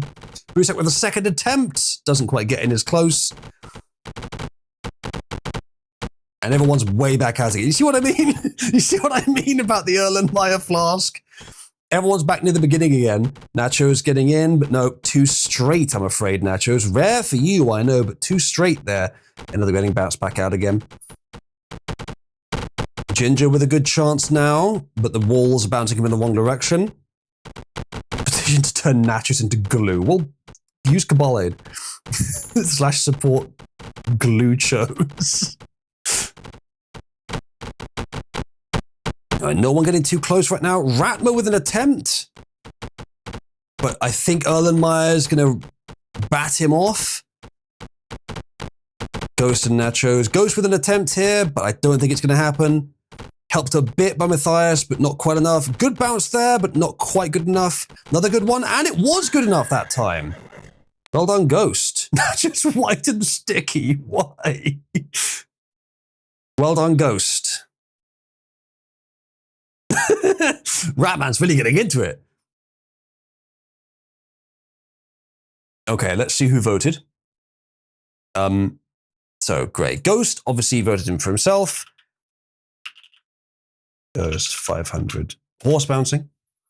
And then Brit Twit did as well. And that was it. And Twit 500 horse bouncing. Okay, last round. Last round, and then we'll wrap up for the evening. Ready to place your bets, everyone? 3, 2, 1, place your bets. No one says, always bet on white, even though they haven't won at all today. Will this be the round they do? Will this be Ratman's round? Well, currently he's in dead last. That could change, though. Ginger with a good shot here. His second win today. Busak, however, is running in and nicking it. He's very, very close. If he loses from this, Jesus. Look at this man. Look at this horse go. Ginger steals it right under his nose. Ginger, you have committed the reverse niggering. You have stolen from the brown. It's glorious, isn't it? Well done, Ginger. And D as well voted orange. Okay, let's see who else voted. I will remind everybody listening that this is merely a Hollywood victory. After all, Ginger is an anagram. All right, so D and Ginger. And D and Grant. Ginger. Well done, a Ginger Daniel, for your 500 Cabal credit. Not really. Okay, thank you for joining me, everyone. That'll be it for today. There'll be more horse bouncing next stream if you want it to happen, or you can make sure it doesn't happen by denouncing horse bouncing in Cabal Aid, which you can see here is currently at 8.7k. And for now, the arrangement will be if we're at 5K by the end of the stream, we'll do horse bouncing. I may, I'll tell you next stream what we're doing with that. But remind me, if you want us to do horse bouncing, remind me next stream, and I'll set a target for it. But yeah, that's just launched up to the stratosphere. That's in number 1 on the board now. That was quick. Glue competition. Yep. Horse bouncing indeed. Well, I'm glad that you enjoyed it, everyone. I'm glad that it seems that people who are new have recognized the quality of horse and why everyone else is obsessed with it. And that'll be it for today's stream. I hope you'll join me in Pit 1. Should we go to the new Pit 1 and we can demonstrate the new feature? There's not much difference between the different pits, and it's still just as usable. It's a good opportunity to test the new setup, actually. I'll give you a forewarning now for anyone that's still here that I'm still undergoing Cabal reforms. I'm still working on specifics. Some things about Cabal's channel layout and role layout, the names and the design and the functionality may be changing in the near future. I will make announcements for what will be changing. But there have already been a few changes implemented, but there may be some changes that would be more, you'd notice more of an effect. You would change your habits and it would, change is horrible. It's unbearable, but I think it is better. So just bear in mind. And I may also cycle the history on some channels like Commons. I may archive the current Commons and move a new empty comment into its place. That is something that was requested by a few people, and the reasons do kind of make sense. So, bear in mind that may be happening, but I'll give more warning as it goes. Thank you for joining me, everyone. I will see you in Pit 1 after the outro music. And otherwise, I'll see you soon for more streams. Good night, everyone.